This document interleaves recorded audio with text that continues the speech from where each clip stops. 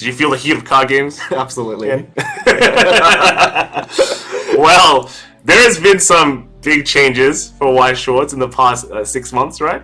Approximately. Yeah, well, since the last BRO, yeah. This not only has there been a rule change, but the meta has basically shifted quite a lot compared to before. If you've only been keeping up in BRO, or if you only watch BRO and don't pay that much attention to like what's been going on Springfest, everything is kind of different. So let's kind of talk about what are the more important things that kind of changed how the game is played. What the new refresh rules, right? Yep. So now, unlike the previous refresh rule, you will put the top card of your deck into your clock zone immediately after you shuffle your waiting room and make it your new deck. You do not wait for any other lingering effects to finish resolving. So that's a small minor change. It affects some card interactions, but for the most part, I think all we need to know is that if that happens, we just need to make sure that we're doing it with the new rules and there's not too much confusion going on there. That's right. It does add like a few cool things to certain situations, right? Yeah, like now you get to salvage, right? When you trigger the comeback climax. If you have 6 cards in your clock and you trigger a climax which interacts with your waiting room on the last card of your deck, because of the new rule, you'll have 6 new cards in the waiting room when you get to resolve the effect. So you might be able to get a card off one of your climaxes. That's nice. That's nice. Good. But also, let's kind of take a look at the differences between the metagame right now. All right. Before, I remember way back in our previous BRO, we saw a lot of Data Live, right? Data Live, a few Kaguya. I think Data Live was by far the most represented deck in Top Cut last season, but that alongside Kaguya was restricted following the previous tournament, so we're going to be looking at quite a different metagame this time. Yeah. I think the 3 or 4 biggest decks that we'd be looking at will be in no particular order. Mushoku Tensei, or Jobless Reincarnation, if you like the English title. We have Is It Wrong to Pick Up Girls in a Dungeon? That's the name. Also known as Danmachi. I think I'll be calling it Danmachi for most of the stream. Yep. We also have Hololive, or Hololive Production, as well as Bang Dream, which is just known as Bang Dream. Ooh, Bang Dream, okay. Yeah, so before we had just a couple, these really, if you've been paying attention in the Springfest circuit, right? Mushoku was definitely the one that was like the deck to beat, right? Yeah. There's just a lot of tools that it has. It's an 8 standby deck, able to just create strong boards. But then, like halfway through the season, I think we started seeing Hololive pop up because it's it came out then, and there's actually a few different builds of Hololive that have really shown to be strong, right? What would you say is probably, well, let's kind of talk about them, but what would you say would be like the strongest out of all of them? I think, at least here in Australia, the build using the level 3 Kanata and Marine combos is probably the most popular and generally agreed to be the most powerful. But from other regions, I've seen people use the level 1 Korone combo or the level 3 Russia combo, and I think those 3 deck types are generally what would be considered the top 3 deck types in Hololive. Yeah. I think with varying degrees of success, but because Hololive came out during, I think, somewhere in the middle of last season, it might be pretty different this time. We have 2 new sets that weren't available during the entirety of Springfest, so True. people might adapt their builds. The metagame might be different and positioned better for certain decks, a bit worse for certain others. Okay. So yeah, I'd be pretty curious to see what people are bringing in and which ones will do the best today. I think it's quite interesting because certain regions do have their different builds that they like playing. So as Ken said, AO region seems to favor the Kanata build more, but then when you look at the States and kind of Europe, right, they had their Springfest kind of before us, and they focused more on like the Korone Marine build. Yeah, I think I've seen a bit more of those up there. Yeah, and once in a while you see like the Russia build, right? Yeah. So, but I think it'll be quite interesting to see if like that has shifted at all. If players have decided, hey, I seen this build later on. Let's kind of change change to maybe the Kanata build, or maybe people are playing. So people have figured out ways like counter like Kanata better. Let's swap back to another build. So I think it's quite cool just seeing like the meta shift in that kind of direction, right? Yeah. And then also because we have a new set that is kind of been seeing a bit of hype. There's been quite a people talking about, that is Tokyo Revengers. Tokyo Revengers is a deck that did not do too well in the Japanese scene when it was released a few months ago there, but have seen quite a lot of talk about it on online groups. Some people say it's tier 0, some people say that it's going to be like the only deck that they expect to win. There is the spice, right? The spice, yeah. But I think that's pretty cool, because it's like a different perspective. When again, it just came out in a different region, right? So in Japan, maybe it wasn't that looked into as much. But then in the West, since we also have kind of like a different format as well, we have some decks that aren't out there even in Japanese. It gives a new spotlight on this kind of on this kind of series, and then go, hey, maybe there is something there, right? Maybe there is something that we can try out that will work very well in our metagame. Is there any highlights that you like to any highlights from Tokyo Revengers? Tokyo Revengers. I think one very looked at finisher from the Tokyo Revengers deck is the level 3 Baji combo. It combos on a Gate Climax, also known as a Pants. And it requires you to have 8 stock, 3 hand, and a full set of 5 revenge characters on the board in order to use the combo when he finishes attacking. That's a lot. Yeah, it is quite a bit. The payoff is quite good. He gets you an additional attack plus 5 instances of burn 1. 5? Yeah. 5 instances of burn 1? Yeah. So that's with the 2 soul attack that you get with the extra, that's 7 total damage just on the last one alone. Oof. So the payoff is quite big. And I think in English, the prominent decks tend to not play level 2 counters, which can send the attacker to memory should it reverse. And that really puts Baji in a much better position right now in English. So I think that is one reason that Tokyo Revengers is pushed, and it'll be pretty cool to see that go off on stream today. So hopefully we'll get a glimpse of that. Okay. And there's also another set that did get released, and that's Danmachi. We've kind of talked about it. That kind of made a splash in Japan as well, but I think what Danmachi can do in the current metagame is quite interesting, right? It's against Mushoku. Yeah, right? Mushoku, as we said earlier, was kind of the top dog sort of deck during Springfest. It was very hard for a lot of decks to get past that 8,500 power line that you get at level 1. But with Danmachi, it's quite easy to pass that, and along continuous turns as well. It also has a level 0 Hestia, which locks a character into a certain character's board position. So if you stand by a card in the back, it's going to be stuck there. So it can be very difficult playing Mushoku into that deck. So that too should also be a pretty big deck today. It is unfortunately a bit difficult to play that deck because small mistakes can really add up.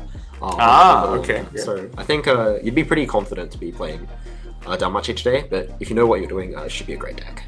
Okay, I think like the interesting part as well is that it hits on one of the weaknesses of Mushoku, in that because you're 1/1, your 1175s, they all have like a nice climax combo that goes with it, right? Yeah. They don't have Encore, which is unique when it kind of comes to the standby decks, right? Usually a lot of the standby decks, they just can develop like a 1175 with Encore, and they just feel very, very good. Yeah. But Mushoku doesn't, right? Yeah, it's not very resilient to its board getting answered. It kind of just sits there on its big power and hopes that the opponent won't be able to answer them, which during the Springfest season was more or less what happened, but now with Danmachi in the picture, I think that is going to be a bit more difficult. So Mushoku players would probably be prepared to fight against Danmachi a bit more today as well.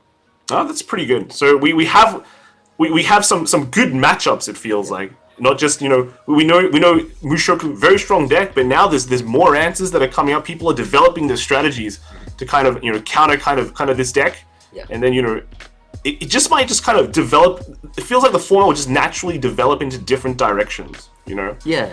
It's a very more well-rounded or balanced format, which I think is very nice because unlike Springfest today, we're going to be playing individual matches. So people will have to be very picky with what they do with their 50-card deck. They might have to worry about different matchups, different types of decks. True. So yeah, it is going to be quite different. You can't just pick the best deck and say, there's nothing that can beat my board. I'm going to be sitting here cruising all day. So yeah, you'll be making a lot of tough decisions today, I think, if you're playing. And it will be pretty great to see what all these modifications people have are.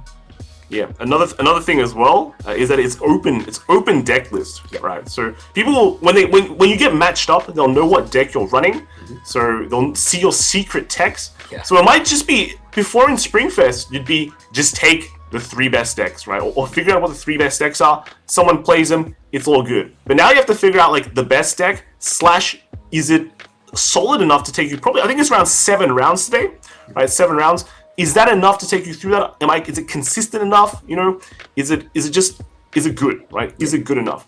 We actually have a round, like a matchup already prepared. Let's kind of look at the decks that we're going to be seeing. Will it be one of the ones that we have talked about just then? Chat, time for you to guess. Got a couple of seconds. First up, we got, there we go. It is Danmachi. Yeah, so this is playing by Kuroneko from Vision. Actually, one of the judges did a great job, so thanks a lot, right? But yeah, gonna be playing Danmachi. He's a new player as well. Actually, started with Danmachi. Okay. So rocking this build. What do you think of this? I think it's pretty close to what people would call the standard list. Danmachi generally tends to not have too much variation within its list. I think out of those though, it's a bit unusual that he's playing the level 3 Hestia, the one that doesn't combo on the level 3 Climax. So that is one extra heal. It's definitely not a bad card. It is probably one of the cards that people like to put into the open slots. He also plays the level 0 Eyes, which is a pretty decent level 0 attacker, which is a good level 1 first turn play as well, which this deck actually does sometimes struggle with. You don't have anything particularly good to play on your first turn, so that Eyes does supplement to that slot. Okay, and let's kind of swap over to who Kuroneko will be fighting against, and this will be Active Slayer 788 playing. Alright, so this is Quintessential Quintuplets. Though the expansion just came out yesterday, it is not legal for this tournament, so this will just be set 1. He's playing the Treasure and Choice build, or Gold Bar and Choice build, which I think is generally the standard for the first set version, where you have 2 pretty aggressive combos. The level 1 combo is able to hit a decent power threshold and gain cards, while the level 3 is able to push in quite a few cancel burns, should the damage cancel. So I think right over here, this matchup will probably be Active Slayer trying to push damage as much as possible, while Kuroneko will be attempting to build good decompression and stay out of the lethal range. I think Quince is also one of the sets that are rated relatively highly in like the NA region, is it? Yeah, I think there was a lot more representation for this deck in NA compared to where we live in Australia down here. It might be due to the fact that Whole Live wasn't out there, or it just might be player preference, I don't know. But in either case, there may be something for me to see here today that I hadn't previously noticed, so that would also be pretty cool to see. Alright, so with that said, let's head into the match and see how this game will develop, right? 1k1 versus 1k1, yeah? So, okay, so there's just a bit of a hold up. We'll just continue talking. We're talking about, you mentioned before, is Quince 2 is not out yet. It actually has just gotten released, like, I think Just yesterday. right? Yeah. Just yesterday. Just okay. yesterday. So, isn't that a pretty impactful set? Yeah, it does completely change the build for quintuplets. I think the major build will be 8 standby, mostly focusing on Nino cards this time. That was a set that did very well in Japan. It also actually has a memory counter. So I think, as we said earlier, Tokyo Revengers is actually positioned almost perfectly in this tournament, where the major decks don't have memory counters, but the next best deck to come out will have a memory counter. So yeah, that's also one thing. But yeah, it's I do expect that quintuplets will do pretty well in the season following today's tournament. So yeah, and that's the next season it's BCS, right? BCS, Bushiroad Championship Series.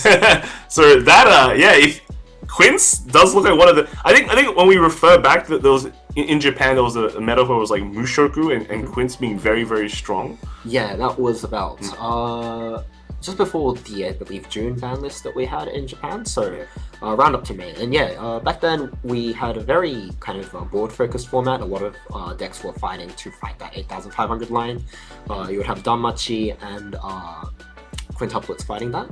And then a few other decks which don't exist in English, so we'll kind of skip over this for the moment. But yeah, I think our BCS tournament format going into the next season should be pretty close to what we have. We'll still have quintuplets, we'll still have Danmachi, we'll still have Mushoku.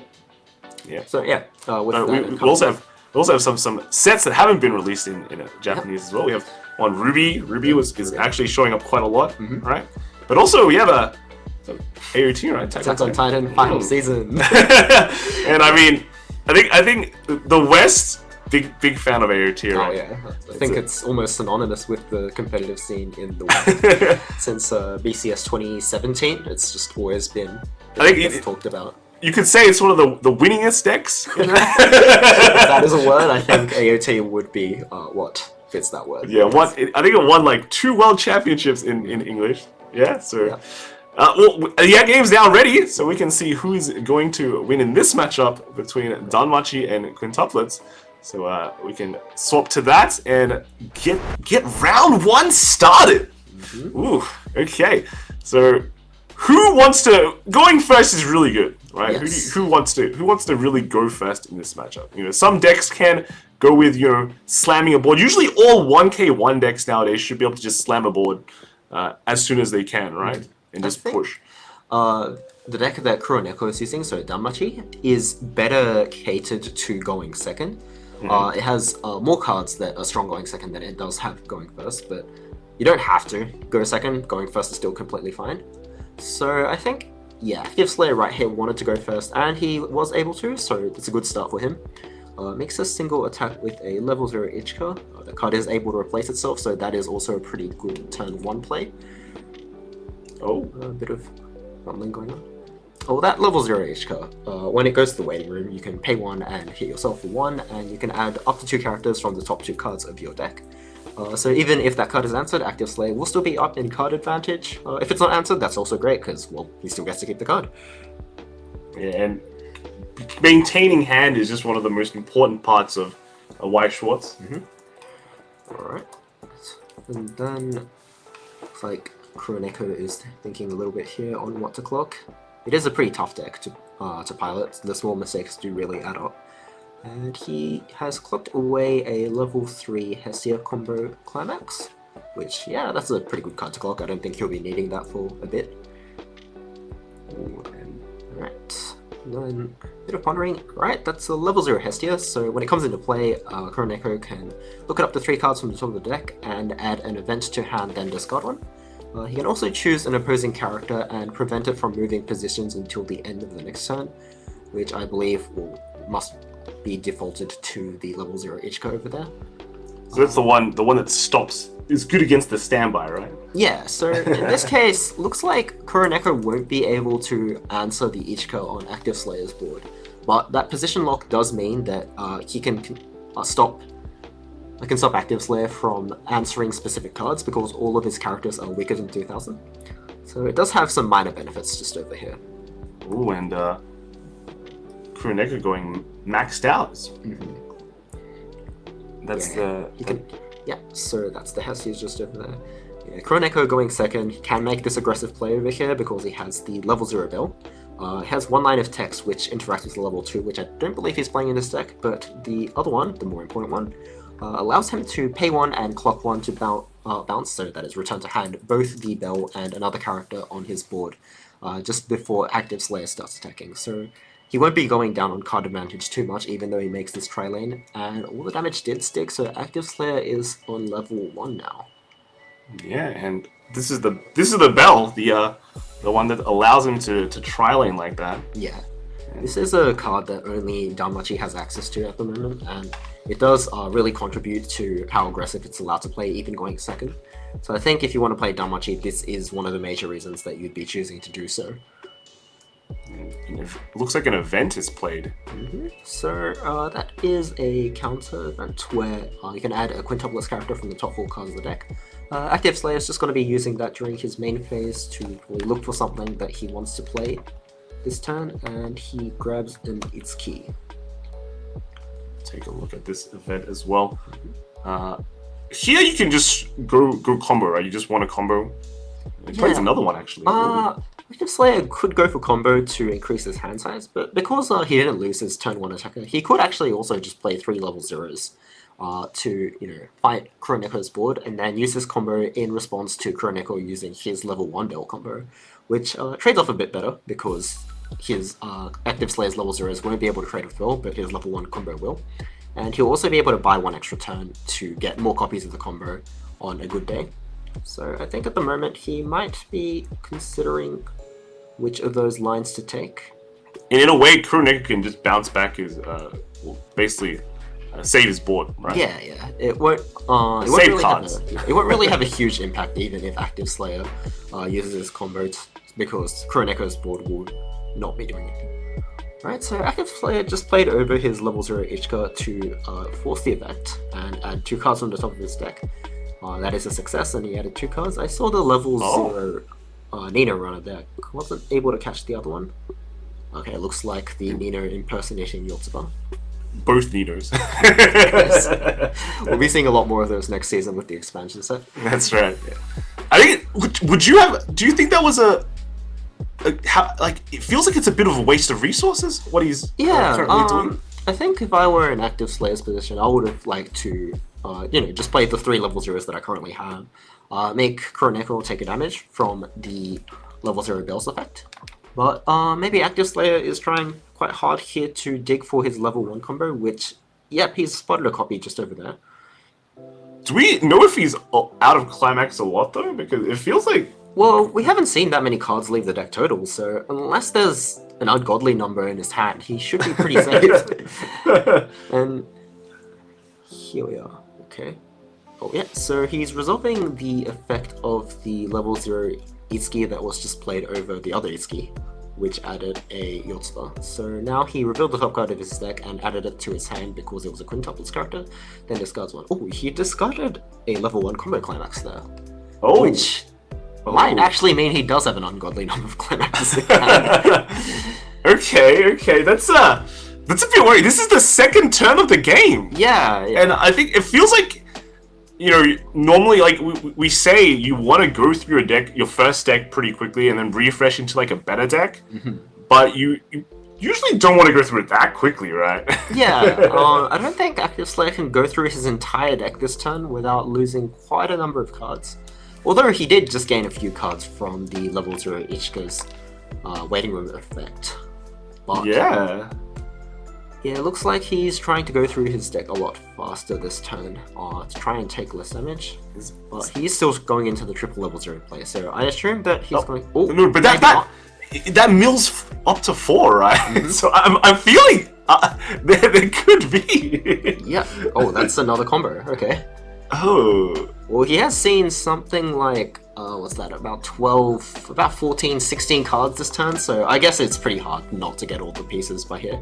And that is just the combo, right? The full triple combo, and his hand will be replenished because that Yotsuba is able to grab at least the level 0, and we know for sure that Active Slayer does have a number of level 0s in his waiting room.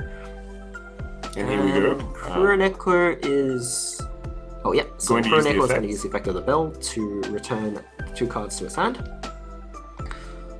I feel like this was very, very aggressive on Active Slayer. Maybe his hand was not that great, right? I mean, it had a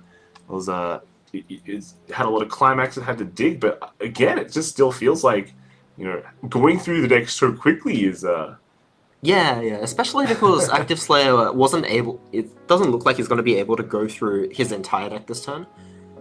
It might have been not too bad to just sit on that deck for 1 turn, use his level 0's waiting room effect when they're naturally sent to the waiting room through being reversed.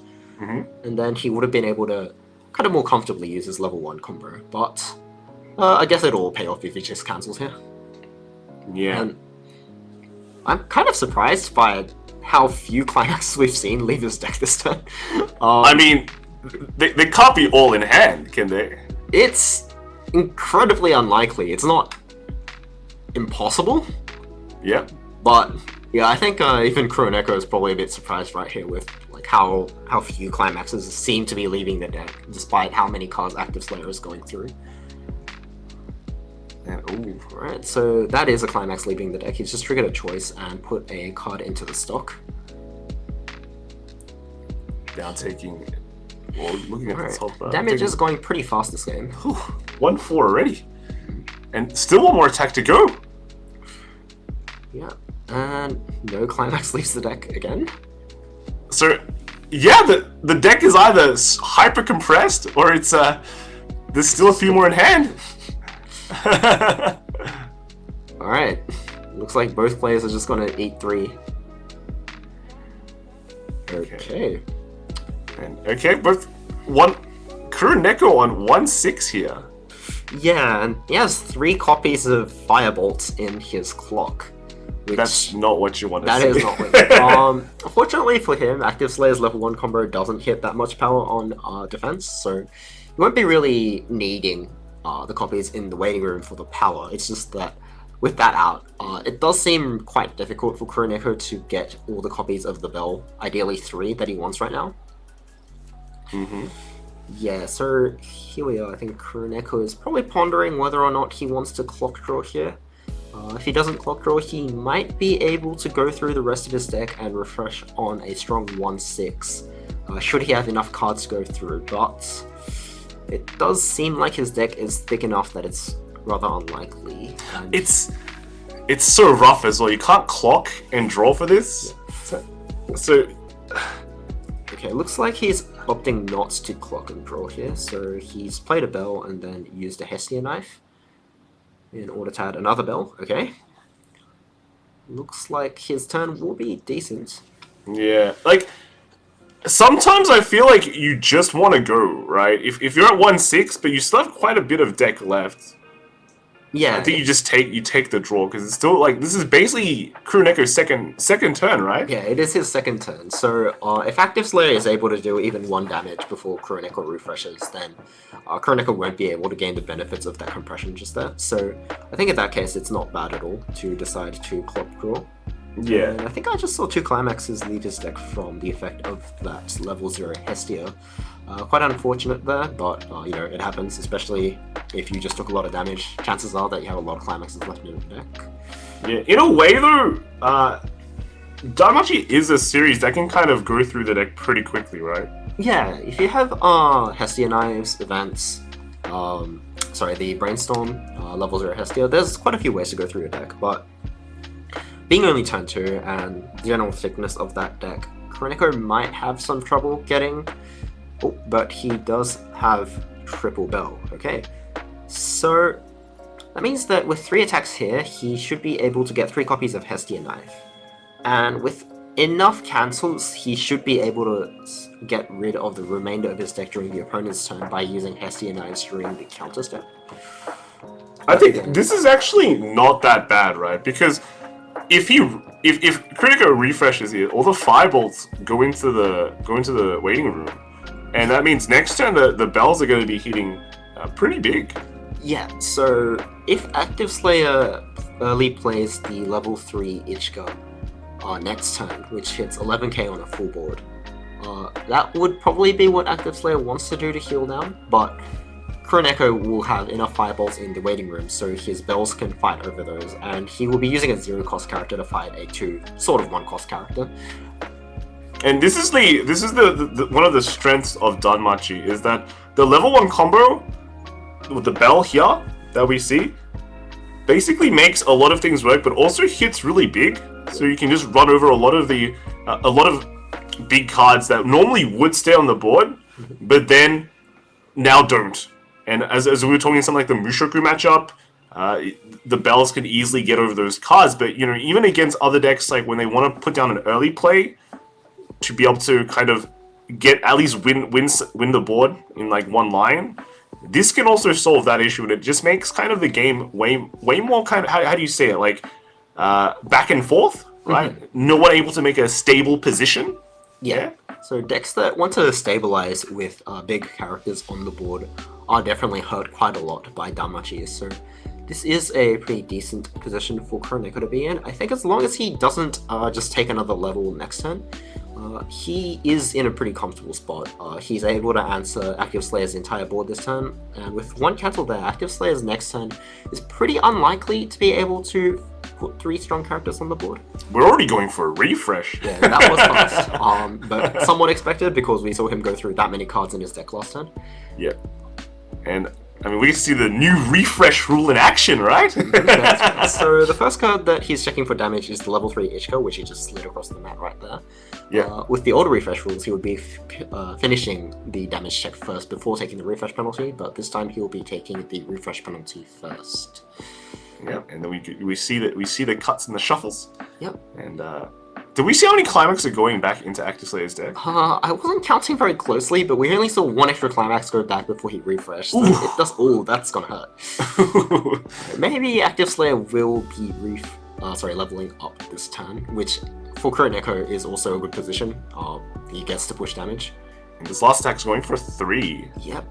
And oh, okay. Right. So we have it. First game it is.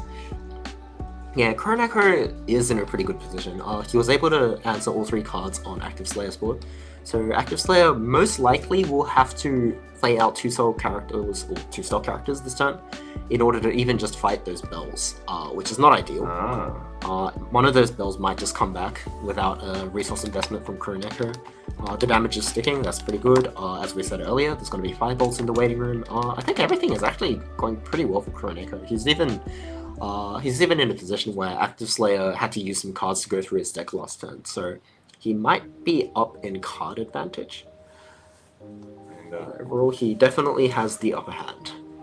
I think the way we're looking at this game is that usually decks will compress pretty quickly, right? We'll try to get big compression in order to kind of have a big sustain in the late games, but I think just going by, again, this is the 3rd turn, and they're already at level 2. Mm-hmm. We're basically... It could just be anyone's game, because the compression states after the first refresh doesn't seem to be that great. I think Kuroneko will get a better one though, right? Yeah.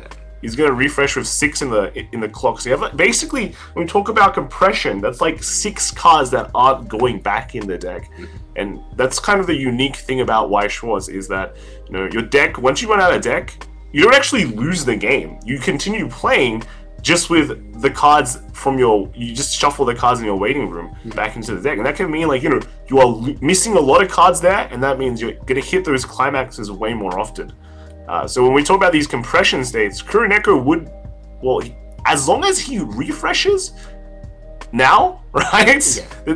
Looking at that deck, there's still quite a few cards there. Yeah. But with, some decent cancels there, if you can cancel maybe 1, maybe 2 attacks, I think in tandem with the mill that he gets from Hestia Knife being used as a counter, he might be able to go through his deck. And even if he doesn't, he still has a decent hand size. He has stock. His board most likely will be coming back this turn. And we can take a look at just what is Active Slayer doing. That's another climax combo, right? Going for. So it looks like he salvaged the climax combo with the level 1 red promo quintuplets card, which has all 5 of them on it. So that's 2 cards that he can answer. And he's contemplating playing a 3rd card there. Wonder what that is, but... Ooh, that's a climax. Okay, so... Oh, wait! That's like it's going to be a 2-attack turn. That's very awkward. You're going to want to be able to continue pushing damage here, because at this point, when your deck compression isn't very strong, you need your opponents to be taking damage. So... Yeah. If oh, no! Oh, no, and he's lost another climax. Yeah, so... This is... You're basically losing tempo here as well, right? That's... Okay, so Kuroneko looks like he's a bit disappointed he didn't cancel there, but, as we said earlier, he's only going to be taking 2 attacks, and he should still have climaxes left in the deck, so overall, not a terrible position. Could be better, could be worse. He did get Hestia Knives, right? So yeah, you can use Hestia Knives here, but I think he prioritized trying to, get the best possible case scenario. Where if he cancels here and then he uses Hestia Knife, it's better than using a Hestia Knife and then losing climaxes and then taking damage. At least in this case, even if he takes the damage, he can draw another climax and push more next turn. True. That's some things to consider. Because another way to look at it is if you can just Hestia Knife and kind of mill through the rest of the deck, you confirmed like a 1/6 refresh. Yeah, but in either case, he still needed a cancel somewhere, so I think he took the line where he's less likely to waste the value that he can get from a climax, either through cancelling or drawing it for turn. Yeah, it's still got a decent thick there. There's the cancel. There's the cancel. Right. That's basically the last attack. So I think it actually looks pretty good for Kuroneko's side because although he took one big chunk of damage, but that is only 1 instance of damage, so it's still very manageable. And now that he has 3 copies of the so the Firebolt event, a fourth copy from hand actually. So he has 4 copies of Firebolt in Waiting Room. So he's actually going to be able to fight that level 3 Ishka that just came out last time pretty easily with the 1 remaining bell that he has. It should be able to attack 3 times as well, pretty effectively. Easily. He has a card in the back row which he can use to direct attack. I think the only thing he might need to worry about is playing a 3rd card which fights the level 1 Yotsuba. Oh, it's got a clock draw there. Ooh. Yeah. Well, fortunately, with 1 card left in deck, he is able to attack with the bell and get the power buff that he gets by counting the number of Firebolts in the Waiting Room. So as long as he watches out on his attack order there, he shouldn't have to commit too much to fighting the Ichika on active Slayer's board. What about the Yotsuba? Is it?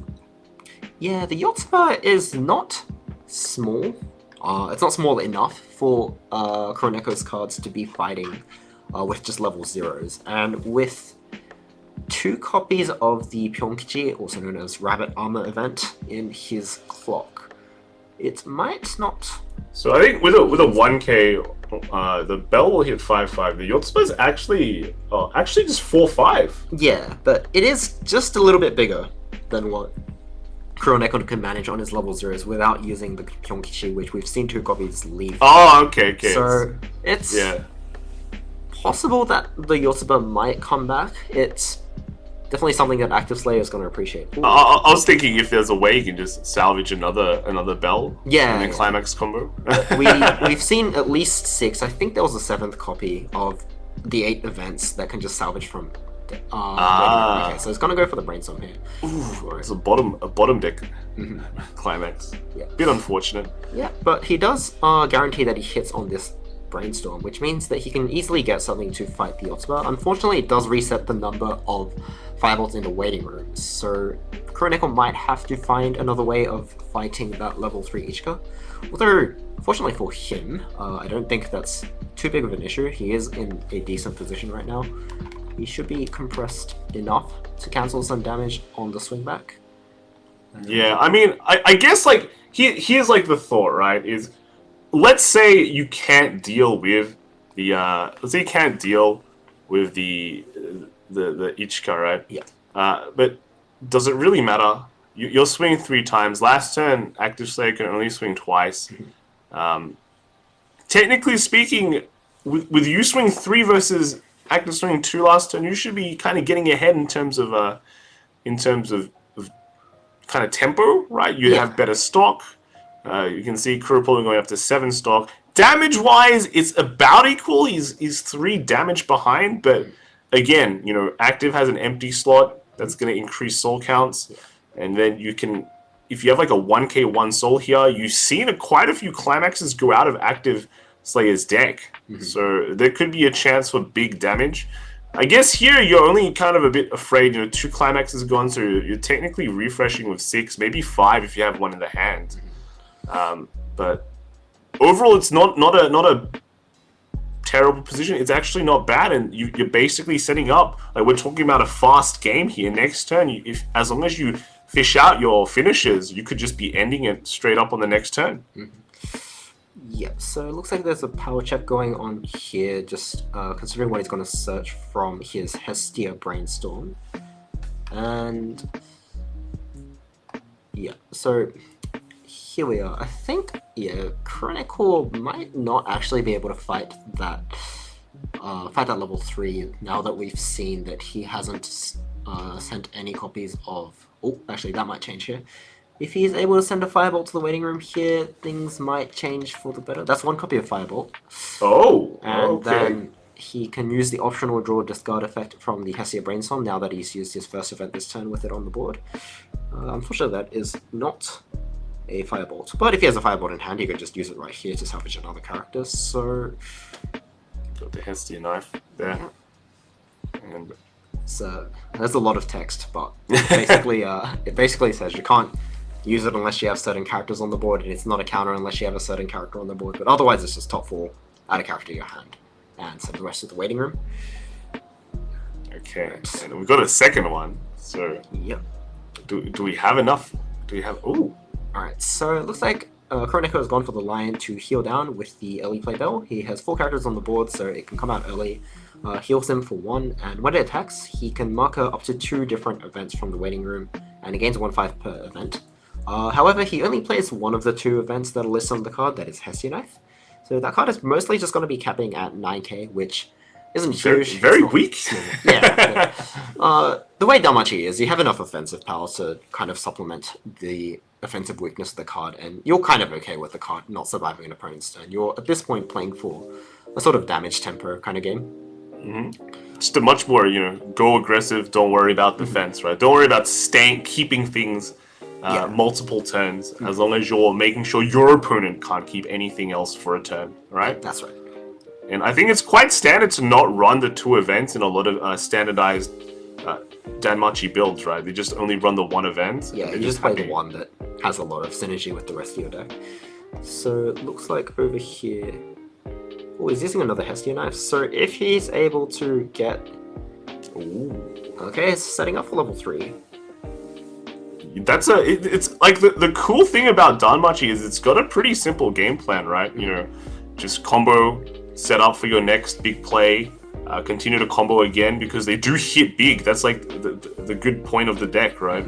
And it's a very simple game style, but if maybe like a new player, it's just something it would be something that can help you get into the game, and just to prepare you as well for other decks that you might want to try in the future, and just kind of guide. It's like a beginners, right? A beginner style play, letting you hang out with the big boys in a way. Danmachi is in terms of card effects and overall game plan, quite simple, but because you take so many actions per turn with all the events, and you have to count what's in your waiting room, and you might have to plan ahead with like how you're going to fight your opponent's board with how many firebolts in your waiting room, it can get very complicated in terms of the smaller decisions each game. And I think it teaches you a lot about like the min-maxing that you need to do when playing WS. So it is pretty good to learn with, but it's quite hard to master. So yeah, it is really, as you want to put it, a big boy deck. Yes. And with this, getting like 2 Hestia Knives, we're going to look at 4 stock the next turn, right? And that's enough for around 2 level 3 Hestias? Oh, it's actually triple, because Hestia is able to generate a stock from your clock by discarding a card. Yeah. So he actually has just enough to go triple Hestia, should he have enough hand, and looks like he has ample hand over there. So yeah, he's absolutely ready to go to level 3, assuming that his hand looks like what I think it looks like. We haven't actually seen that many level 3 Hestias go back into the deck, and he just salvaged one, so he should probably have at least the Hestia's level 3 combo. I kind of need to make sure on. But... Ooh, active getting some cancels here. Yeah. 2 cancels already. This one is going to be swinging for 3. 3, yeah. Big active. 2 cancels there against the odds, probably. Did put him in a pretty good slot. His level 3 Ishika did come back. And his deck is thin enough that it seems feasible that he can go through the rest of it this turn. Then if he can cancel across there into the next deck really well, he might just be able to turn this game around. Yeah, the two cancels actually huge, right? Yeah. Otherwise, we'd be looking at a possible finisher play from Kuroneko next turn. But as it stands now, active probably has like 1 more turn before the big plays start coming down. And as we talked about how this is a pretty back and forth game, both decks compression wise aren't as like high up there compared to the other decks in the meta, right? Any of these turn could just be a turn full of pain for one player if the cards aren't sequenced correctly, right? You'd have to hope that the climaxes are where you want them to be. Yes. Right, so Active Slayer clocked away his level 3 combo there, which means that he might be struggling a bit this turn to field the attackers that he wants. He is sending away 1 copy of his level 3 combo after all, which he does need to eventually finish the game, I believe. Yes, he's been brainstorming quite a lot as well. When we saw, again, before his previous turn, could only field 2 attackers. So we do know there is that situation where there's not that, he had an issue before where he couldn't attack 3 times. Do you think some of that could have been as a result in the second turn when he started replacing some of his resources? Yeah, it really could be. I think he just searched for another level 0 which goes through his deck. So yeah, it looks like Active Slayer's kind of just struggling to get go into that good compression state for most of the game. And it might be fixed at the end of this turn, but it is to some extent at the expense of his resources. Yeah, I think at some point you have to kind of sacrifice the compression and go, hey, I still need to win the game. I still need to field attackers. You can't really get everything, right? You can't. Well, sometimes you can. You can sometimes get really good compression, a great hand. But this is one of those situations where you have to learn in Weiss. You have to figure out how the next few turns are going to be. And right now, it just feels like Active Slayer is just trying to every turn just come up with a minimal number of pieces. And is that an attack or is that a? Oh no, I think he's rested his. I don't want to read the whole card name of that card. He's rested his promo to give 1k to his level 3 Ichika. So that should very comfortably let it fight over anything that Kuroneko has. I don't believe Kuroneko's playing any counters that would give power to the bell anyway, but it's better to have power on defense as well. So it's a good setup. And this is a very long name card. Yeah. But so this is just a tap for power, is it? Yeah, you can also play it ignoring color condition, and you can discard a card and send it to the waiting room like he just did now, to salvage any character from the waiting room. So yeah, let's him get rid of climaxes from his hand. I think he did that now, and I saw another gold bar in his hand. So yeah, it looks like he's been getting climaxes out of his hand for most of the game. That's that's not good. That's not good. It's not good for him, but alright. And it goes into the Nino. Plays it. In the back? Yeah. Unfortunately in this game you can, unless they've been position locked by Hestia, you can move characters around, so you can always put stuff in the back and then work around with that. But it looks like he's going into it to climax swap his level 1 combo for his level 3 combo. So for next turn, he should be able to go into Ichika with 3 attacks. He'll go into, that is 5 stock. If he's able to trigger a choice here, he might be able to go to 6 stock, so double Ichika, probably not triple Ichika, but double Ichika is very possible right here. And, God.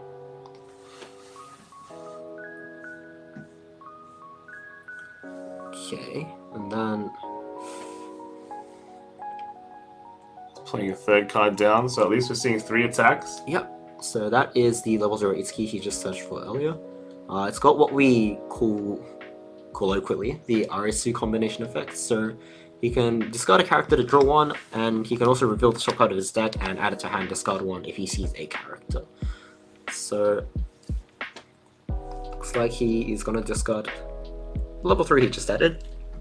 It makes sense. The card discards a card to heal, which, looking at the way that Active Slayer is playing, it looks like he just wants to end the game next turn, so healing is not really going to matter, and he's just going to attack 3 times here. Yeah, with the level 3 Ichika moving to the middle, he should be able to answer the level 3 bell. Level 1 bell might be surviving again, to Kuroneko's pleasure right there. And here we go. At least 3 attacks. This is good to see. Yep. And looks like he uses the effect to mill a card. That is not a climax, so nothing should really happen there.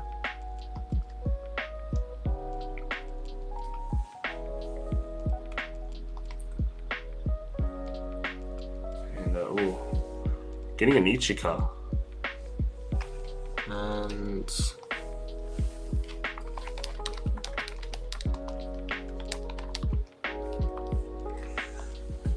okay, yeah. Alright, so a bit of flipping around, going around.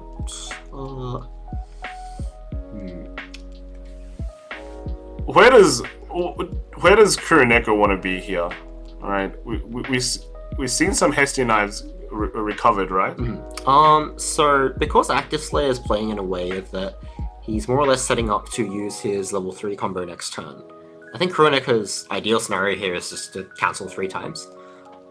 Which that's pretty. That's pretty standard, but more so than against other finishers, because level 3 Ishika is only able to do additional instances of damage if damage cancels. So if you just cancel 3 times here, you're actually allowed to just take 2 wards of damage next turn.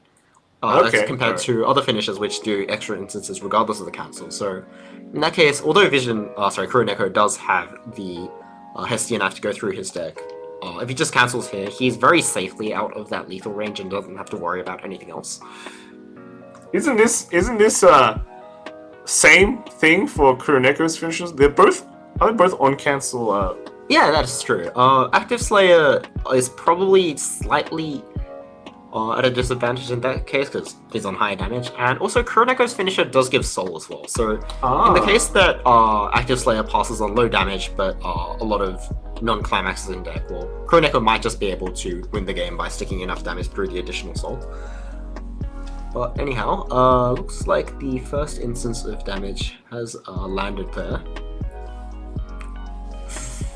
I think the interesting bit is both on cancel burns deal 2 damage, but Ichika seems to deal it twice. Yes, so Ichika has to pay a cost and also prepay as well, whereas Hestia doesn't have to commit as many resources, which sort of I think lines up a bit more nicely with each deck's game plan. Kuroneko kind of just needs to commit to doing the damage, eventually get the Hestias, and Hestia doesn't really need to use any resources, so you can just use the remainder of your resources there to end the game, whereas Active Slayer has to pre-plan quite a bit, especially using a combo which doesn't always add the cards you want to your hand because it's limited to the top 2 cards of your deck. I guess you could say the Hestia is much more free in just free, but also just much more consistent because you don't have to do all that pre-planning. If things don't go your way, it's still going off. Yeah, absolutely. Yeah. She also heals, so if you end up hitting level 3 before your opponent, you have one more. You can heal them with Hestia, either in the back row or the front row, and prepare for your next turn as well. Whereas Ichika, you have to do quite a bit of healing at level 2. Oh, true. Yeah, and then get your opponent to level 3, and then there's a lot of setup, not just in terms of the cost of the card, but because of the non-healing aspect. I think you have to put in a bit more opportunity into setting up for that. Yeah, Hestia kind of just covers all that, right? It's a healer, it's also a finisher as well. Mm-hmm. You have double that in one card, it saves a lot of space, but then with the Ichika side, they're not on the same card. So, when you commit your finisher, you're going, well, do I have enough stock to also heal? And sometimes the answer is just no, right? And we've seen that, but with finishers, right? With finishers, it's fine, to not have a heal on the finisher, as long as like the game is going your way, or maybe the finish is really, really good, right? But in this situation, the game isn't going totally Active Slayer's way. Like we've seen that was able to cancel twice, right? That one turn, but he's still at high damage again. Also, not having an insane amount of stock as well. Normally you enter these games with level 3 with usually more stock, but we only see 5. So it's not like you can do everything they want to do, right? So then it becomes if your heal is not on the finisher, it can become kind of a liability. Right? Yeah. I think because Kuroneko hit level 3 this turn, he now does sort of have the option to clock to search in an attempt to get the cards that he needs from his deck, and then heal down the 1 damage that he takes from the clock draw. Whereas Active Slayer, should he be in the same scenario next turn, doesn't really have that luxury. He does sort of have to forego clock drawing if he doesn't want to end the game on that turn. This is kind of a weird situation because you said 4 stock is enough when you can when you can just you put your clock to stock. But in this situation, there's just not much clock at all. Yeah. So in that case, you actually have to clock in order to do that, and Kuroneko won't be able to go triple Hestia because the second Hestia he plays won't be able to generate stock. Yeah, here's my thought. Do you really need to triple Hestia right now? I think you could literally just not clock and just move up 3 cards and just go for it, right? Yeah, if Kuroneko had hit a point where he can have 3 cards in clock, I think it would have been alright to heal down 3 times and then push more damage so he can put Active Slayer into his lethal range for the following turn, or maybe just straight up win on that turn. But because he's kind of in this awkward middle ground, I think he has to forego that line and just heal down maybe a bit here and push for damage enough so that he can reasonably end the game against Active Slayer next turn. I think he's using the Adventurer Bell effect, right? So that card adds cards from the top of the deck, and when it attacks, you can pay 1 and discard a character to burn 1. which in tandem with the level 3 Hestia, which gives Cancel Burn, is pretty solid. The Cancel Burn will work both on the Burn 1 effect from the text and the just normal attack. So it looks like he's going to go for one Hestia here, and he might actually have another set of Hestias to end the game with next turn, but with a bit of luck, Kuroneko might just be able to win this turn, and even if he doesn't win this turn, it's probably quite likely that he'll put Active Slayer on level 3, which is enough damage for Kuroneko to push for game on the following one. Active just taking 3 damage here. Yeah. And It's not looking too hot for him right now. yeah, I mean, the next we've got a ping one from the Bell, right? Yep. And we got the Hestia. Yep. Where would you put the Hestia effect? I think it's better to just put it on the Bell here, because Bell does 2 instances of damage, so either one of those could proc the cancel. And if the damage all sticks, well then you've done at least 4 damage, which is 1 off lethal. So in either case, it just goes really well for Kuroneko to put it on there. This one's going for 3 damage. We see the effect looks like it has been put on the Bell. Yep. And so with the additional trigger, that's gonna be for 4 damage. And if that lands, I'm pretty sure Active Slayer. Oh! Alright. This is really bad for Active. Active needs to Yeah, cancel so- 4 times, right? That'll be 3 times. Three times. He has to cancel the 1, the 2. Alright, so And then that's the on cancel. that's good. Wow, alright. Oh, looks like. But was there no ping? Oh, okay, so it looks like Kuroneko just decided not to use the on attack burn 1, which if he had used it, it would have been lethal. Does his hand not have any characters? Well, the one that we know is that he salvaged a climax this turn, so maybe he forgot to, but No, it seems pretty he unlikely. triggered a So a gauge, right? yeah, it might be that his hand is just events, and Yeah. I mean, it's a big possibility because Danmachi does run a lot of events, like nearly 12, right? Yeah, I think you actually do just play 12 events. So, with 8 climaxes, there's 24 out of your 15 cards being events, so it is possible that this hand just doesn't have a character to discard. But excuse me. If he was able to discard a character, Well, otherwise, there has to be a Hestia knife in the waiting room, right? oh yeah, he used Hestia knives on the previous turn, so there's definitely a copy in there. But alright, with that, Active Slayer does have probably exactly 1 turn now. Has a chance though. Has Yeah. a chance. Kuroneko is on 3-0 right now, so with a bit of luck in sticking the main swings, Active Slayer should be able to deal 7 damage here. I think ideally you would want to stick a 3 soul attack and then 2 cancel burn 2s makes exactly 7. So looks like he's moving some cards around. We've got the finisher here. This is the one. In saying that you need a prepay with this effect, it's actually quite huge because if you even put down 2 Ichikas here, Ichika finishes, you can only pay for 1, right? Yeah. And that limits the potential of the finisher. But at the same time, right? If you had enough, that's a lot of scary damage, right? With Active Slayer only starting with 5 stock at the beginning of this turn, looks like he's only going to be doing 1 Ichika finisher, but that does mean if he can land the swing from Ichika for 3 damage, the other 2 will be dealing 2 damage, assuming that he doesn't play 2 soul characters in those slots. He'll be doing 2 damage from the normal swing and 2 damage from cancel burn, so he should be able to push for game just so long as that Ichika is able to deal damage. But where are we going right now? Bit of contemplating going on. 1 stock? Yeah. Or, Well, it is his final turn, and winning or losing your first round can influence how you feel for the rest of the tournament. So it is pretty important. it has to be a bit careful on the deck count as well, right? If you're at 6, if you have no way to heal down, I think if you have Ichika's a heal to stock, a clock to stock heal, right? The early play one is, yes. This one doesn't heal at all, so if Active does have one of those, that is kind of fine. And also it kind of makes the numbers a bit better in terms of soul damage count, right? well, as long as the main swing for 3 sticks here is actually probably better that he plays one-soul characters because the other two can swing for 2 and 2, which is exactly for lethal. Looks like he's going for that line over here. And the climax will come down. I assume. I hope so. I mean, the climax, even if the 3 is cancelled, it'll hit 2-2, and then the rest are hitting like 2-2s, right? Yeah. That's pretty good. It's not bad. Even just triggering 1, one soul in the last 2 attacks would be pretty precise, you would say. Alright, so it looks like we're going to attack.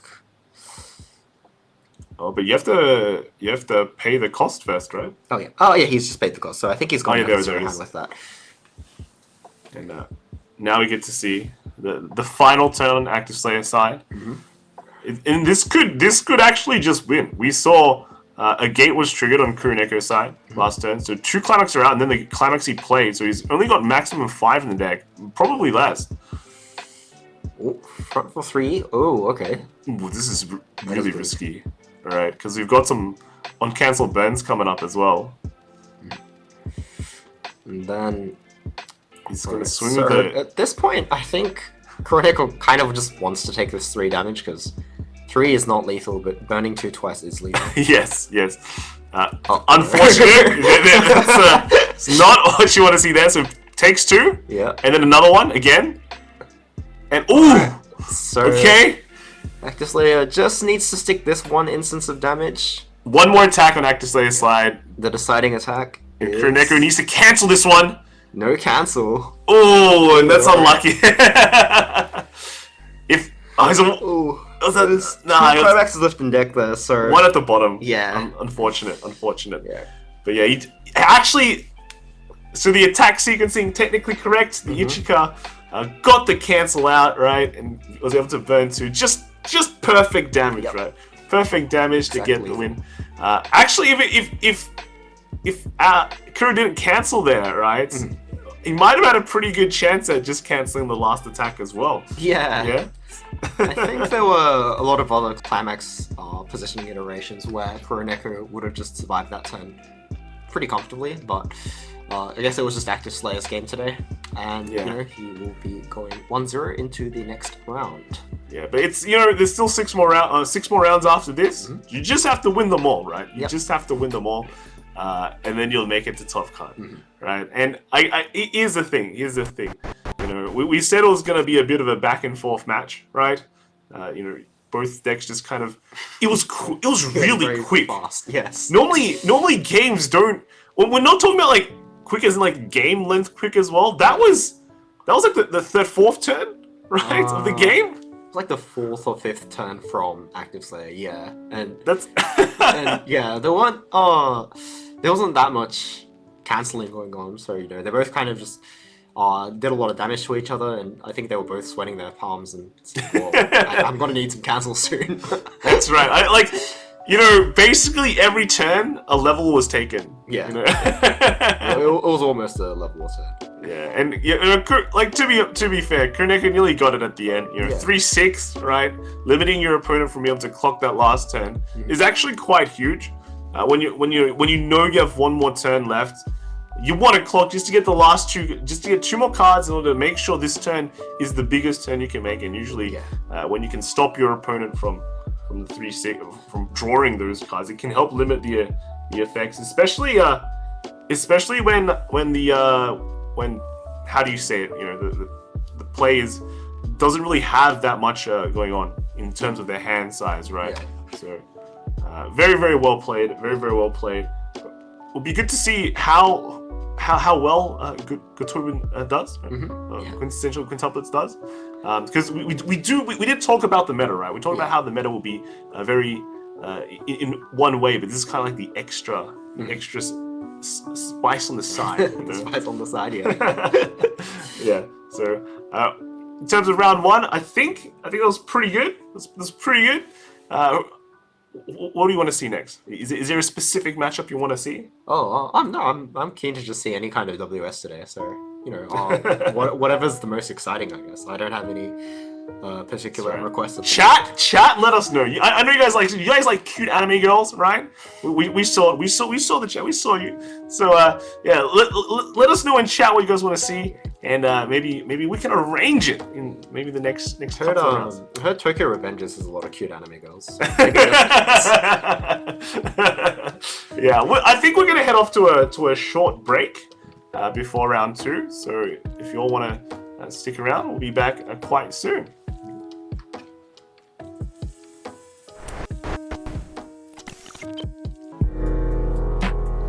Welcome back, everyone, and I think we had a pretty exciting round 1 already. And we saw the chat, we saw how what matchups you guys want to see. I can guarantee you there'll definitely be some Hololive at some point. All right. Eventually. Yeah, eventually. What do you think of our first game, Ken? It's very fast paced. We just saw both players continually take damage. Not that many cancels going on, but I think managing those sorts of games is part of what Weiss Schwarz is. That's right. Yeah. That's right. We've got decks ready already. We got a match ready. Let's kind of jump into what decks they are, though. There's a pretty interesting one out there. I think you guys would be quite interested to see. One of the lists at least, and the other one is a pretty well-known list already. And this one we're seeing is Fresh Cabbage running Mushoku. Yep. What do you think? Looks like a pretty standard list. He's tapped into the level 3 pool as opposed to the early play Alice. And plays the early play heal, which I think quite a lot of players, including myself, moved off, but it is a pretty good option. It is probably the only heal option that you have in this deck at level 2, otherwise you just have to comp everything that you take until you hit level 3. So yeah, aside from that, I think a pretty standard lineup.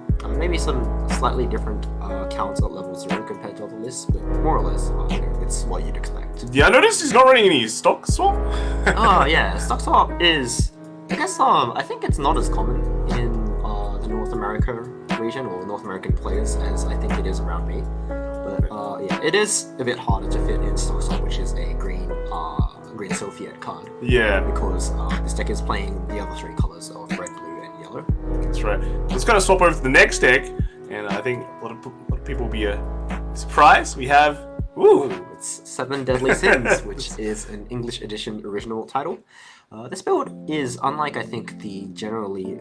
the normal one that you know... Yeah, the regular build you see plays the level 3 Meliodas, yellow Meliodas, but this is playing... I don't actually know what that character's name is, sorry. The blue level 3, which can pay 1 and discard 2 cards on combo to put a card on the top of the opponent's deck and then burn 4. Alongside the level 2, I think that guy's name is Gil Thunder. Yes. You can add 4 cards from the top 4 cards of the deck when you reverse an opponent with combo. So yeah, it looks like he's going to be playing a pretty... unorthodox build of 7 Deadly Sins. So let's see how this matchup pans out. That's right. Let's swap to the game. I think the players are ready, and we can see how is 7 Deadly Sins going to match up to Mushoku. Got 7 Deadly Sins on the right, Mushoku on the left. Yeah. I think Cabbage is kind of a well-known name, right? I think Cabbage is a player that you see in quite a few online tournaments. I've played against him myself, I think, a few times. Last time I unfortunately lost, but yeah, you will definitely see him quite a lot if you've been following Bushiroad Rumble Online, Springfest Online in the previous formats. So it looks like Fresh Cabbage is off to a decent start. He's clock drawn into his level 0 Rudius runner, so he has something to attack with. And OCL has just taken the damage. He's got a clock and level up. So I think OCL over here, being second, is obviously on a slight disadvantage, but he should be looking here to set up so he can play his Gil Thunder combo and find a lane to reverse against Fresh Cabbage. But with Fresh Cabbage's runner opening, OCL both has to control the amount of damage that Fresh Cabbage takes to not let him set up his level 1 board, while also trying to put a card on the opponent's board, which can get reversed by Gil Thunder. And looks like he's going to try in here to fight that. Look at So this Ban is able to look at the top three cards and add a character to the hand, then discard 1 when he reverses. So he is getting a bit of deck speed here by putting 2 copies of it down. But they can't run over the runner, right? Yeah, it looks like OCO is just going to go here into the aggressive play for damage, but it won't be able to answer that runner. So with 2 other cards, Fresh Cabbage should be able to fight 3 lanes next turn. Yeah, actually, none of the cards on the board are very big. Just going for the tri-lane. Well, unfortunately, OCL does have this level 0. I think her name's pronounced Diane. Yeah, Diane. I think that's what the Japanese, whatever it is. Anyway, I'm going with Diane. Okay. Yeah, so she will be able to replace herself. So OCL's not that low on card advantage, even though he's made an aggressive try to maintain it. And tri-laning against Mushoku, if you're going second, is pretty effective because now that Cabbage is on level 1, but he only has 1 stock, he can only field one of the level 1 errors, unless that is injured as a climax. But in either case, it's not a great position to be in, and OCL has kind of just set up so Fresh Cabbage has something on his board that OCL will be able to reverse should he have his Guild Thunder combo next turn. And I think this is kind of one of the ways, like, you're playing, the different ways to play against standby is you have the rush way that we're seeing here as well. But at the same time, you have to find a defined balance between, like, rushing but also giving your opponent resources. Yeah. Because one of the issues with standby is that, okay, you know, resources kind of can be a bit hard to get, but at the same time, the more levels you open up for, as you push your opponent onto a higher level, it opens up a whole load of more future cards that they can kind of develop and kind of solve that resource problem. Yeah. So I said earlier that OCL will be on a decent hand size despite the tri-lane because of level 0 that he played down. But Fresh Cabbage in response has just used his level 0 regen to search for Lilia. He's clocked himself for 1, so that might sort of feed into OCL's line, but that Lilia is able to give one of your characters the ability to send an opposing character to stock when it reverses it, which means that the level 0 won't be able to go to the waiting room and use its effect. So it looks like Fresh Cabbage is going to just play his level 0s for 1 more turn, but it does turn off OCL's cards, and with a match in the middle, his runner will still be able to run and he'll be able to fight all 3 lanes. So yeah, and this Lilia actually does a lot of work against a lot of matchups where people want to play down very aggressive level 0s that can kind of replace themselves when they go to the waiting room. But, you know, every turn just missing one of those cards, or if that's like the only one that you can field onto the board, just missing those replacing cards just kind of damage your hand quite heavily. And it's just one of the powerhouses. Why it makes like Mushoku pretty good, right? Yeah. Especially being able to punish plays like this going first, it can be very powerful. Fresh Cabbage did just trigger a standby there, which means that his board is now 1k stronger with the level 2 Ghislaine that just came out. And but that does mean his middle is no longer matching, so his runner won't be able to run, but I don't think that's of huge concern at the moment. OCL actually cancelled twice and that's a 4. Is there a world where you stop here? Because Cabbage is pretty far behind in terms of damage. I think right here, if Cabbage decides to not attack, OCL being able to keep the character there is pretty strong. I mean, sure, he won't be able to fight Fresh Cabbage's board, but he also didn't lose the card that would have actually just turned into nothing because it gets sent to stock. So right over here, I think OCL was probably praying inside that his board survives and he can commit to the damage plan. Yeah, at some point, like, even if you have, like, no hand, like, if your resources are maybe in shambles, you can still stick to the idea of, if I just deal enough damage, my opponent loses. Yeah. And at some point, like, you have to factor in, okay, I can deny resources or deny a level for my opponent. That's just the best case scenario, actually. Alright. But, that being said, I think with only 4 cards left in hand at the moment, he'll go up to 6 with the draw and the clock draw. Yep. OCL will be playing from behind here, and because he's a level 0, Fresh Cabbage has 1 more turn to set up a strong front row. And if he is able to do that, I don't think OCL will be finding any good lanes to find a reverse on. Yeah, I think this is quite funny how you mentioned that OCL is behind, even though in a way he's 5 damage ahead of Cabbage, because here is when standby decks, especially Mushoku, which runs 8 standby, starts hardening up its board, locking it down, making it very, very strong. That it's just very hard to just break as your opponent. So Then you start taking less damage, your opponent's board state starts opening up, there's more free lanes to attack into. And that's when, the game starts shifting out of your favor. You're going to be draining hand, just committing cards to be dealing damage. And at some point, sure, right, when you get ahead in damage like this, you go, okay, now I just play the damage. Did you just pass?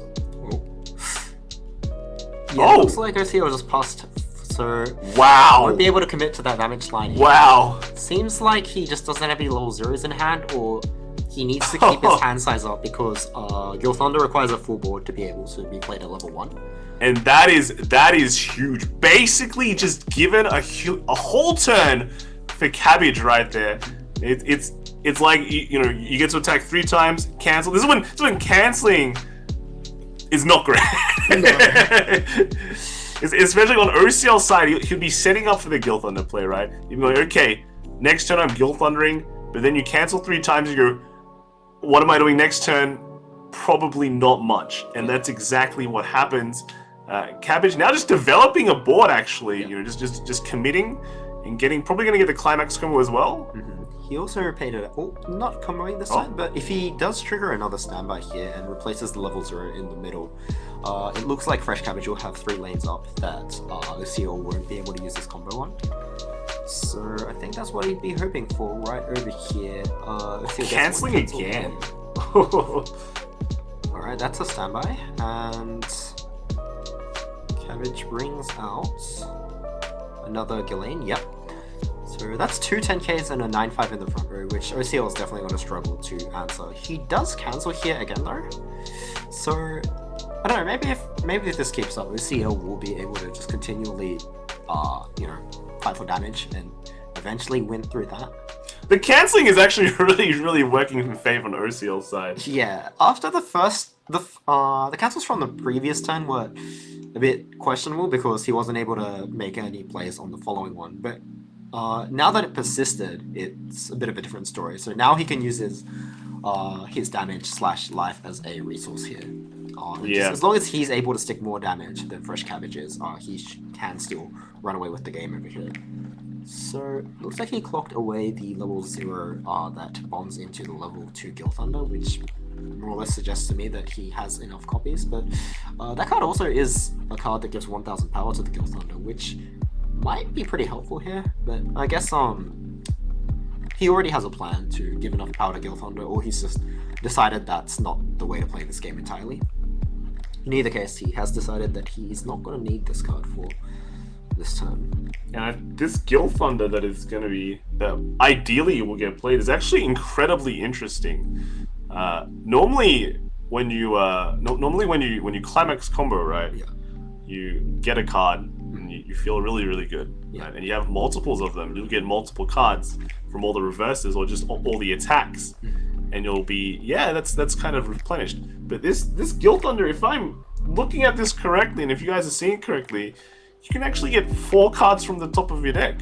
You get a maximum of 4 cards. It is slightly balanced by the fact that you can only use 1 copy of it per turn because it removes the climax from the climax zone. Yes. Yeah, and you also need to put a bit of work into getting it on the board. But yes, he can instantly replenish your hand size all the way up.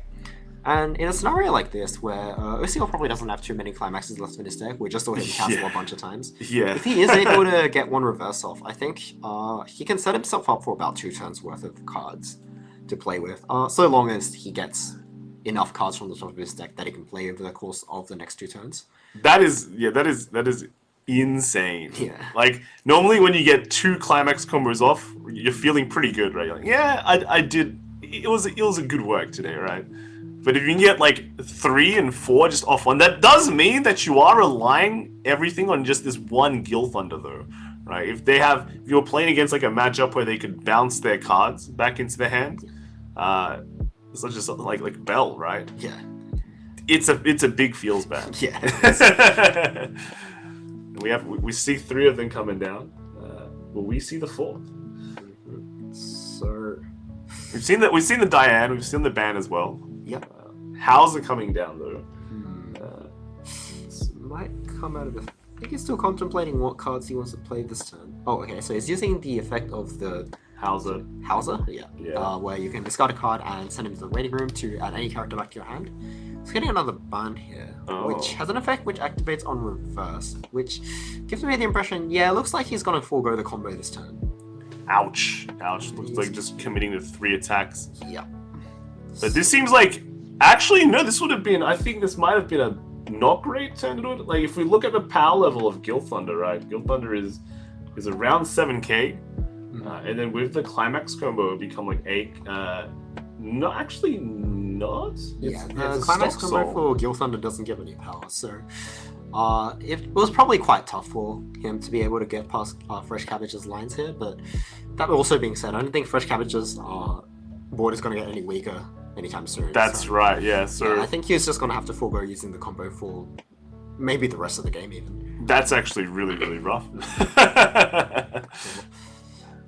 But, I mean, he's on track. This damage is currently still sticking. Yeah. Right, and if they continue to stick, and if OCL continues to cancel the way he has, he's in a really, really good position.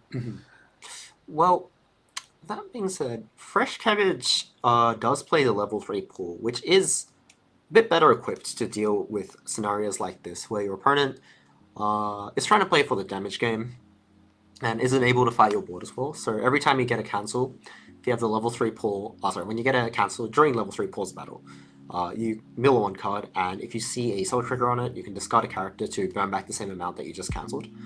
So when it turns into a damage game, Fresh Cabbage might be better equipped than the average other Mushoku deck.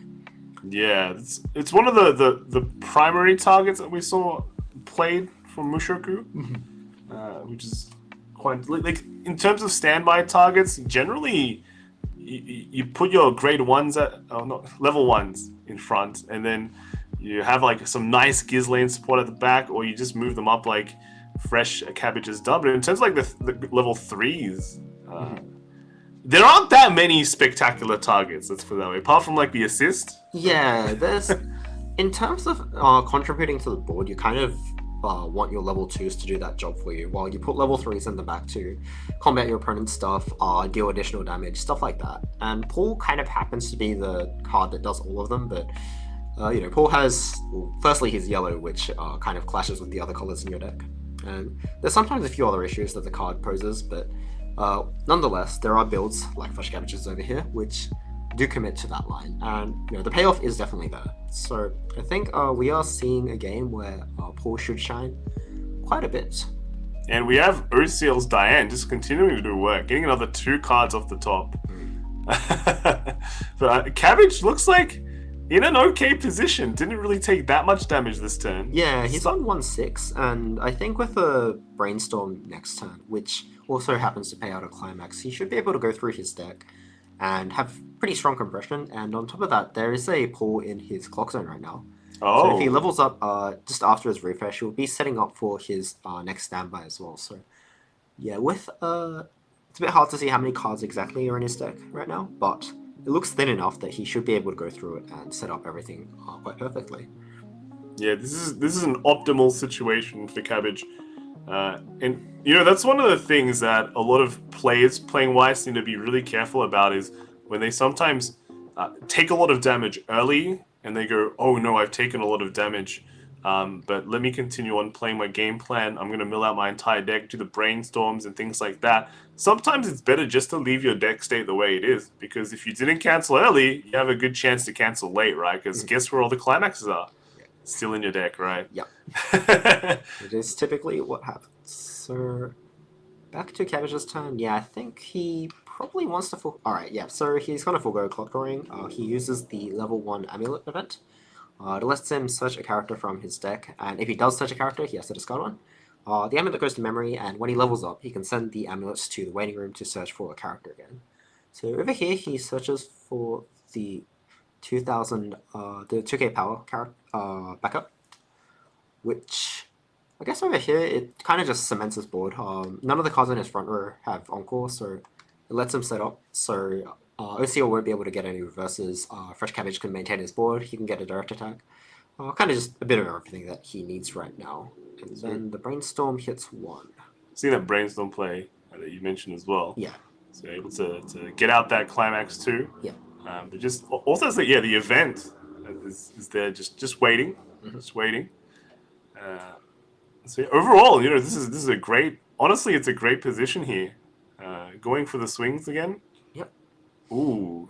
So that's not bad because he just discarded a level 2 Ghislaine from using the event, and he has a card in the back row, which isn't really going to be doing that much for the rest of the game. Yeah, the Lily has kind of done the work, right? Yeah. So the only really kind of inconvenience that could is probably that he has to pay 3 next turn to get it out of his stock.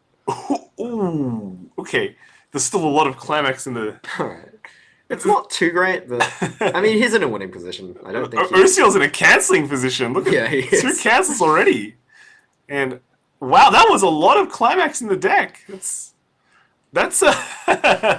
when that brainstorm only hit 1, it must have felt pretty bad. Yeah, If I you think he keep would have wanted cabbage. to hit 2. But when he did that, he did salvage the level 2 Just to Kid Rudius counter, which, in short, it allows you to pay 5 total stock and discard it with another character to rest an opponent's attacker. Oh. Yeah, so I think, again, OCL's just cementing his board, turning that board advantage into kind of a win con. He's just shutting off any avenue which OCL might have in just winning through damage, because once his board is up, Fresh Cabbage can use it on any single lane, and OCL will have to just stick a lot of damage through a smaller number of attacks through the rest of the game in order to just run through with that damage plan.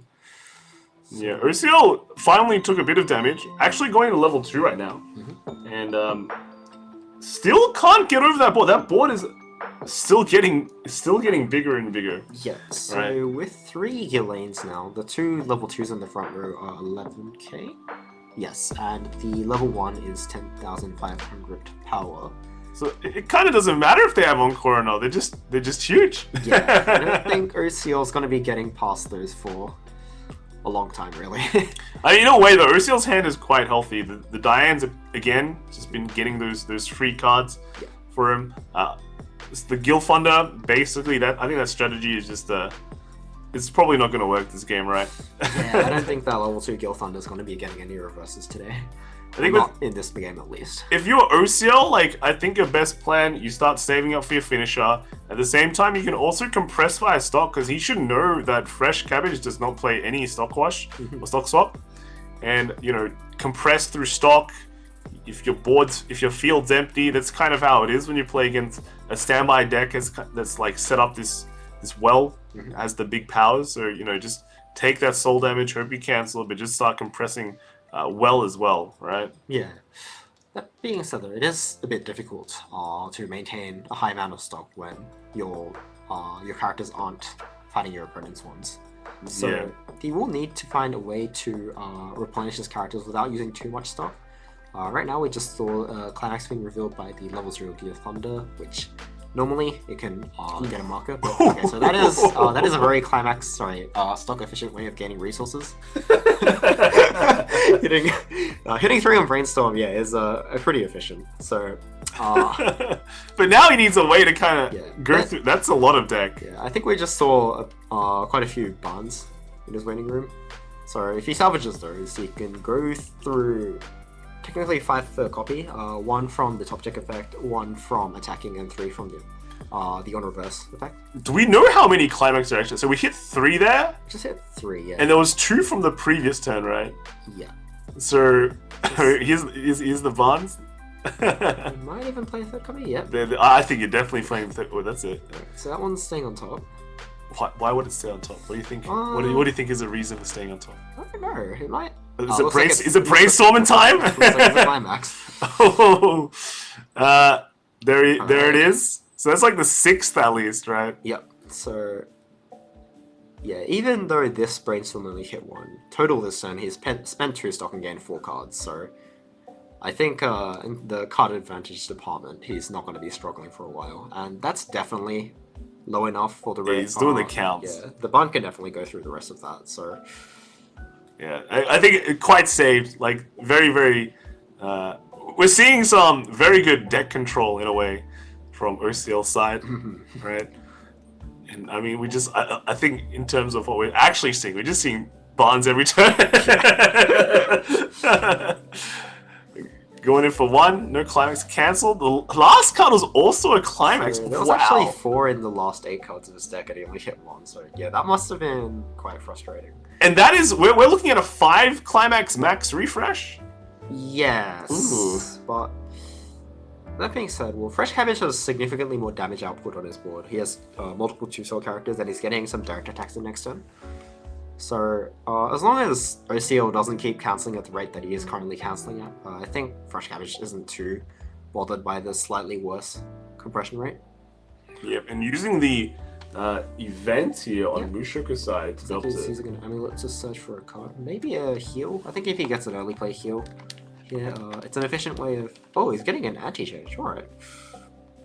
Oh. On the early play heal, I guess he doesn't have the color yet, but if he did make yellow next turn, he'd be able to quite efficiently pay out stock, put another 2-soul character on the board, and heal down 1. So, wouldn't have been bad, but... I think maybe he's believing that he'll cancel multiple times now. Yeah. And the early play won't be very useful.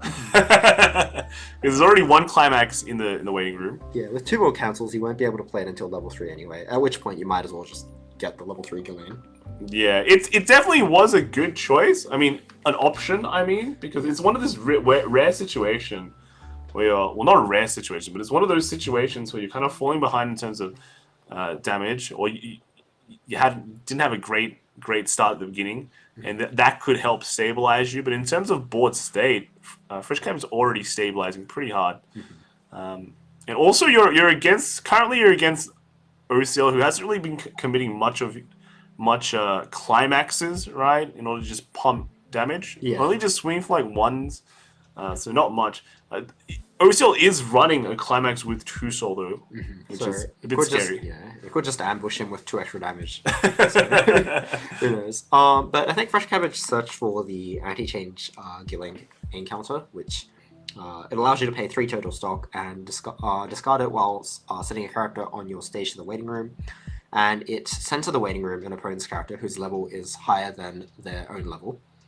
Which I think over here, he's using it as a way to deter OCL from playing 2-soul characters in earlier. Yeah. Definitely.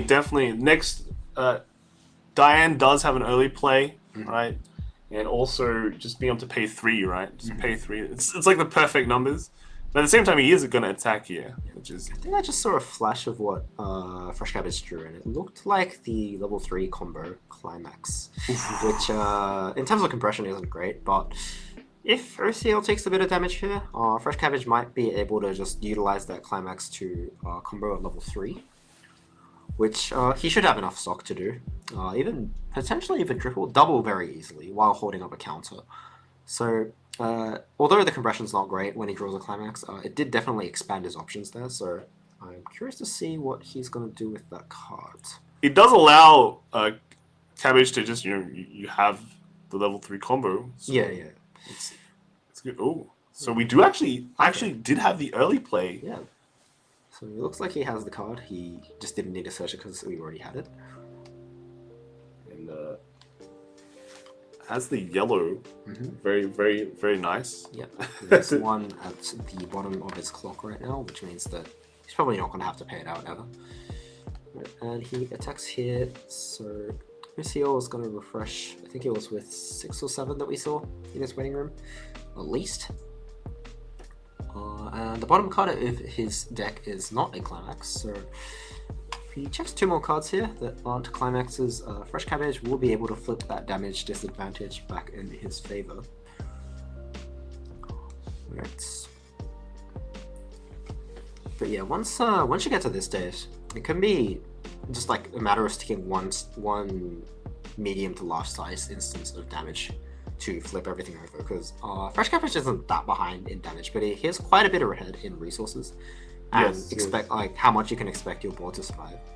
So if this 3 sticks right over... Okay. Oh, still cancelling. But at the same time, he does have 2 more cards to attack with for the same amount of damage, so if either of these stick, he can really just push it back in his favor. Alright, there we go, there's 1 stick. Yep. And still 1 more attack coming in. And again, we're seeing the +1 souls come into play. Yeah. And there's the cancel. So although, like, here's the thing, right? Although Cabbage only got 1 attack to stick, because his cards were bigger. Yeah. Right? They had more soul. He got even more soul. He only needed that one attack to stick, and you basically did 3 attacks, right? OCL attacked 3 times. They're like 2 damage, 2-3 damage, right? With 3 attacks. With 1 attack, 3 damage from Cabbage. And that's like the power of it's the power of the Mushoku deck as well, the standby deck, where you're just like building the board, you're getting big cards, and there's not much your opponent can do if they can't contest that board. That front line on OCL's side is basically always open. Last time, of course, yeah, you had to play the Barnes to kind of mill through the deck, but even if you didn't have to do that, right? There is not that much options that OCL really had. Yeah. Well, so OCL being still a mid-level 2 is kind of locked out of playing early plays due to Fresh Cabbage holding a counter that he absolutely has no problem using. So it looks like OCL most likely will probably just be trying to get a brainstorm hit maybe, while chump attacking with some small things and saving some resources so he can go into his finisher at the end of the game.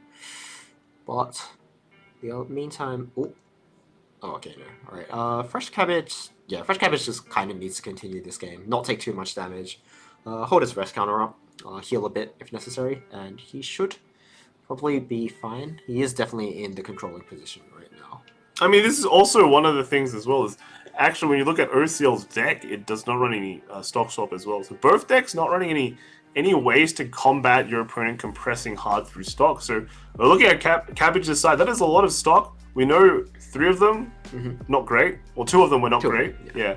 Well, he paid one of them out, I think, with the early play. But yeah, he's still got 1 stuck there, if I remember correctly. But he can basically run away with the stock compression at this point. And Cabbage taking only 1. Again, it's like the damage differential here. The card just got sent to the bottom using the anti-change effect, but Fresh Cabbage still has another 2-soul character in the back row, so he's probably pretty unfazed by that. Yeah, I mean, here's the thing. Like, you lost 1 card, but you're in such a position when you have so many of them anyway. You got it for free. Yeah. So it wasn't that much of a problem. And the Gorilla there setting that 1 card to the bottom. But yeah, it's still very, like, in a way you actually don't mind that the card disappeared, because now you can move up a better card and then standby out an even better card as well. Like, he's already ready and totally prepared for this. So but OCL is able to stick quite a bit of damage this turn. Wow, Cabbage still going to 3. We do know Cabbage's deck state still isn't the best though, because of the refresh. The refresh there wasn't great. Yeah, and he did draw into a climax, I think, last turn, so might have to worry a bit about that. If OCL has 5 cards, I think? Yeah, he has 5 cards there, but if he hits level 3 next turn and gets a clock or maybe hit a brainstorm or something somewhere, he should be able to go into maybe double combo while side attacking once, so yeah, he could pose lethal. Cabbage is going here, doesn't want to touch the deck, right? Oh, ooh. Well, that's not good. Setting up the finisher. 2 of the finishers already. Basically, we were looking at a final turn next turn from Cabbage. Just going to hit OCL as much as he can, but OCL just getting that cancel again. Just looking through the deck. Do we think there's like, what 2 climax left in the deck maybe? Yeah. Ooh, that's a slightly risky twin drive. Yeah, going for the twin drive. It does pay out the climax that he triggered, but it risks triggering a climax if there's one card deeper. So last that's a climax. Attack. Okay. Fortunately, he doesn't have to regret that. But yeah, if the last card there was a climax, it would have been pretty bad. Oh wow, but that is rough. Alright. A triple cancel on OCL side. Yeah. Do you think, like, at this point, if you're Cabbage, I think you might have to take that risk, right? Like, you think about it, if you survive this turn, your compression is actually looking really good. Yeah. I think, well, Cabbage can probably ensure that he survives this turn, because he still has that Rudius counter in his hand. Yeah. If I saw that standby draw correctly last turn, or 2 turns ago rather, he has the option of going double, possibly even triple combo if he has another Ghislaine in his hand. which does put a lot of damage on the board and might be able to push through OCL straight into level 4. So it kind of just depends how it goes from there. And we have OCL playing another ban again, going for that brainstorm, and this has been his strategy. Cancel a lot of times, play the bans to check the top deck, and then brainstorm to get the resources back. And this is to be fair though, this is one of the few things that OCL can actually do, because it's currently just he's fighting it away with himself, right? He needs the resources to sustain what he's been doing, and you know, when you don't get to climax combo, because your climax combo is like an on reverse effect, you have to be relying on these brainstorms. And I mean, I think these are looking like it's a really good brainstorm so far. Looks at the top, doesn't touch it. That means there's probably a climax there. He washes out another climax.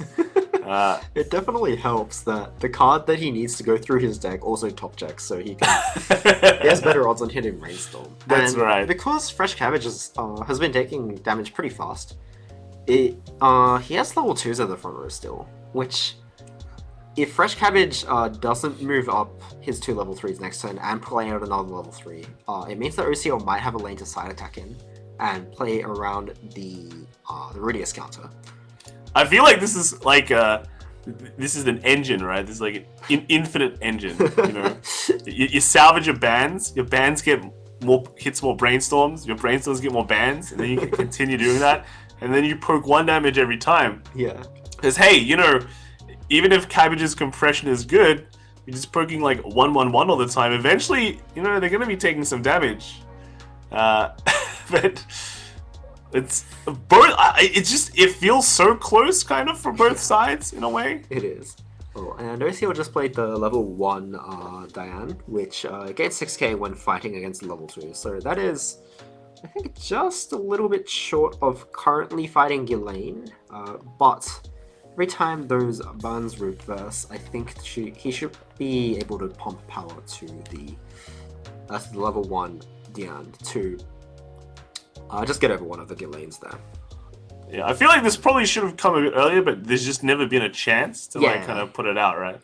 Yeah, OCL isn't playing any triggers that give him cards, so Cabbage still taking the 2 damage. Yeah. And Ban does Ban want to mill? That's the real question. You can kind of leave it to the end, right? Yeah, I think what OCL wants to worry about here is that he kind of wants Fresh Cabbage to use the rest counter on the level 0 ban, which is kind of a weak play. He doesn't. If that does happen, it means that he won't be able to mail out his deck if he passes on the first one. So he sort of needs to do this just to play around the worst case scenario. True. And then here, like even if Cabbage rests something, it's only missing 1 attack. There's only 1 damage in the deck. That's kind of relatively confirmed, I guess.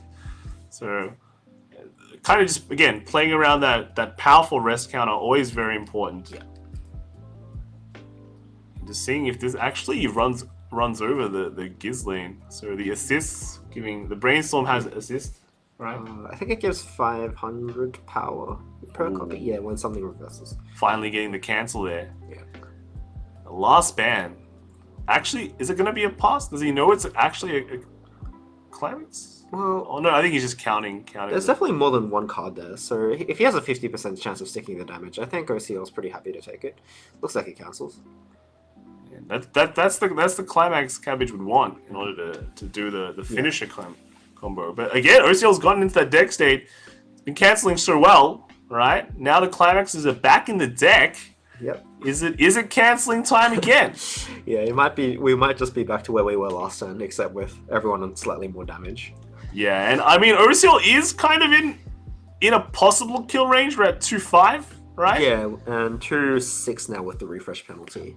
And you know, like Cabbage does have a lot of stock to use. Yeah, there is a lot of stock. He can definitely resource-wise go into triple Ghislaine.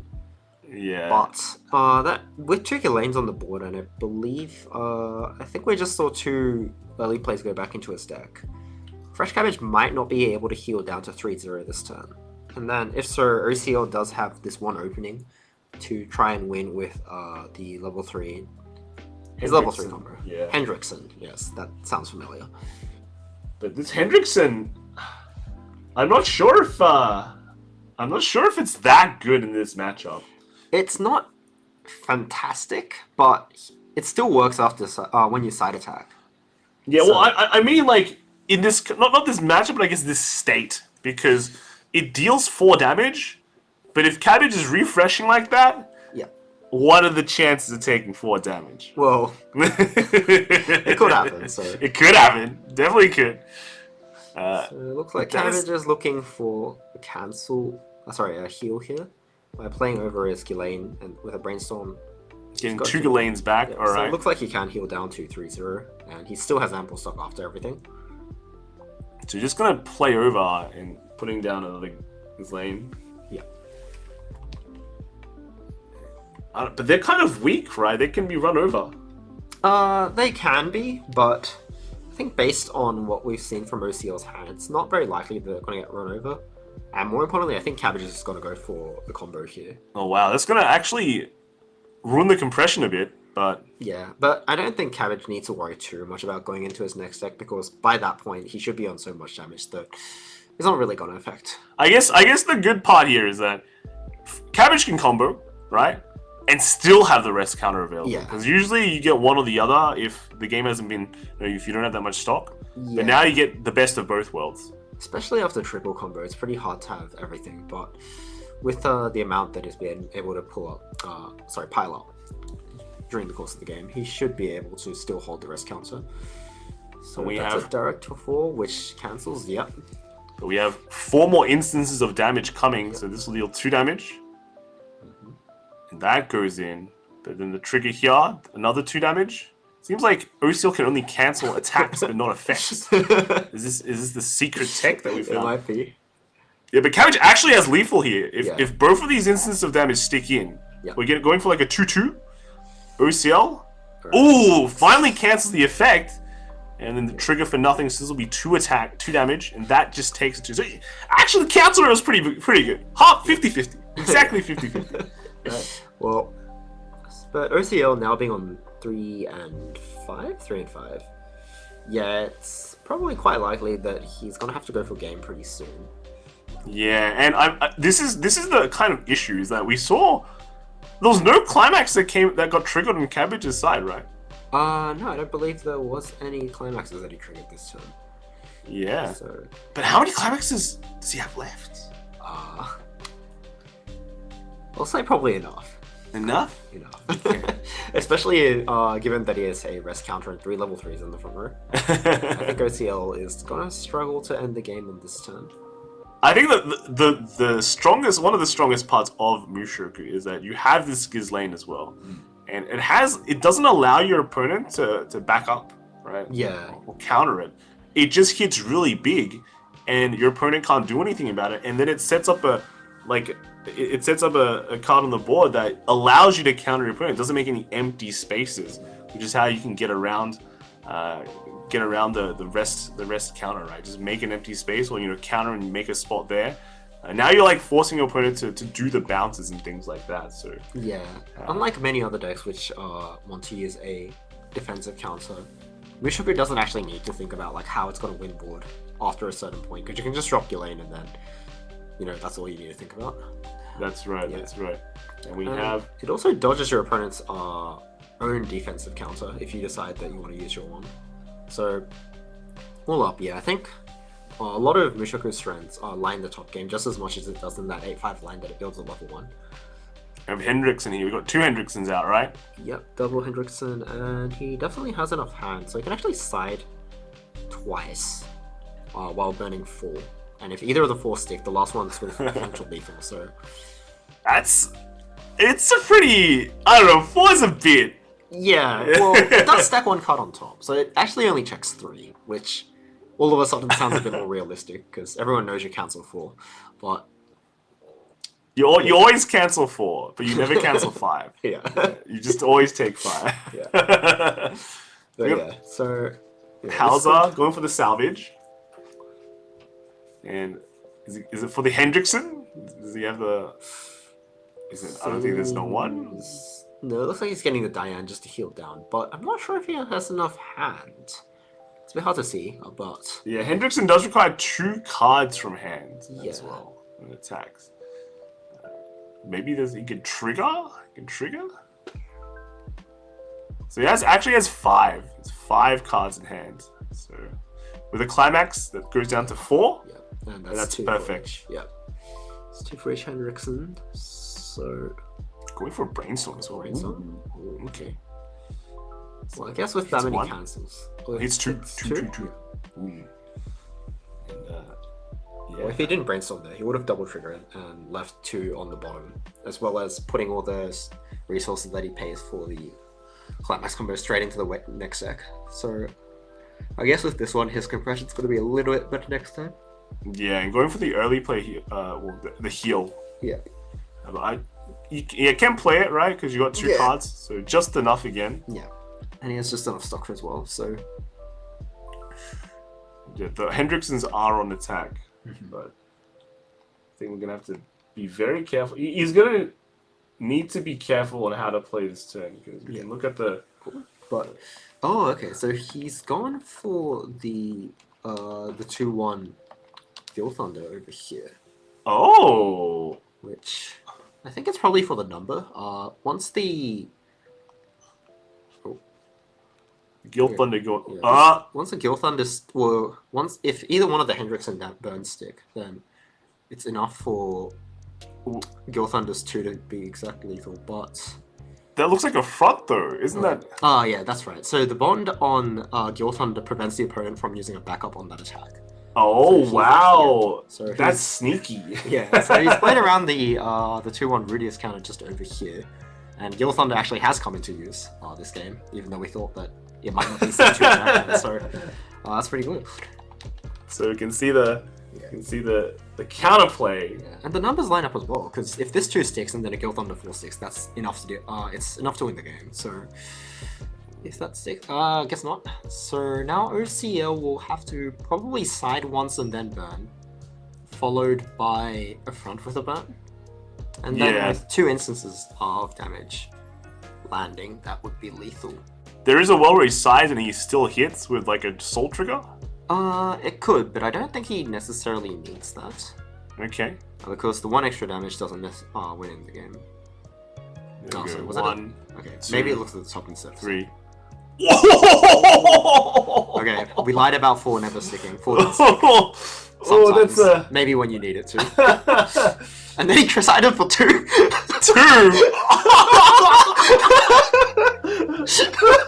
Wow, okay. That was pretty nutty. Ouch. Okay. So here you'd go for the front, right? You'd definitely front. Alright. So look at the top card. Yeah. It's all in here. Check. Okay. Ooh, that's a blank. Burn 4. 2, 3. No way! No way!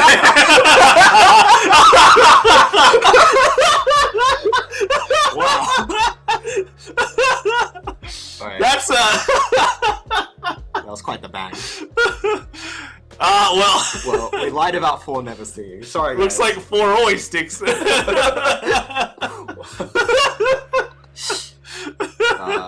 Yes. Well then. We definitely underestimated the power of Hendrickson. Yeah, I mean. I think we're focusing a lot on the Hendrickson's band 4 here, but I think what we want to talk about here a bit more is actually the Gil Thunder play, where he did prepare that quite well.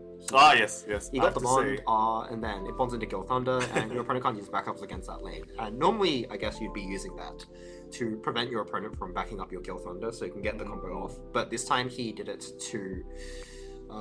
in order to prevent Rudius the Rudius counter from stopping one of his attacks.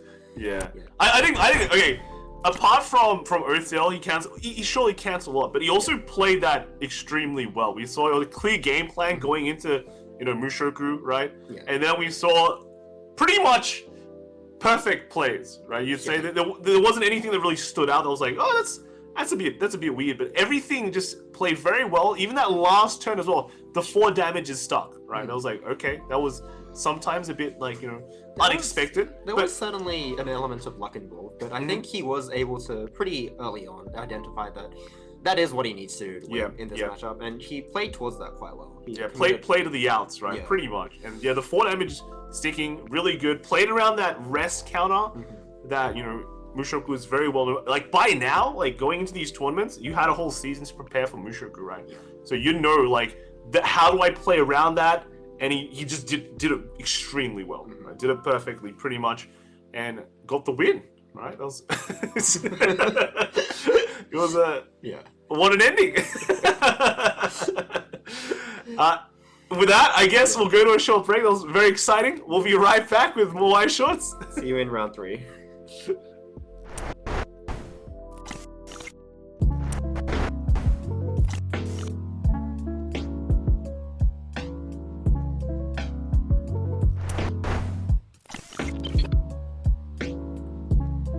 Sorry about that, everyone, but we had just small little technical difficulties, but we're back now and ready for some games. We left everyone a bit waiting too long, so let's jump into the deck review and quickly take a look at what's been going on for our next 2 players. So first off, we have is Jacob. Who's playing 8-choice Ruby. I think this is a build that we don't see very often. The choice combo I've seen here and there, but the level 3 choice combo, the Yang, which gives cancel burn 2 to another character, I don't think we've seen very often, so we'll see how this deck plays out. And then the next one, let's look at the opponent, will actually be Lewis with... He's playing Standby with Goba. Funny Girl. Funny Girl, or Rascal does not dream of da-da-da-da. Yes. So this deck we haven't seen for a while now, right? It was we do have an expansion coming around, I think, in October, but the set 1 build came out quite a while ago, and we haven't seen it in a while, so should be a good watch. Good to watch. So let's jump into the game, right? I'm sure the players can't wait to start. We definitely can't wait to start too. It should be really nice to see.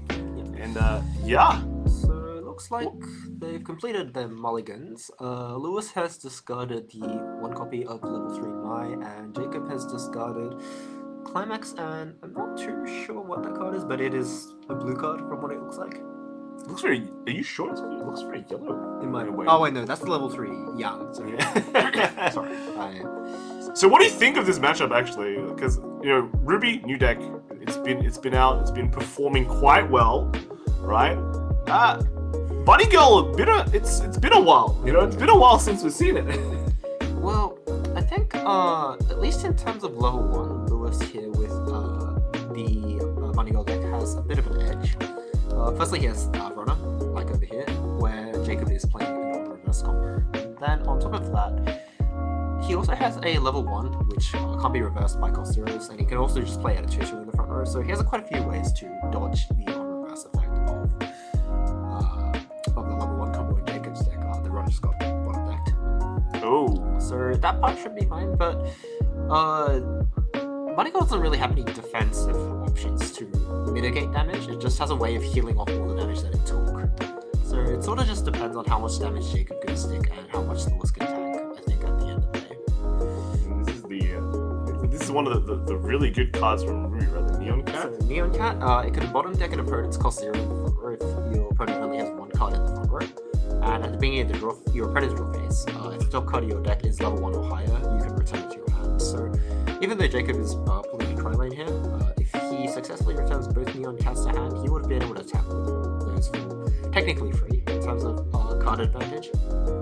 So if Lewis hits level 1 here, looks like it's not doing that yet. Yeah, cancel the second attack. Oh, and then beginning of draw phase, Jacob's effect activates. And the top card is a Climax, so unfortunately those won't be bouncing, which leaves Jacob on a slightly unfortunate 3 cards in hand. That's huge, right? That is actually huge. You could actually that could determine the rest of the game, because when you start the game out with just less cards, you just have less cards. I remember way back when you started playing Weiss Schwarz, right? Yeah. You think in your head, okay, I want to throw down as many cards and and attack 3 times, right? But then you learn, if I lose 3 cards, that means I'm attacking less for the rest of the game, or my resources are very constrained. But nowadays, because of the new kind of level 0 cards that we have, you have a lot of cards that can either replace themselves, or in Neon Cat's case, just go back to hand, so you can get free attacks off with not much committal. But, when that doesn't go off, we're back to the same situation. Yeah. So right over here, I think with the correct power pumps, Lewis should be able to answer all 3 lanes of Jacob's board. I mean, the Neon Cats aren't that big, right? It's like 1k. Yeah, they're only 1k, so even if Lewis were to move the 500 support Kaida in the back row over to the other slot, the other 2 lines will still comfortably be at least matching. The Neptune though, that one I think is like 4k though. Yeah, so that one is the slight worry over here because when Lewis's character reverses here, should do that, it will let Jacob pump 500 to the the Neptune. Yes, with the brainstorm in the back row, which doesn't let the other line match. But in either case, looks like Lewis is still going to be able to trade 2 lines.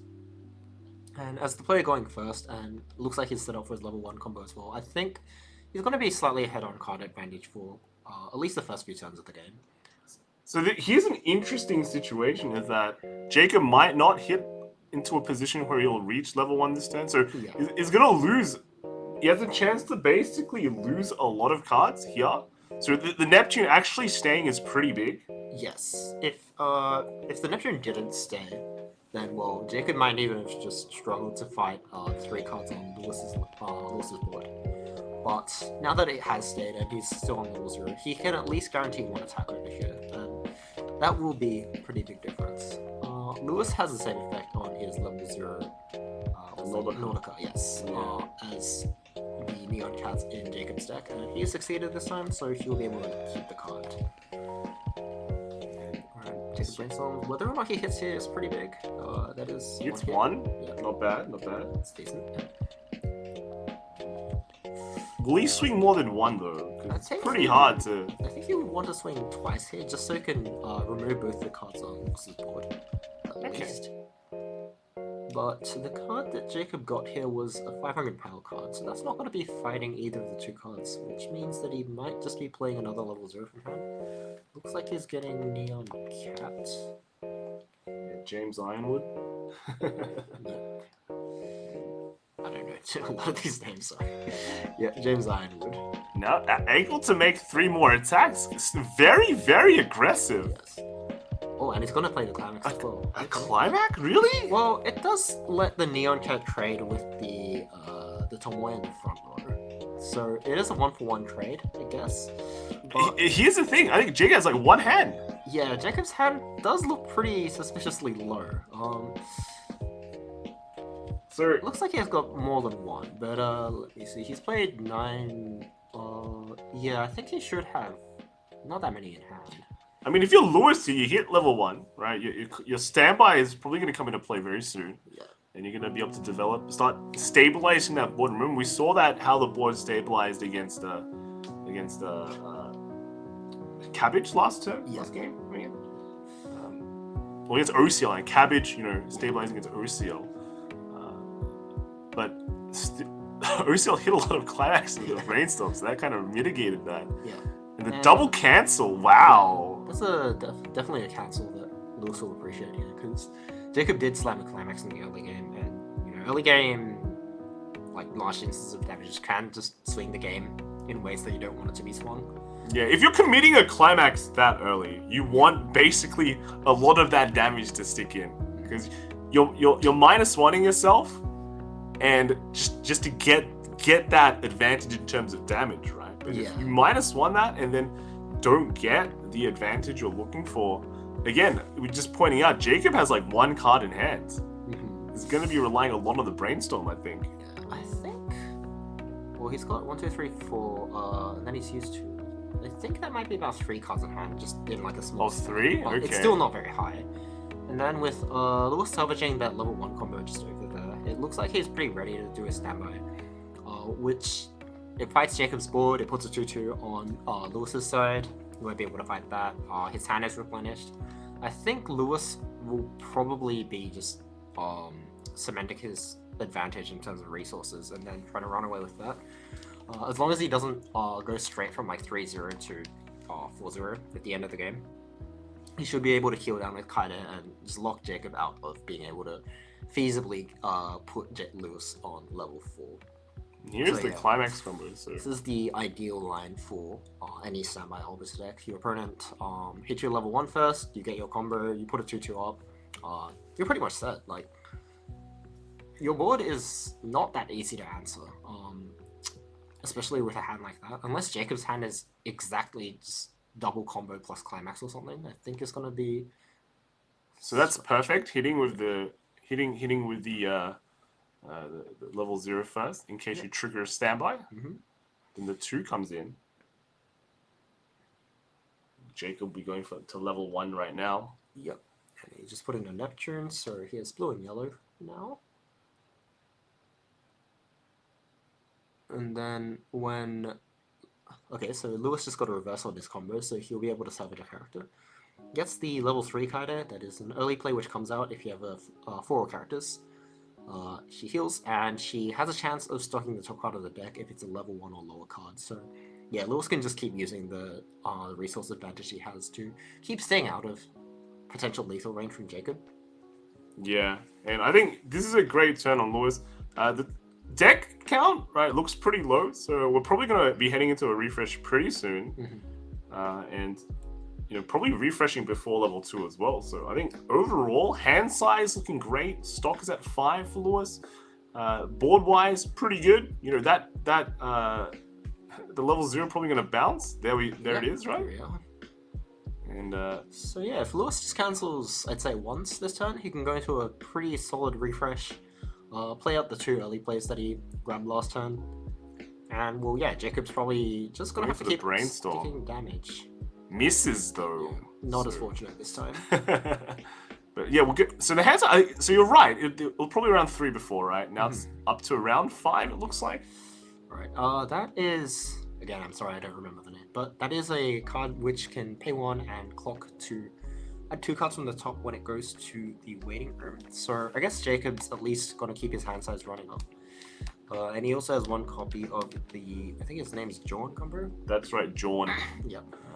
So he is able to give one of his characters the ability to search a character on reverse while also pumping 3k on attack. Sorry, it's 2k. But that is still enough to fight the level 1 Kaide that's remaining on the board. Yeah, the Kaides aren't really that big. Yeah, they're just big enough to make your opponent make a play. But it also means that if Lewis has a counter in his hand, I can't remember who was playing one, he should be able to reverse the Jorn instead. Yeah. Only 2 attacks? Oh yeah, looks like it's just 2 attacks. Which means... Wow! Yeah, okay. So, not being able to follow up that early play... So that early game aggression is probably going to hurt, and it's definitely to Lewis's favor, because as I said, his game plan right here is to just make a bunch of resources, and then use those resources to stay out of potential lethal range from Jacob. Yep. And with his board surviving, staying on low damage, probably going to get a pretty good refresh here. I think Lewis is in complete control of the game right now. Wow, yeah, and... We're seeing a lot of like 2 attacking. Yeah. We see a lot of early game aggression, right? And then somewhere along the line, the aggression doesn't exactly fully pan out. Yeah. Alright, so Lewis just played a copy of the level 1 Shoko. That card cannot reverse against cost 0 characters. It has no other text, but with the current game plan that Jacob is going for, I think just cementing the board position with cards like those should be pretty effective. Yeah. So yeah, with the follow-up there, Lewis's deck is definitely thin enough so he can refresh before he hits level 2. And then Jake, bit of a power check going on. But yeah, I think from here on, Lewis is just going to be playing to cement his board, get resources. When he hits level 2, he might cancel a bit more before he hits level 2, so might not be able to play the early play short ball, but that's fine. If you cancel, well, that's arguably better than having to heal because you cancelled more than one. I think by now, like, Lewis has 2 lanes that he's quite happy on keeping, right? The 2-2 just being very big. The Shoko in the middle, right? Just can't get... Very hard to remove for Jacob, right? So, very solid board. Yeah. Ooh, and he triggers a gold bar here. So, I think the standard build of Bunny Senpai typically plays standby with dual combo, but because Lewis is playing the gold bar here, he's going to be adding that to his hand. And I guess he can use that to push damage while cementing a board next turn. It's a bit of an unfortunate double trigger, but he's ahead enough that it probably doesn't matter too much. Anyhow, so that's a refresh for Jacob. Jacob looks like he's sitting on 2-hand over there, but yeah, it's going to be pretty hard to follow up the next few turns with 2 hands. Yeah, this... He's at end of level 1. Good refresh, right? Yeah. Good refresh. Yeah. So, 1, 2, 3... Oh, so... Technically, that should have been under the 2 cards, but he's on 7 anyway, so that's not really a big problem. It's level 2 now. Lewis is still on 1-4. Yeah. Well, he did just double trigger last time though, so maybe he'd be taking a bit of damage this turn. It is entirely possible that Jacob catches up a bit on damage over here, but Lewis should still have quite a few heals after that, so in either case, I think Lewis is definitely in control this game. Okay, that's good. Alright, and then looks like Jacob is using the effect of his level 0 character. That was a bit messy. Yep. And he just added 2 cards to his hand. So I feel like Jacob is kind of stabilizing in a way, right? He had a rough turn before, but now he should be able to make 3 attacks, but at the same time, he just clocked away his level 3 Yang combo.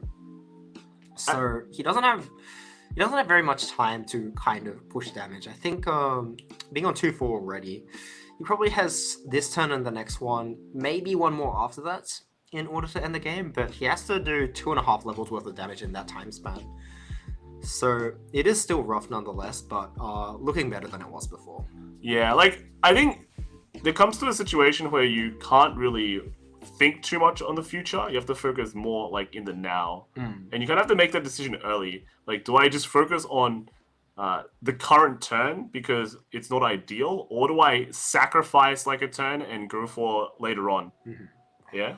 Yeah, and in this case, you more or less you kind of need every turn to be like solid and strong at this point, because otherwise your opponent's not going to take 2.5 levels worth of damage.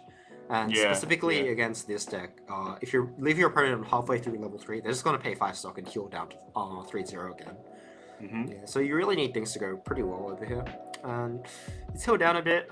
He's going to be able to answer that shoko, but oh, maybe not. It looks like he's attempting to fight the Tomoe instead, which means that the shoko investment paid off. So in either case, Lewis is not completely losing out on his board advantage. Yeah, I'm just like afraid of just like the damage differential right now. Yeah, it's not looking great. It is an entire level's worth of damage at this point. Yeah, I think even on top of that, because specifically Lewis is playing the gold bar combo, he's able to keep pushing more damage if Jacob happens to trigger more than one climax over here. And he just triggered his first one, which at least gets back his level 3 combo to hand. So he's setting up a bit for his following turn, but yep, so that's 1 damage. Yeah. And he actually can't deal with the shoko. But yeah. So that 1 stock is certainly paying off. But can actually deal with the 2-2? Yeah, so the 2-2 on Lewis's side is 11k power. And I think the Blake Belladonna... Oh, sorry, actually, it's in your backstage, so it might not be enough power. Each of the remnant in your backs, so it's like 11, 10. Sorry. So it's actually just... Ooh! Yeah. So he would have been able to trade a bit better if he put it in front of the shoko instead, but I guess he prioritized making a side attack over there in order to attempt to bounce his Neon Cat, which unfortunately did not succeed again. Ouch! Did he miss every single Neon Cat? So far, yeah. Typically with these cards though, I don't think you can afford to play in a way where you need them to survive in order to play. You kind of you have to be happy with what you get. I feel like we're in such a situation where, you know, siding that turn with the Neon Cat as well was not a great idea. Yeah, you really need the damage here, and even if you wanted to side with Neon Cat, I think Jacob could have side attacked the level 1 combo instead. And then at least the early play Blake would have been able to fight the Shortcore in the middle. Yeah, yeah. So, yeah, there probably was a slightly better way to position the cards, but you know, what's happened has happened, so... That's right. Maybe, like Lewis is now getting even more value from that...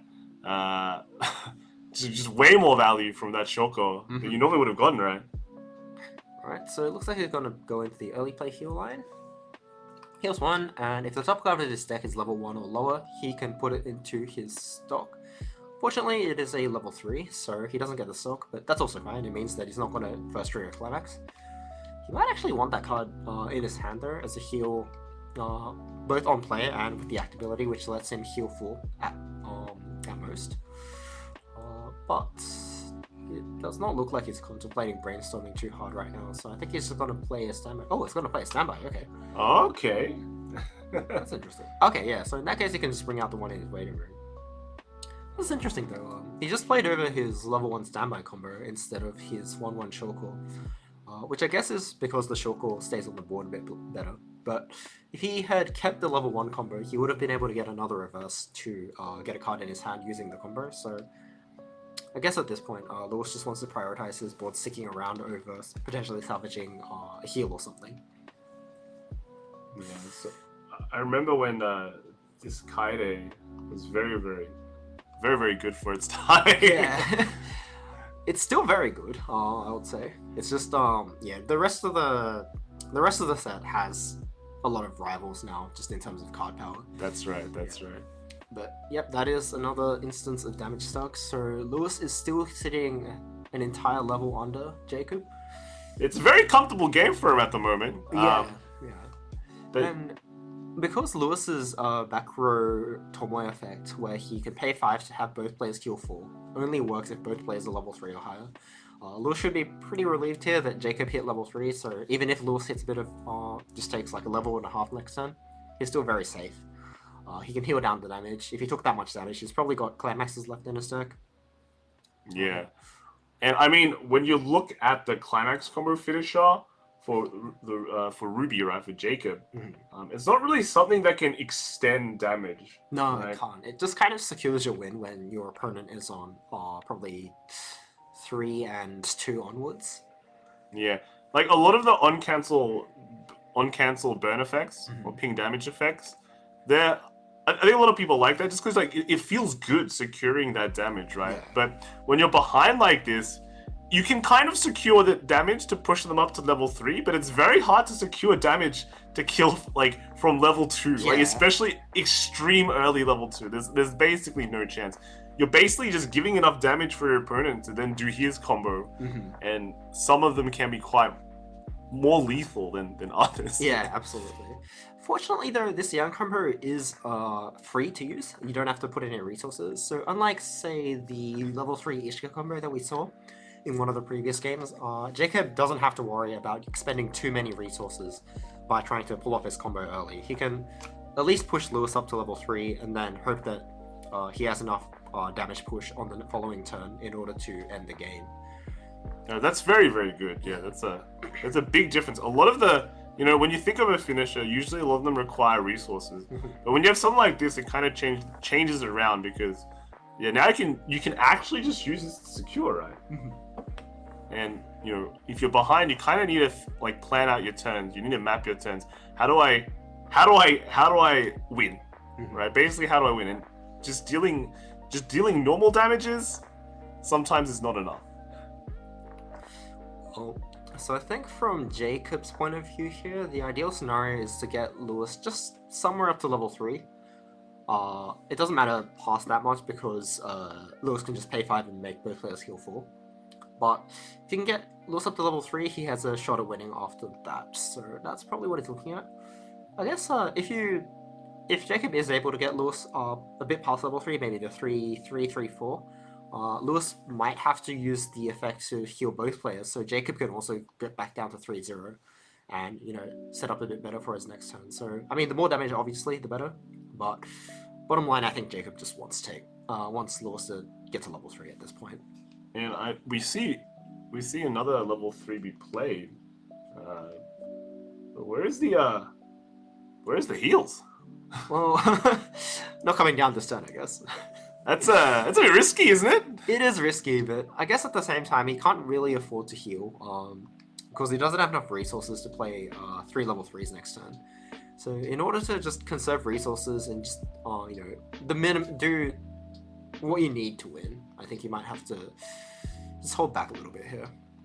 So I'm just looking through the deck. I think Jacob only runs 2 heals. Oh, alright, so just 2 Blakes? Only 2 Blakes. Alright, so yeah, I guess it is more of a... It's playing in a way that you just want to keep sticking damage, but in games like this, yeah, the 2 heals is probably going to hurt quite a bit. Yeah, I mean, we've talked about this in a way, in the differences between regions as well, where I think originally a lot of the Japanese side, or Japanese players would run like a lot more heals, or a more solid base of heals, while the Western decks ran less. And I think that's kind of merged a bit more, but you know, this is kind of the example of when you run low amount of heals and you get behind, and it's very hard to come back because you don't have any turns when you can just play down heals and kind of stabilize in a way. Yeah, absolutely. And even in these cases, if your method of coming back when you're behind is to stick damage to your opponent, well, Lewis could hit level 3 over here, and then as soon as he hits level 3, he's allowed to use his level 3 combo, which means that Jacob's chances of survival are actually lower, and Jacob's ideal scenario in another world might have been that Lewis hits 2 and 5 or something, so he definitely can't hit level 3, and then he'll have to try and end the game from a longer range. But yeah. Again, like the cancel burn type of effect isn't really great at securing those types of wins, so yeah, it's quite hard. But looks like Jacob is just gonna go full game here. Wow. So at least the first 3 did stick there. So that's another 3. So Lewis is on 2-6 now, which in the best world means that Jacob has a shot at winning. In the worst case scenario, it means that he's going to cancel here and he just has an option to go to level 3 and end the game next turn. But let's see how that goes. Looks like the Shoko. Yeah, the Shoko's still surviving, putting in the work. The value Shoko. And we have the Weiss restanding there. Now the Yang will come in. Yep.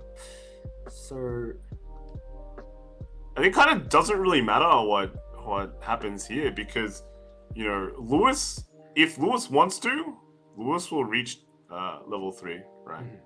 Yeah, Lewis can just clock and hit level 3 if he wants. Ideally, I guess he would want to just not take the damage because it's better not to, but it's not a huge. Ooh, yeah. There it is. I guess it depends how much of the gold bar climax is still in Lewis's deck, right? Otherwise, you know, can't really combo if you don't have any climaxes left. But I think he double triggered a few 2 turns ago and only played 1 since. So okay. He still has that 1 copy in hand. He can just go for game here. And because the gold bar combo clock kicks and burns, with Jacob on 3 and 2 here, it's pretty hard to survive 2 instances of the combo here. Yeah, it's pretty scary. The middle line, is that empty? Yeah. Oh, I think he just forgot to. Oh, that's just no. I think it's the hand. That's the hand. Maybe. Oh, that might be. It's either his hand or he forgot to put the marker into the waiting room. But in either case, it is an empty lane. Yeah. So if you think about it this way, it's like so Lewis did go up to level 3, so very cool. But if he has 2 combos, right? If it's 2 combos, let's do the maths a bit, right? You know, 2 3s, right? We'll hit Jacob to 5, and then you have 2 instances of damage that is pretty much impossible to stop. With 2 clock kicks, Jacob is guaranteed to be on 3-4, assuming there's double combo here. And then, so basically he'll has to cancel 3 instances of 3 from 2 frontal attacks with 2 soul characters and a climax and a direct attack.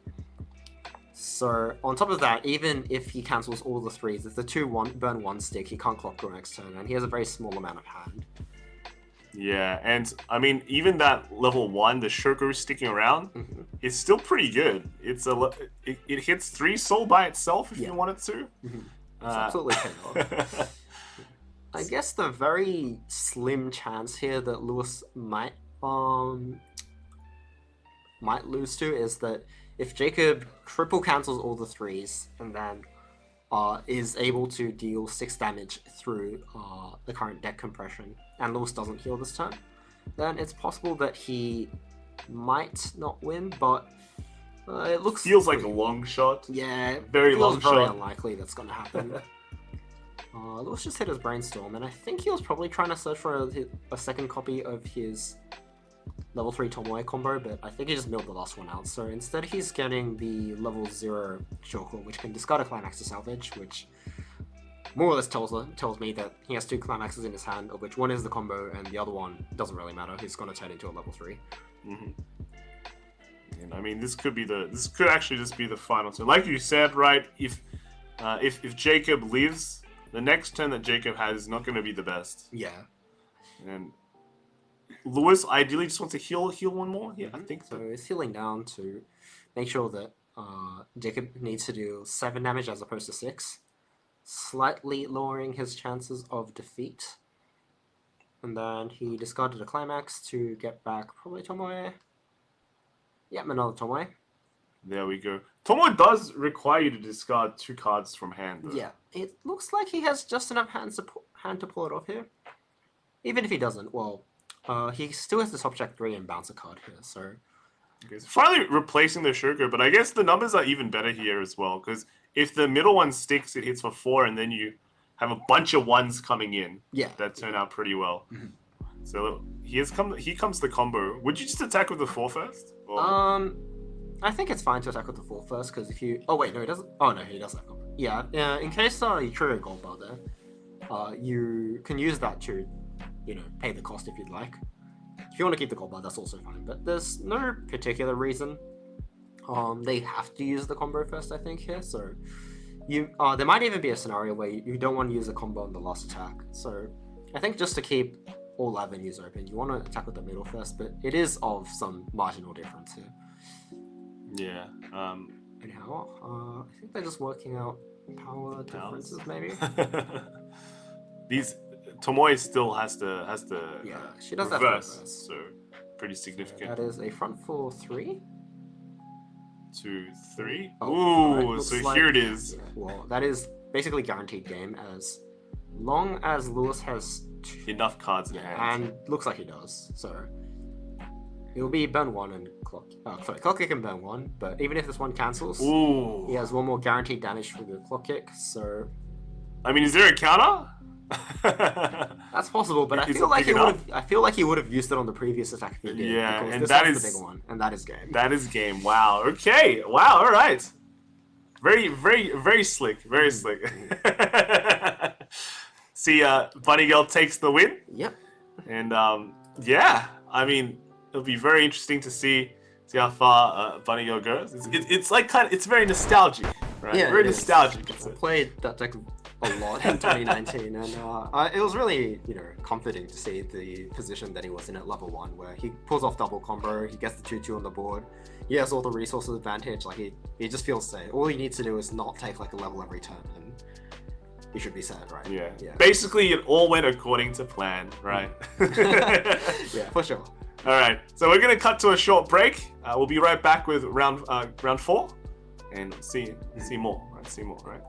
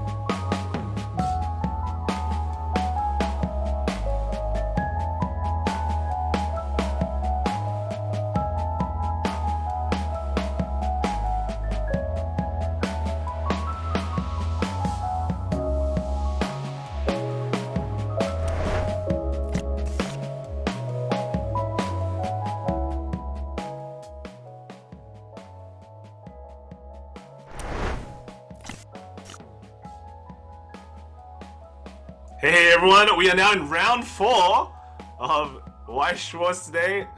Ken, Yeah. how have the series that we've seen been, right? I think we've seen quite a variety today. We've seen, quintuplets, we've seen, what was it, Damachi, and, quite a bit. So there's been a mix of stuff we expected we'll be seeing a lot, and stuff that wasn't quite on the radar yet, but we've definitely had a good share of interesting games. So I hope it continues the trend. That's right. Matt, chat, you have 5 seconds to find out what we're gonna, to guess what's gonna be showing up next. So let's see what we're gonna be watching very, very soon. And first off, we have Mob Psycho, piloted by Dong. What do you? I remember you were talking about Mob Psycho a while ago.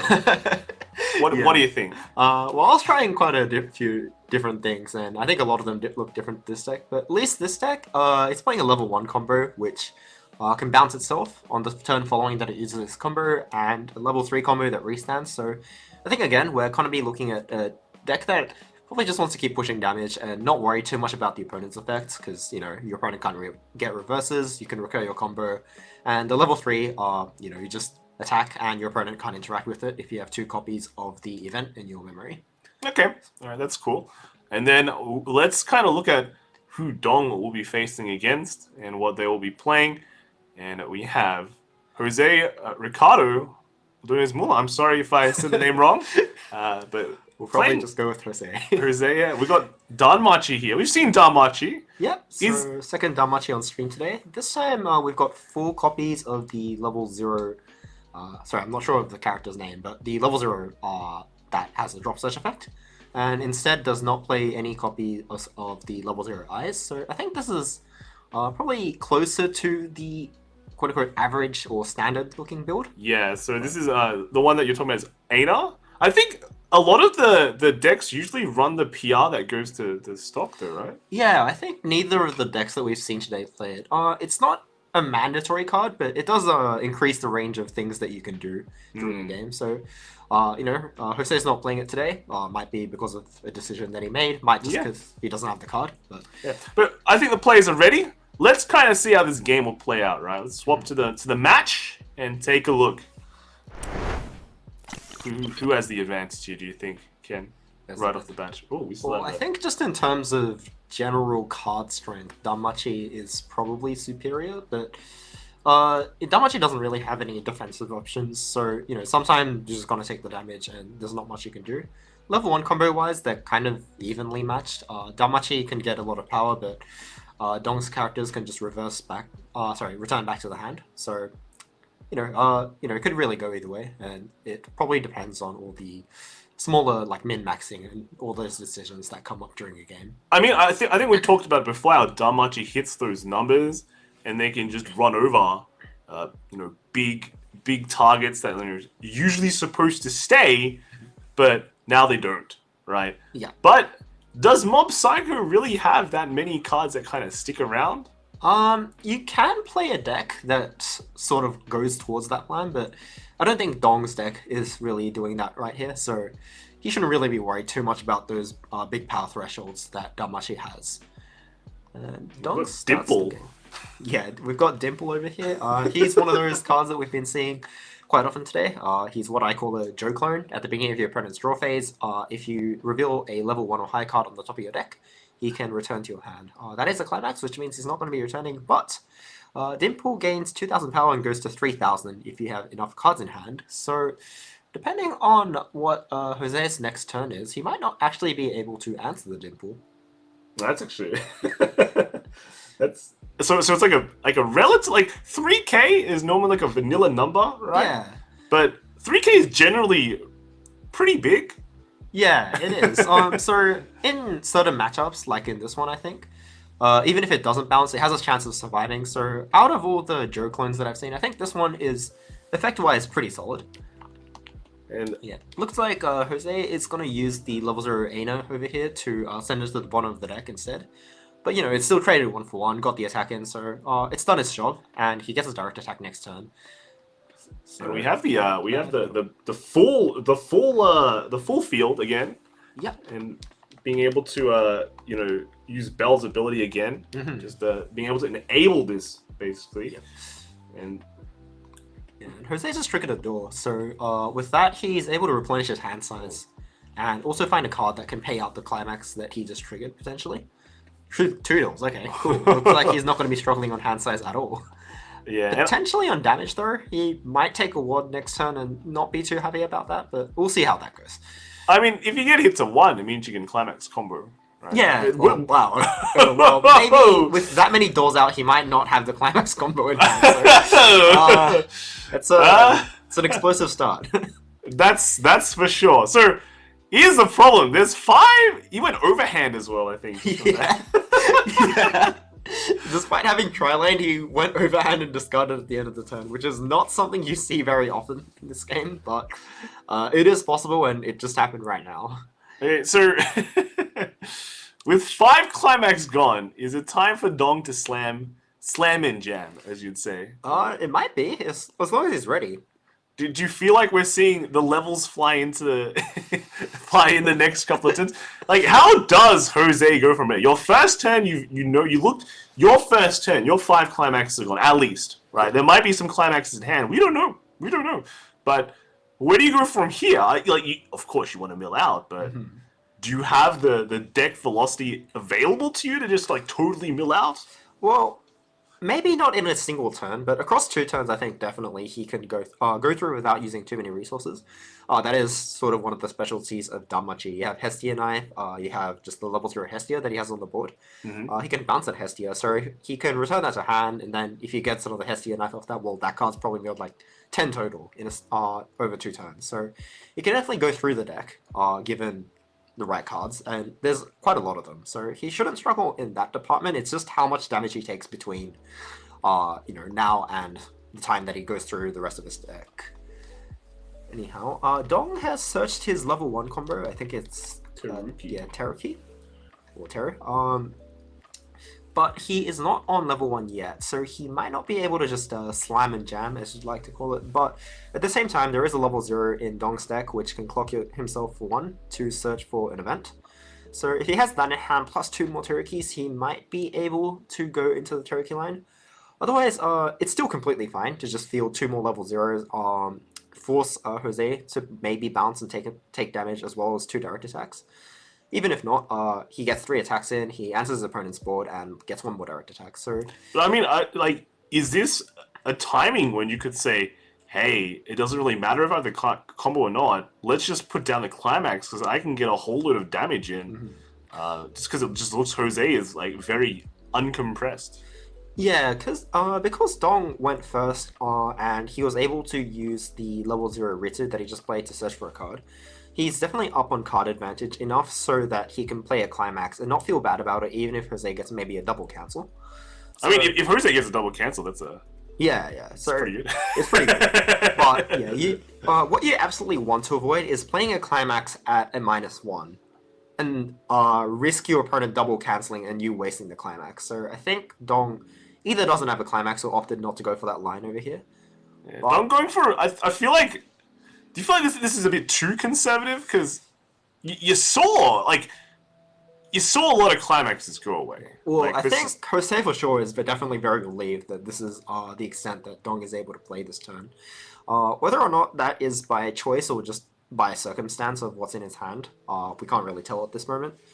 But I guess Dong did have the option of searching another level 0 to attack with if he wanted. He also left the Hestia alive. Yeah, I just think the cards that he played this turn don't have enough power to contest the Hestia, which is also a bit inconvenient, I guess you could say. It's not very... Like, the cards he played aren't very... Like, Hestia's like 1-5. They look like 1k, 500. Yeah. I think he had to move up the back row but, to make him Sakurai. Because Dong is playing Motorcycle 100, which might struggle a bit to fight against some of the more modern decks like Danmachi, I guess Dong has to pick his fights, I guess you could say. And, prioritize doing his level 1 combo over doing the tri-lane here. If Jose doesn't go through his entire deck this turn, which honestly seems pretty difficult, seeing as he's still on level 0, he still has an opportunity to swing damage next turn as well anyway. Like, it's not that different. So, yeah, I think it's fine. It's not like he just shut down like an avenue of victory of anything. Would you say it's calculated? If we keep him on 0, then he can't mill, and I basically get my turn next. That I kind of want to do. I can make a big turn next turn.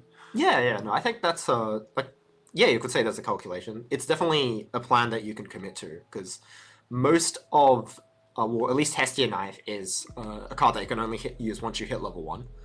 So in order to, if this is the max you can commit, you can see that, well, he's probably not going to hit level 1 yet if you only make that many attacks. And then through there, you can stop him from using Hestia Knife, and then you just take advantage of the lost compression next turn. That's totally fine. And got the 2 Ainas out now. Yep. And able to again do another tri-lane. Also, didn't do the bell bounce last turn. Yeah, I think it was probably not necessary because it only saves 1 card, but it forces Jose to take at least 1 damage from the cost, and then potentially 1 more damage from taking a direct attack. Yeah. Okay, so once again, tri-lane. Dong probably gonna. It feels like he'll go into level 1, unless he gets a cancel off. Well, even if, assuming there's no cancels nor soul triggers that are triggered this turn, I think Dong will find himself at 1 and 3, 1 and 4 after clock draw. So yeah, he'll probably be around mid level 1, with maybe slight swings, either higher or lower. But he more or less should know where he should be next turn. But with combo, he can mill out a bit. He can clock draw. He might be able to brainstorm if he has 1 in hand. There's a couple of things he can do, and he's definitely not in a bad position yet. Ooh, triggering a soul there. That's so not go bad. for 2. Yep. He wants the canceling 1 here would be optimal, right? Yeah, if you can get 1 cancel here, would be pretty nice, especially if it's a direct attack. Yeah, the direct will be swinging for 2 as well, which is very similar, unless he triggers the soul. And so I'm going for only 2. Yep. So 1, 2. Ooh. Okay. So after a clock draw, he's going to be at 1-5. That's rough. That's a bit rough. Right? Yeah, he'd rather not take damage here, absolutely. But I think Dong does have a choice to just basically it's his turn to combo, right? And we know Jose climaxes. We saw a lot gone. We actually didn't see any after that, so they could still be in the deck. If there's like 3 still in Jose's deck, it's probably in a pretty good position, you'd say, because you can probably easily cancel 1 of the attacks, and you'd stick around at like 1, 3, 1, 5, 5-ish, 1, 4, something like that. But those. It's still in Jose's favor in terms of like the damage rate, right? Oh, that's interesting. So Dong just played the level 0. I'm sorry, I forgot the character's name, but he can discard a card and reveal the top card of his deck and salvage a level X or lower character, where X is the level of the card that you revealed. And the card that you revealed is the single copy of the Ritsu level 3 in his deck, which I believe is the only heal. So I think he might want to get that pretty quickly, because if he buries it in his stock, his opponent, being an open deck list tournament, will know immediately that whatever damage he sticks is just going to be stuck there. Yeah, it's scary. Running a deck with only 1 heal, it puts you on that trajectory where, you got to stay ahead. You got to get ahead and stay ahead. And right now, Dong is definitely not ahead. Yeah. Well, that might change depending on how much damage Jose takes this turn. But yeah, you don't want to just assume your opponent is going to be where you want them to be every turn. So, fortunately, Dong's combo does allow him to add cards from the top of his deck to hand. Oh, but he doesn't use it and he just triggers it. Okay, so that's interesting. Looks like Jose can just assume that any amount of damage that Dong takes is going to be stuck there for quite a while.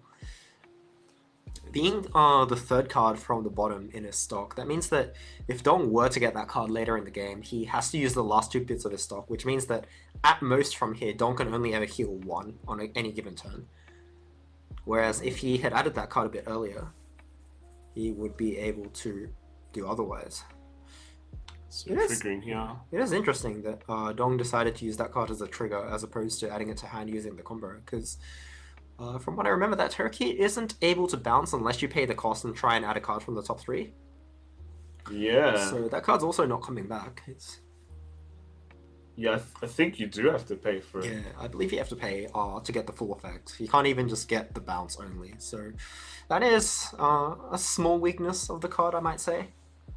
Where just to get the bounce, you might have to decompress yourself a little bit, but it definitely has its payoff. So I don't think that's too much to worry about. But And Jose going straight up to 2, skips level 1, and kind of expected, right? yeah, I think he's happy enough that he has the option of clock drawing or not over here. His deck doesn't look too thick though. If he brainstorms here and attacks 3 times, he can probably guarantee a level 1 refresh. If he brainstorms and hits, he should be able to... Yep, he's hit there. Yep, so he gets such a character to attack with, do all of his stuff, and honestly, given that he just triple crit on his first turn, Jose is probably quite comfortable. Yeah. And at least 2 of those cards are bouncing back to hand, so hand-wise, it's looking pretty good. But unfortunately for him, Dalmachi doesn't need any reverses, right? So, No, not at all. So one portion of the combo is not exactly that needed. Well, the bounce over here would probably just be to give Dong another card that at least has more power than the level 1 Bell. So Jose doesn't get to keep his board that easily. Like we saw in the previous Damachi game that we had on stream earlier. Yeah, the fast one. But this one is going pretty fast as well. Yeah, I mean, it typically tends to go pretty fast after a triple clear on turn 1. Yeah. I think usually, like, it feels like 1k1 matchups nowadays do go by pretty quickly as well. Yeah, they can be pretty quick. Obviously, with some cancels in the middle and some compression building, they can slow down a bit in terms of number of turns, but typically both players still have to prepare in such a way that if either of them takes a lot of damage, they need to be able to capitalize or recover from that. So, if you take a lot of damage, you need to be able to push back and make sure that you can ensure, or almost ensure, that you're not going to immediately lose the game on the following turn. While if you see your opponent take a lot of damage, you want to just keep pushing. So when you play a deck like this and you have to keep preparing, games do tend to become fast because everyone just wants to capitalize on the opponent's weaknesses. Getting two Hestia knife. Yeah, that is double combo. I think the one lane here is... Yeah, the one...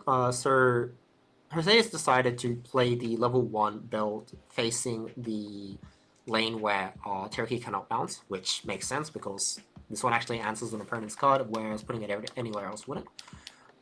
And on the other hand, even though the level 0 Hestia isn't answering Dong's card, it still means that Dong's not going to lose that card anyway. So Jose technically kind of mitigated the slightly weak turn that he's making over here by making sure that Dong doesn't get the max out of whatever he does. Alright, so because he opted not to clock draw, Jose is healthily refreshing at 1-6. Which is good. That's where you want to be. We thought he'd hit all the way to 2-0, but able to salvage that and refresh on 1-6 is definitely very optimal. It looks like Dong just gonna take it. Yeah. And then if Danmachi or Jose is able to just keep using Danmachi's strengths to make a compressed deck, with Dong not having any way of breaking that compression, and his finisher just being a restand, which tends to do more damage than desired against compressed decks, I think Jose can just sit back on his compression, poke away at whatever damage he needs to do, knowing that Dong can only heal 1 time. Yeah, I think this is he knows the list. Yeah, he just goes, okay, let's just get ahead, and I'll more likely to stay ahead for the entire game. It's very hard for him to recover. And one more attack still as well. I wonder if that's going to be a side. Looks like it's a side. Looks like it's a side. Yeah, there it is. Yeah, 1. So because there's not that much value in fronting there. It's just a one damage difference. Jose just probably opted to side there and cushion 1 damage himself. If Dong opts to front there, he might be able to use a Hestia knife should it appear to be the right play for him. So yeah, it leaves more options up, and Jose probably wants to eliminate the odds of him taking damage over the odds of sticking more damage to Dong at this point. I mean, when you look at like the the overall state of Dong's deck, right? We see 4 climaxes revealed out, right? That means there's 4 climaxes somewhere else, and if they're all in the deck, it's a bit hard to get rid of. Yeah. I mean, you do have the Hessian Knife, I guess. So you can kind of just go through it that way. Well, no, not the Hessian Knife. Sorry, I'm thinking of. No, it's you have to. There's not one. Well, yeah, it looks like Dong's going to use his event to look at the top 4 cards of the deck and add a character to hand. Interestingly, I think the third card that he revealed doesn't have the relevant traits for that card to be able to add it to hand, so he won't be able to add the Climax Swap, but it doesn't seem to be too much of a worry. He's going to send the event to memory, and with one more event in memory, his level 3 combo, that is the Mob, will gain power, and it also gains the ability where your opponent won't be able to target it with their effect. So, overall, he is setting up for his next turn play. He has triple combo, probably his Climax here. Yeah, I can see it on the corner of his hand. So this is the explosion counter. Yeah. So it's like a mob version of Yeah, you have to pay 1 stock for it, but you can... ouch. Yeah. Yes, true. Yeah, which kind of hurts, but well, it goes to memory and sets up for other stuff, so that is the design behind it.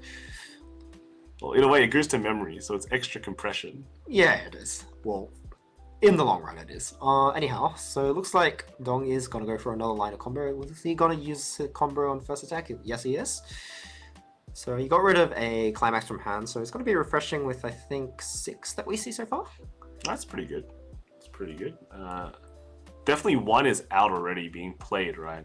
So I think we had 4 in where... Okay, so yeah, I think it's 6 back, because there's... that'll be 2 out, yeah. 1 being triggered. Maybe 5 if he salvages here. I'm not sure if he wants to salvage... Oh, okay, I was thinking that he might salvage the level 1 combo to continue playing... his level 1 combo over and over, but looks like he's just going to salvage the level 3 combo here. And that means refreshing with 5. Yeah, refreshing with 5 here is... Ooh, it's going to be a bit uncomfortable, especially given the position of the heal in his stock. But... Yeah. You know what, like, if Jose takes the next bunch of damage, it's kind of okay, but... if he doesn't, then it's going to be a bit rough. Yeah, it is. Well... So it looks like that is a refresh with 5 climaxes. Yeah, that is 5 climaxes. We're talking about no climaxes in deck. Now it's maybe Dong's turn to take a bunch of damage. Might be. Jose's already nearly skipped like 1 entire level. Yeah. In a way. But you know, if he cancels this one, that's very easily recoverable. So with this compression, I think that might just happen. Yeah, and Jose salvaging that 1/6 refresh, very, very important. It's very like there's 2 things that are very important in 1K1 decks in the modern era, right? Yeah. That is, you try and 3 attack as much as possible because everything just kind of replaces itself, and then you also want to refresh on that 1/6 line.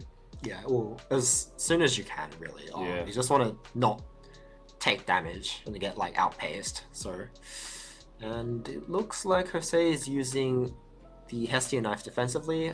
He added a level 0 Aino to hand and then used the draw dish effect of the Brainstorm. And then it's taking 2 pretty nice. There we go. That's how it's done. And then Dong again does another combo. Yep. I mean, it's Dong just refresh, right? Isn't it kind of scary to kind of start?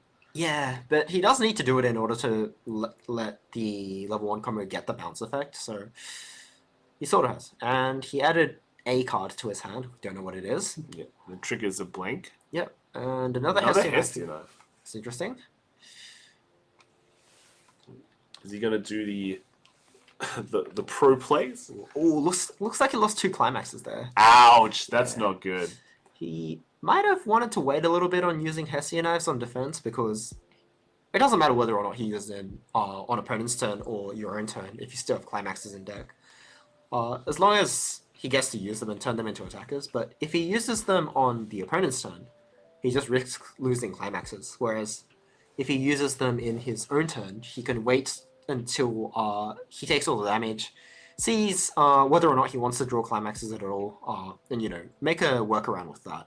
So with the limited information, I think losing the 2 climaxes there definitely hurt a bit, but could have also been avoided.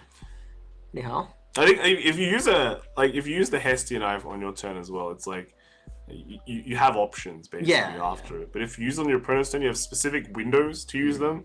And I mean, sometimes you might get lucky, right? Sometimes you do the best moves. You look at the top X cards of your deck, go, oh, they're all blank, and then you cancel the next one, and you like successively dug for the cancel. But like, it doesn't happen all the time, right? You gotta still, it's still a risk. Yeah. Right. And I feel like in that situation, Jose already gotten one off, right? He successfully pulled off one of those plays. You don't need to be too greedy. It's not like the end of the game yet. It's still kind of ahead, right? Where you don't have to really push for that. Yeah. So it was kind of unneeded. It's a little hard to see exactly how much stock Jose has, but it looks like it might be around 3 or 4. 3 or 4. 4, yeah. 3 or 4. And because he's on 2-3 and might hit level 3 next turn, I think he wants just a little more than that. Just so he can make maybe 2 turns of level 3 plays. And I think because of that, it really did end up hurting that he lost those climaxes. Yeah. I think I'm going for the...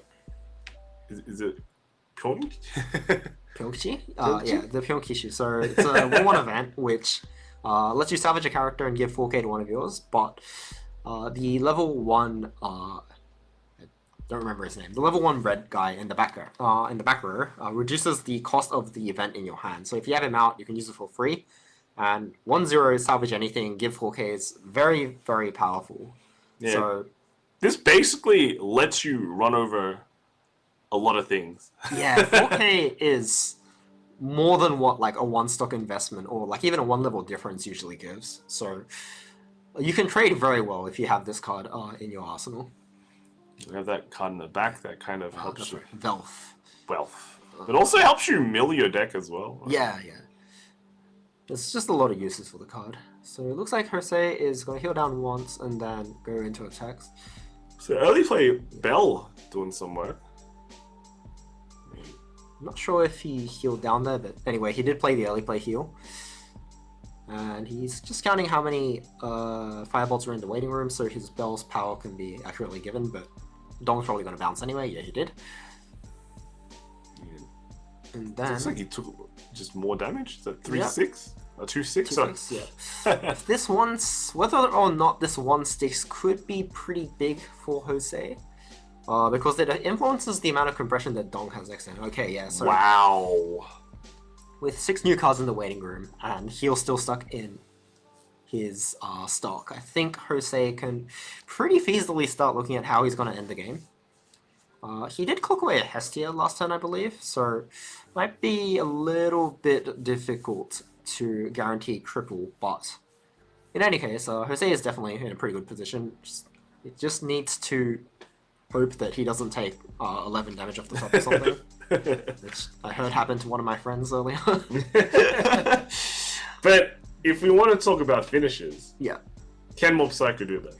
Yeah, so Mob Psycho's finisher, the one in this deck at least, is the level 3 mob.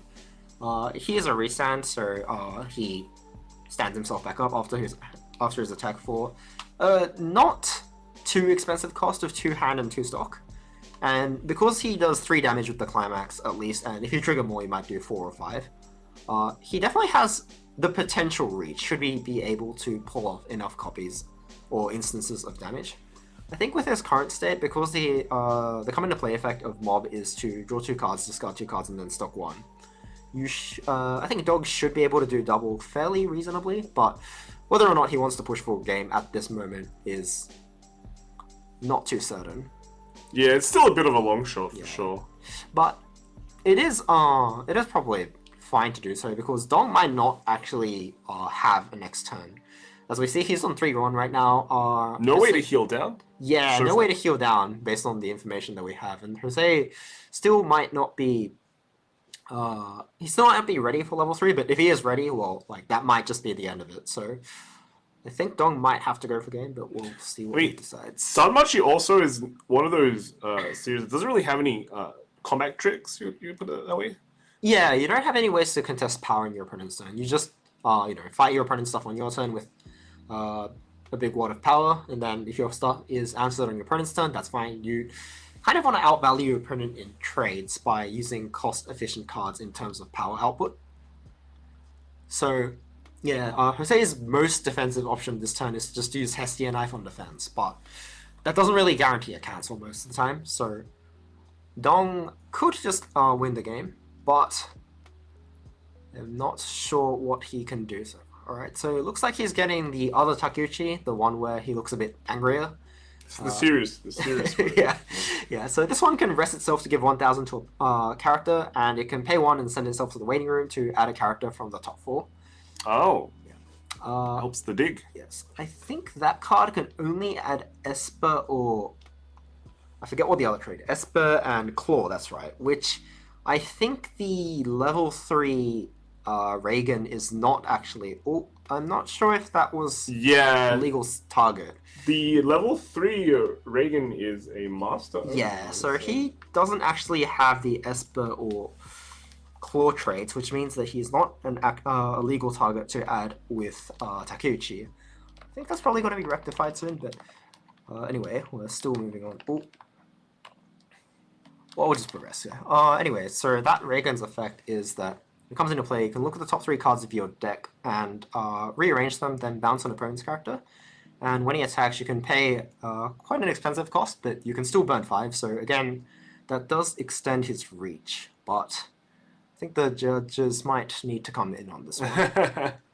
So what would be the play here, like with the Reagan, ideally? Well, if we pretend that Reagan is a target to add here, I think, Reagan is just there to, you can make sure what your triggers are, and you can make better damage numbers for lethal. Sorry, it wasn't a bounce, it's top 3 add 1. Yeah. So, yeah, you can, I think he's probably going to go for game. In the ideal scenario, maybe play down a mob here. Yeah.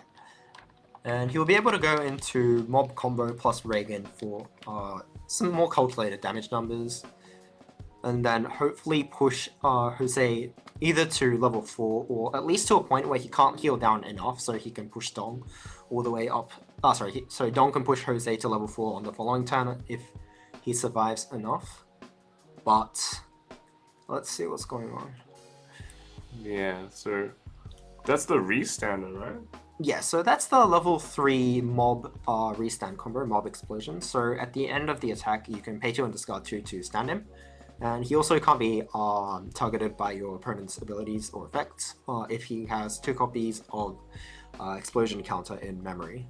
So because Damashi doesn't have anything that would really target it during the opponent's turn, it's not really important that that happens, but it is still a restand which does additional amounts of damage. I think they're just the judges on the table. They're rectifying the trait issue. Yeah, so double checking. Yeah, it can only search for the Claw and Esper. So, Reagan only has Master. Yeah. Mob Psycho 100 is very strict on the traits and flavor of the set. So Reagan, who is not actually an Esper, he's just pretending to be one. He does not have the traits unless there is a specific mob brainstorm which gives him Esper while he's on the board. And then I think all the red guys can only interact with Esper or Claw. The blue guys can interact with like blue and Esper cards, and there's quite a lot of small things that you need to watch out for. But the main one is that Reagan is not an Esper, so you have to watch out with trait restricted effects. Yeah, so it only gains like the Esper on the field, right? Yeah, there's a mob which gives all of your Reagan characters Esper, but I think it's the one that he's holding on the top right there. Yeah, which you'd think is a positive, but sometimes it's a drawback because the level 2 mob support, which markers any Esper that gets reversed, but you want your level 3 Reagan to not go into the marker zone because you want to just pay 3 and uncle him. But then you have to play over your brainstorm to avoid that scenario, and sometimes the flavor is a bit painful. Yeah. It is what it is. Right? It is what it is. At least all the traits make sense. I'm happy about that. Yeah, I think it's just going to rectify here. Yeah. So I think overall though, even if Dom continue to play, right, Jose is just in such a good position. Yeah, unless 2-4, Jose's climaxes are all the way at the bottom or something. Yeah. I think Jose will probably survive this turn and then maybe heal down next turn with Hestia while pushing some damage. Ideally, if it lands for him, it'd be pretty good. But even then, I think he'd be in a pretty sound position next turn, regardless. Yeah, and next turn, what? Just the normal combo? Yeah. So you can just heal down a combo. You can heal down a not combo. There's a variety of things that you can do, but I think all Jose needs to worry about is just making sure that he's feasibly not going to get sent to level 4. That's right. It's been pretty much, Dong's just been taking a lot of damage, unfortunately. Yeah. So that was a good glimpse of how much stock Jose has. Looks like it's 5 stock. So yeah, 5 stock is enough to move around. Yeah, I think this would have been Dong's not necessarily all or nothing, but the big turn where he wants the damage to stick, and then Jose would be trying to avoid that or mitigating any further damage from that point onwards. But still a bit more rewinding going on. Yeah. I heard you judge recently as well, Ken. What are your thoughts on judging? It was this is something that you kind of learn as you judge, but judging is a lot more about dealing with situation reversing, and not so much about the rulings. So I think myself the rulings like a given, right? You should definitely know the rulings already. But I definitely dealt a lot more with the other type of scenario, and it had been a long time since I had judged any sort of event, so yeah, that was a big wake up call for me. I had a good time judging. It was definitely fun. And I think if anyone else wants to be a judge, they're running a judge test right now. So yes, there is online a judge test. Yeah. It doesn't take too long to take. It's maybe 20-30 minutes tops, and there's no shame in failing. If you feel like there is shame, well, just don't feel like you'll fail, right? You'll just believe in. You can believe, but Well, you can't. Wow, you can't believe. You can believe. I won't stop you. It's like you can't believe. Yeah, no. I think everyone, even if you don't intend to judge in the near future, it's worth taking the test. You'll see what you know, and then if you decide you might want to judge at a future event, you have the avenue open, so you'll be able to get a judge promo. You get whatever judge benefits you get from judging your regionals. Yeah. So yeah, I think it's a great opportunity for everyone just to take the test. I think it's like a different way to get involved in the scene as well, right? Yeah. I know a lot of players, they really aren't super competitive. Mm-hmm. Sometimes they just don't like being super competitive. They still want to. One of the best things about events in general, especially in real life, is that you can meet people.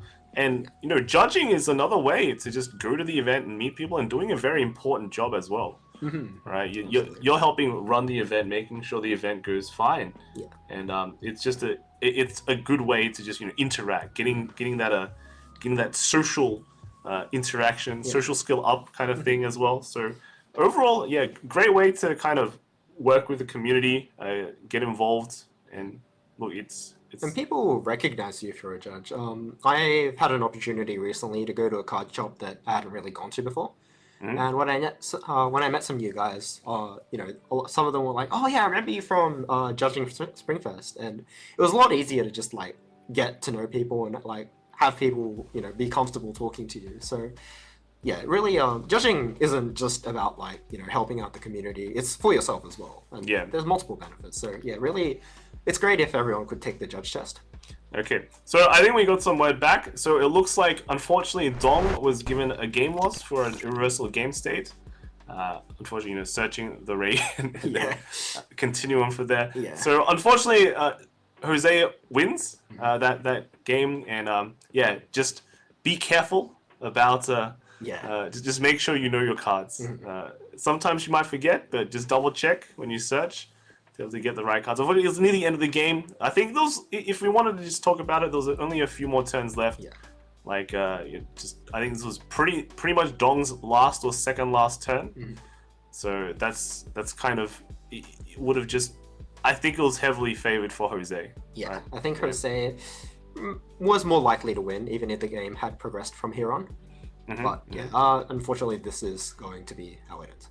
Yeah, so that's, I guess that's it. Unfortunate end, but we'll see more games very, very soon. Again, in chat, let us know what you want to see. I know some players have been, some of the watchers want to see some of the higher tables. Maybe we can arrange for that coming up. Is there any specific names?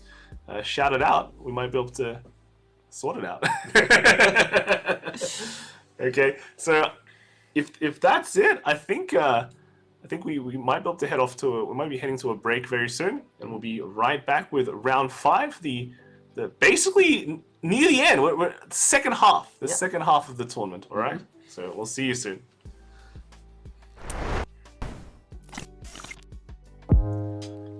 Welcome back, everyone. We are now in round 5 of Bushiroad Weiss Schwarz, and wow, this next match.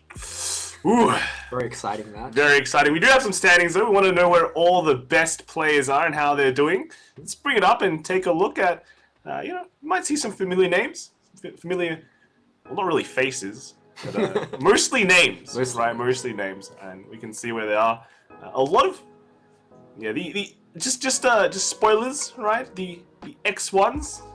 It's a bit dangerous. Yeah, it's quite hectic in there. Yeah, we checked it out during the break, and a lot of well-known names hanging around. The competition will be fierce. That's right. Here we have it up. So first off, we've got Stock Swap Games 4-0, and then Kisa 4-0 as well. Then we've got Patrick, Mini Spring Chan, Elliot all 4-0. So only 4 more rounds left. But then rounding off the 3-1s, we've got William King 1, 2, 3, Asian David, and Kaiser Colt. But let's take a look at the up to 9th place. What do we have? We've got Tanjiro, we've got Laojiang Jimmy, Daniel Hatsu, Hakua 999, Shinobu, Hakase, Josh, and Zsods. And that's not all the X1s, there's still a few more, but these are the top 16 right now, but this will get fleshed out in a couple of more rounds. Let's take a look at the decks and what the matchups are today. Well, not today, but just now, or next, in the future. We have Requested, right? Yeah, Requested Tokyo Revengers. That's right. I think this is the build that's been talked about. The dual laner build. Dual laner build using the level 1 Chifuyu and Bajis, which gain power and give themselves and their partner an effect if there's an open lane in the front row. So what you'll be doing is you'll be passing an attack in order to gain stock or hand from that effect. And you use all that resources at the end of the game to use the Baji combo alongside, in this deck, I think, the Mitsuya or extra copies of the Mikey to deal a lot of damage, and hopefully they're gonna hit level 4 from they're gonna skip level 3. That's right. Yeah. And then who Shinobu will be facing is actually a kind of a well-known name, playing quite a well-known deck, and it's got WSE's Darcy from Australia. Yeah. Yep. So it looks like more or less the standard-ish Love Life Sunshine deck that we all know, except for that one copy of Yor at level 0. I believe the effect is that it looks at the top of the card, looks at the top card of the deck on play, and puts it on top or waiting room, and you can rest 2 to give 2k. Not sure entirely what matchup that card is in the deck for, but I guess we might see it in action. Darcy would know, and I mean they're all ready, so let's jump in and take a look at how this actually delivers. We've got the new versus the old. We've got Love Life Sunshine that's been around for a very, very long time now, and kind of what you think a lot of people relate to as like the AO region. I think it's very much associated with AO, despite also associated with Darcy as well. Yes. I heard people went around in Springfest asking him if he's gonna be playing Sunshine, and well, he wasn't, but he is this time, I guess. Yeah, I mean, in a region, like let's put it this way, in an AO region, everyone knows you, everyone knows how you play, everyone knows what you're gonna play. Guess what deck kind of ignores all that and plays its own game? That is Love Life Sunshine. Yeah. It doesn't matter how good you are, as long as I flip level 3s, you'll eventually lose, right? Tokyo Revengers is also kind of like that, in the sense that it sort of just ignores the opponent and ends the game from mid-level 2. So again, it is kind of a new versus old of similar sorts of deck concepts. Right, and looks like Shinobu is going first. He clocked away the 1-1 counter because it doesn't really matter in the matchup. Darcy's level 1 characters are either too small or they're just reverses anyway, so the power doesn't matter. He has taken 1 blind stock with the effect of level 0 Takemichi and attacked once. So, looks like from Darcy just takes it. Takes it, yep. That's a pretty normal start, I would say. Losing a Climax there is a bit unfortunate, but in this deck, triggering Climaxes doesn't really give you card advantage. If the damage sticks, it's great, but if not, it's just kind of not particularly useful trigger. So I don't think he minds too much that he lost it there. Anyhow, Darcy is attacking twice with 2 level 0s. Going double yo. Yeah, I think he needs the second stock to be able to salvage anyway, and just to keep up the aggression. Oh, that's a double crit. So it looks like Shinobu might take 4 and go straight to level 1. Oh wait, sorry, also 3, because it's the front attack. Yeah. And because Darcy triggered a climax there, he was actually able to pump 2000 to the Yo with the effect of the Brainstorm and go over the Takemichi. The Yo is just a level 0 bomb, right? Yeah, it's a level 0 reverser, and it can also salvage by paying 2 when it's sent to the waiting room. So, with 2 stock, Darcy can use that to pay out the stock. It trades well with whatever Shinobu plays out next turn, so that climax trigger is pretty solid, actually. Yeah, and the what you want to do, like, as far as we can see, right? Tokyo Revenge's level 0 game ain't that great, right? It's kind of mostly just in on utility, because the whole deck I'll kind of call a combo deck maybe, which sets up to do its level 1 play of putting out the 2 cards, which gain value by not having a 3rd card out, and then you use all that resources at the end. So I think it's not as important that you maintain your card advantage, because you don't need to attack 3 times when you hit level 1 anyway. You just want to push your opponent a bit up, set up for your next turn, and that's all you need to do. So looks like Shinobu is using that sort of utility to hit himself with the 7th Elementary Mikey. Now he's on level 1. He can go into that dual lane line. But you'll lose those cards though, right? Yeah, you would usually lose those cards, so you kind of need to just know how you want to replace them each turn. So well, actually, he's already level 1. So. Yeah, he took the 3 with the double crit attack. So with a clock draw and a clock from Mikey's effect, he was able to go for another one. And he replaced the Mikey, so his hand size is a little bit lower, but with the effect of the Baji, both of them can add the top card of the deck to hand twice when they attack. So as long as he doesn't see too many climaxes, his hand size should be pretty healthy next turn. So you're gonna start seeing the Bajis go to work, and they basically give each other effects. They have like 2 on attack, top deck get 2 cards, is it? Yeah, that's right. So far he's only seen 1 climax of the 4 cards he checked, which means that he is on 6 cards in hand. That's a lot of value. It sure is. Although, unfortunately, the cards that they add to hand are random, and sometimes they waste climaxes, as we just saw there. So, Shinobu does need alternative methods to set up his board, turn after turn. Yeah, but as long as, look, if you're getting 4 cards every turn like that, yeah, you should at least have something, right? Yeah. The only thing he'll probably need to be worrying about, aside from that, is the fact that he's passing an attack each turn, so he'll need to think of a way to push Darcy up. But Darcy that was probably like the most thoughtless triple combo I've seen. I think this is the easiest triple combo of Darcy's. So Darcy is able to trade here, ignoring the power of the Baji, because his Chicas just reverse any level 1s that they reverse against. But it does mean that Darcy is going to leave up 2 direct attack lanes, which sort of does feed into Tokyo Revenge's plan. Oh, looks like Shinobu is using the effect of the Mitsuya in the back row to discard a card and put the Baji underneath himself as a marker for 1 turn. Oh! So it saves a card? Yeah, it saves a card, but Shinobu does need a discard, so he doesn't gain. It's just he maintains quality. But it does also deny Darcy's.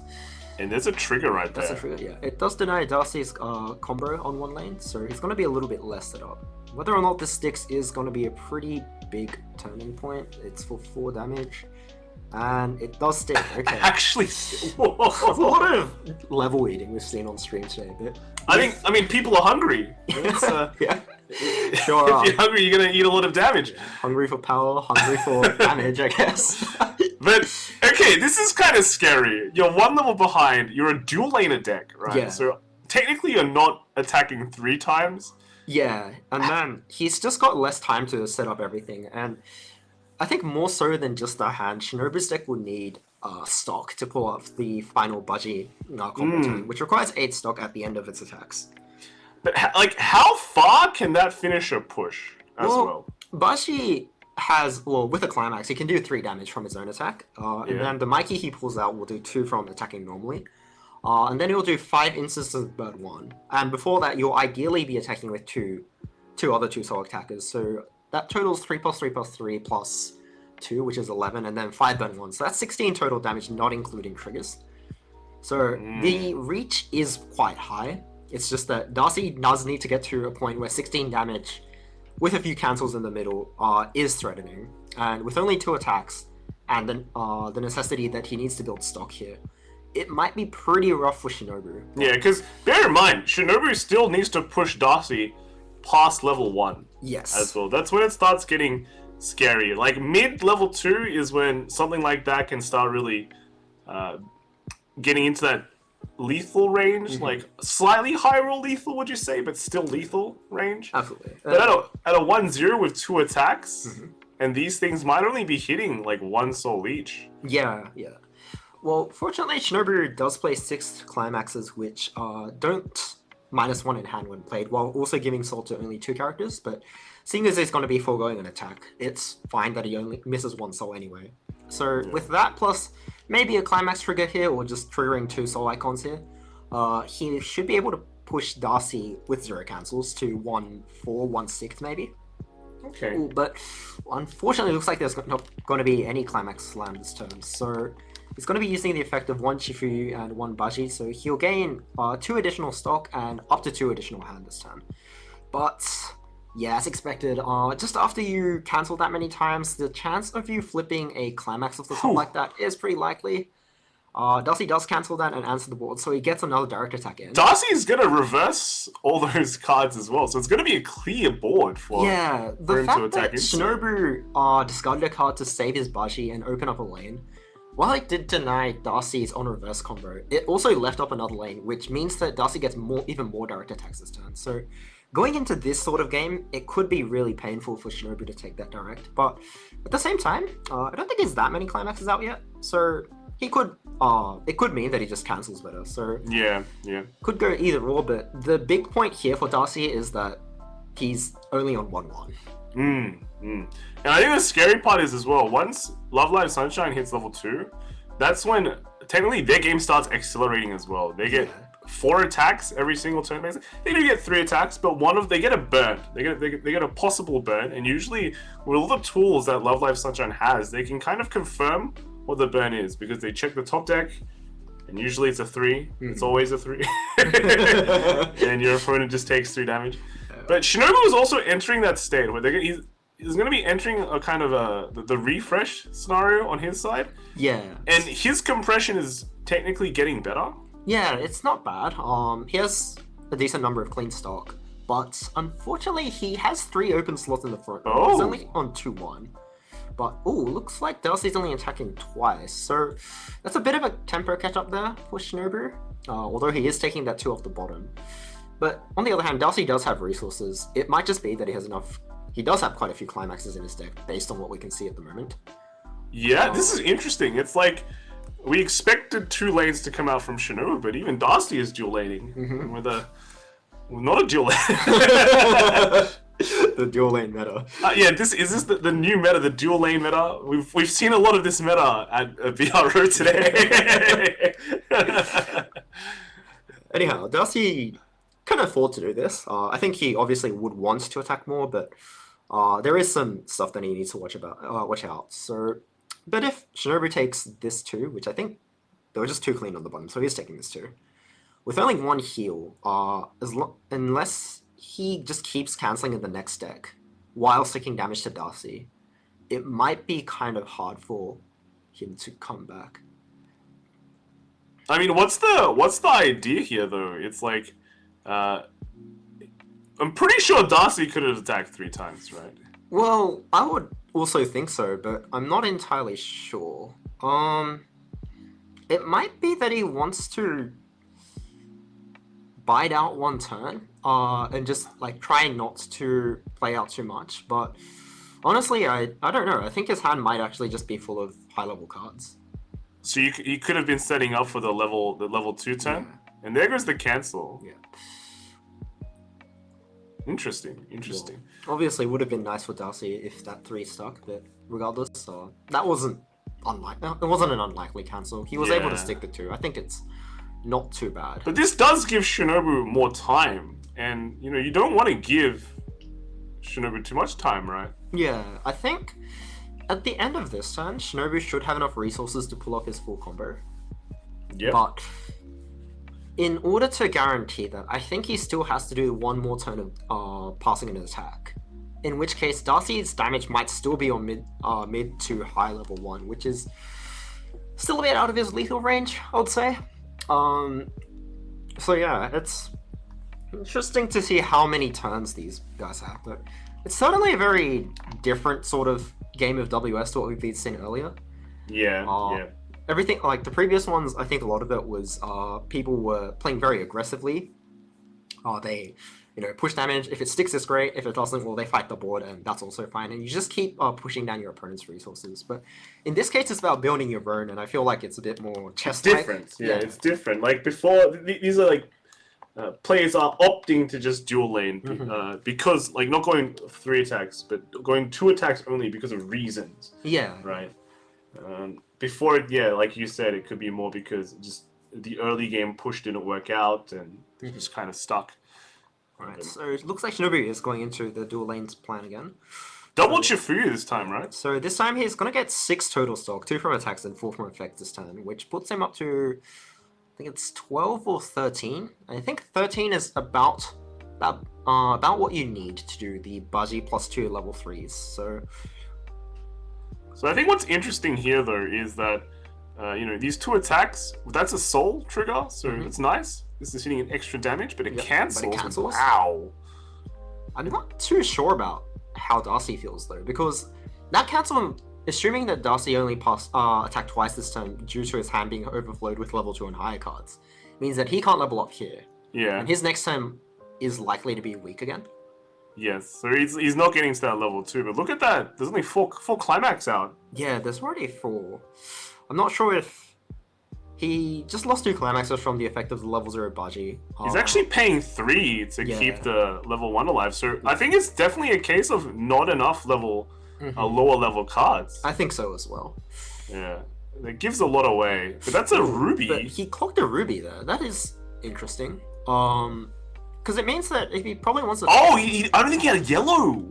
Ah, okay, that might be what happened. Yeah, that's... Now he gets to dig a bit and actually play out more cards. Okay, yeah, that looks good. And with that, I think he has 6 climaxes in the waiting room, so he probably wants to remove the rest of his deck, but...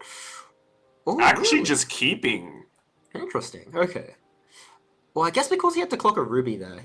Ooh, alright, so he's going to be leaving a lot of damage on the bottom of his deck. Is that bait? I don't know, it's really hard to say, but... I think...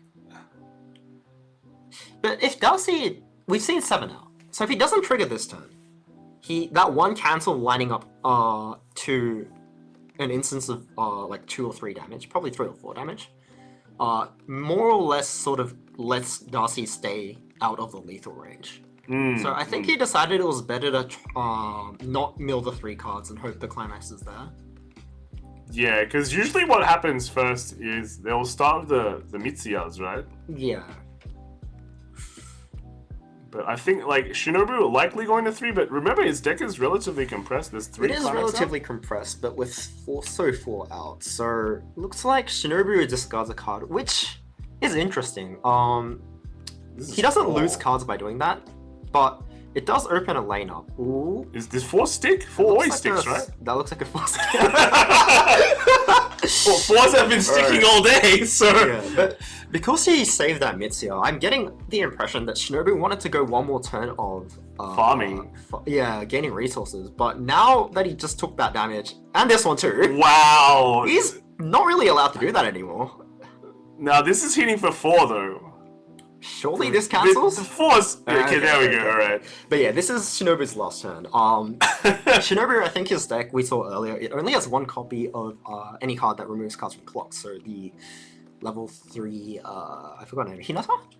Yeah. Yes. And I'm not too sure where it is, but in any case, if he heals from, 3-5 to 3-4, that's nowhere near Enough. safe. Right. Yeah. The best case scenario is maybe he'll do that and then he'll do some other wombo combo to get like a second heal, but still nowhere near safe, and that more or less just throws out your chances of doing the entire combo to actually end the game. So this is Shinobu's all or nothing turn where he has to try and push, but it looks like his hand is a bit short. I think that discard was really costly, because at this point in the game it doesn't really matter whether or not you have the level 1 Mitsuya on the board, because you have to go for the game. You're not going to do it later. But you either have to go for game or you have to live. But living is not that rough. Easy. He doesn't have enough cards in deck to say that he's not going to take a refresh penalty. So realistically, Darcy has only 1 damage left to go, until he wins. Yeah. So there is. Let's put it this way. There is a scenario here where you stole you got 3-5, right? Yes. So you can stall another turn. And then go all in the next turn. Yeah. The absolute best case scenario is that he cancels every instance of damage. He'll take a refresh penalty and go to 3-6, and then he'll win the next one. I mean, his deck should be pretty compressed, right? Yeah. However, if he triggers climax, it'd be pretty bad. Yeah. Well, we saw 4 out, and then he cancelled 1, so he has 3 left in deck. So if he just attacks 3 times, or even less there, and then he can triple cancel. Yeah. Which is not impossible. Bear in mind, Darcy's deck is quite uncompressed or decompressed. There's a lot of damage waiting to be taken. And at the same time, right, Shinobu does run 6 True Soul triggers. So yes. It's impossible. It is impossible. So this is an interesting... Oh no, he's doing the back row. Yeah, so he's using the effect of the level 0 Mitsuya to salvage a card with the same name as something on the stage. Okay, so he's discarded a climax, which means he can't triple cancel in the current deck. He'll have to mill if he wants to survive. Ah, yeah, okay. Okay, and so he has got the level 3, the single copy of the heal in his deck. Sending the card that he rested to the waiting room to heal the stock, so he's effectively turned the Mitsuya into a rest one. It's a pretty efficient way of using resources. There's not really a way to kind of copy the heal, right?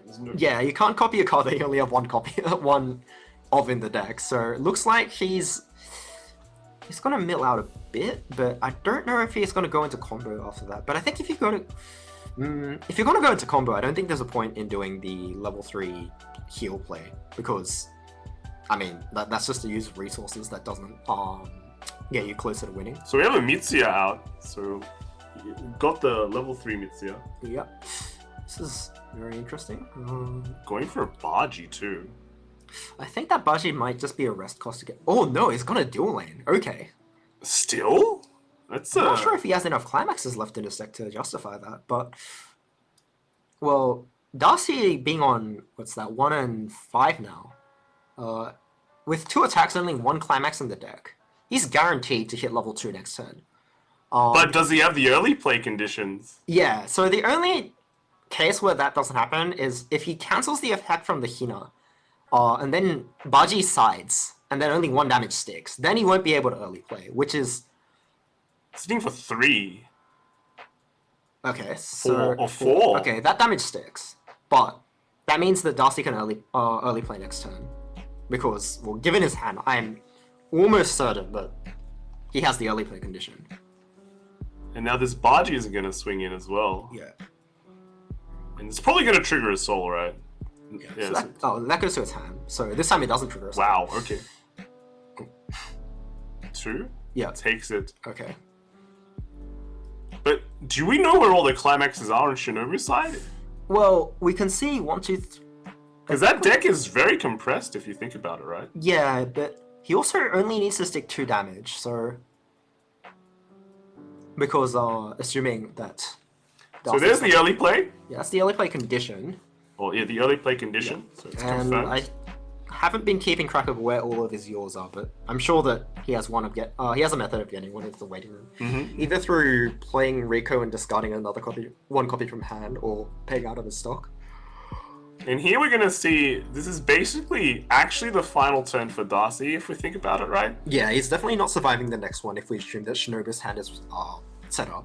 Even if his hand is not exactly set up, I would say that I think even just like a regular Baji combo without any other extra strings should. Yeah, if the Mikey, basically the Mikey comes out with a bunch of markers, that's pretty GG. Yeah.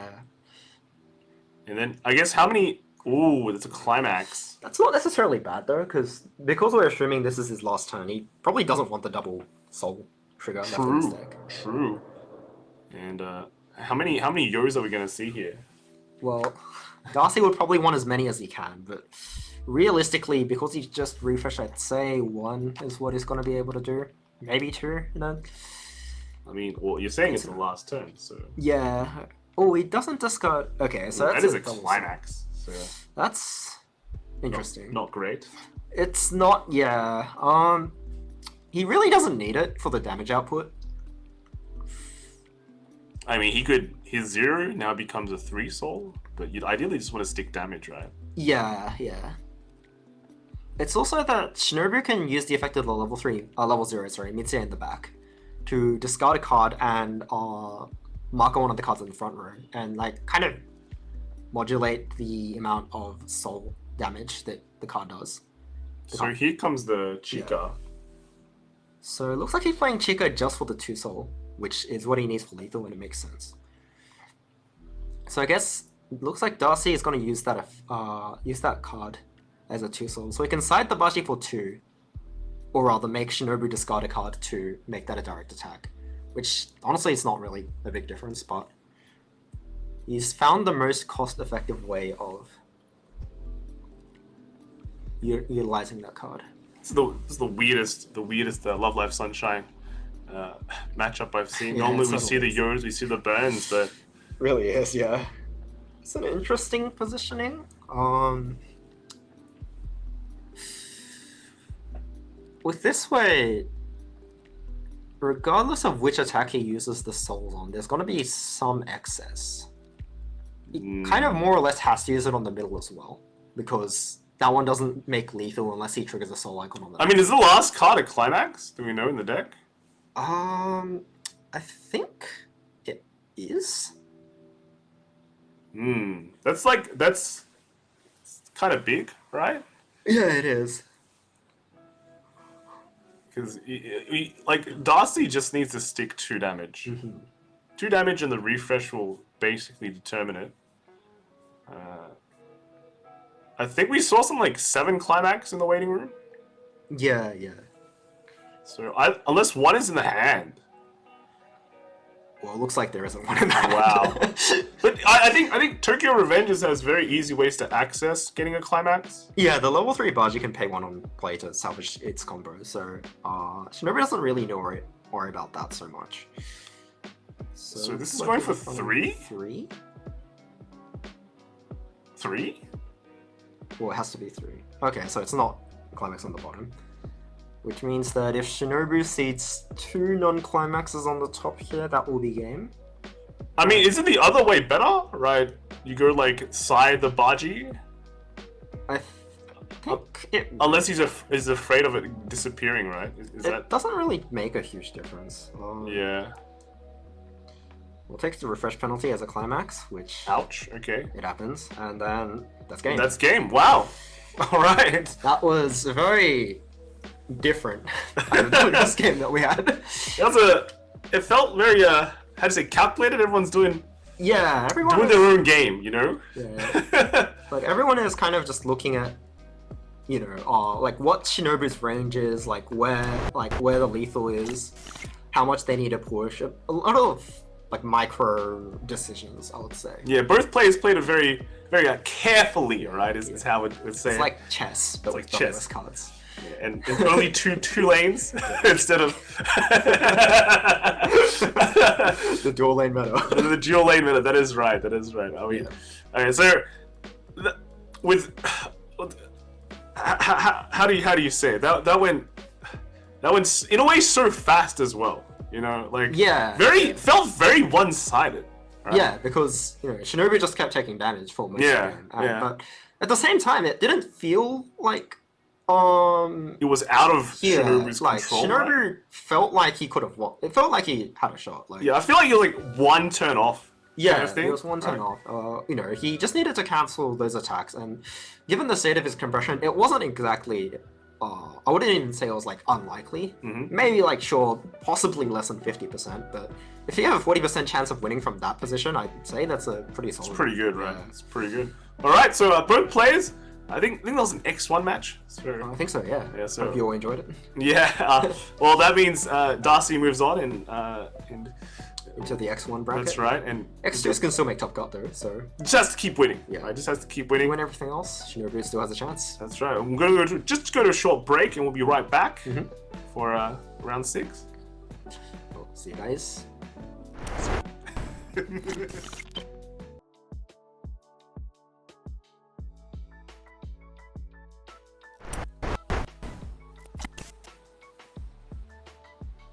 Welcome back, everyone. It is now round 6 of WS, right? Yep. We are near the end. These last 2 rounds, basically, it all comes down to this. And right now, let's check who is at the tops, right? With the standings. There's a lot of names. There's a lot of names that we've all seen, and they're all in X1. But let's look at the tops. We got the Kisa, 5-0. SB Patrick, Midi Spring, all 5-0 as well. Then we have Stock Swap Games, Asian David, Josh, Elliot, and WCC Darcy, all in X1. But let's take a look at 9th to 16th. Ken, show us the way. Show us who has the chance of still making it in that X1 group when the things. Yeah, there we go. Right, so for the remainder of X1, we have Zizos, Hakwa, 999, Hakase, WCC Kel, Fresh Cabbage, Ufmi, and Chairman. So anyone who is X2 has a shot of making top cut. X1 at the end of the 7th round will be guaranteed, and obviously if you're undefeated, you'll be making top cut as well. Yeah, and we've got William Kang as the sole X2 at the moment, sneaking into the top 16. But let's look at our next game and who's gonna be playing, right? I think, let's see, this will be Zizos with Slime. What do you think of Slime, Ken? Looks like it's the 8 choice build, which I think is probably the least meta-affected version of the deck. I think the general consensus is that it's a bit difficult with the level 1 combo kind of requiring a full board. Because you have to accumulate a lot of stock for the end game, you are a bit weak to stock swap from time to time, but at the end of the day, you don't really have to worry about your opponent too much, and you can just throw in those attacks. And overall, it's kind of a smooth deck. It takes advantage of the 8 choice climaxes pretty well.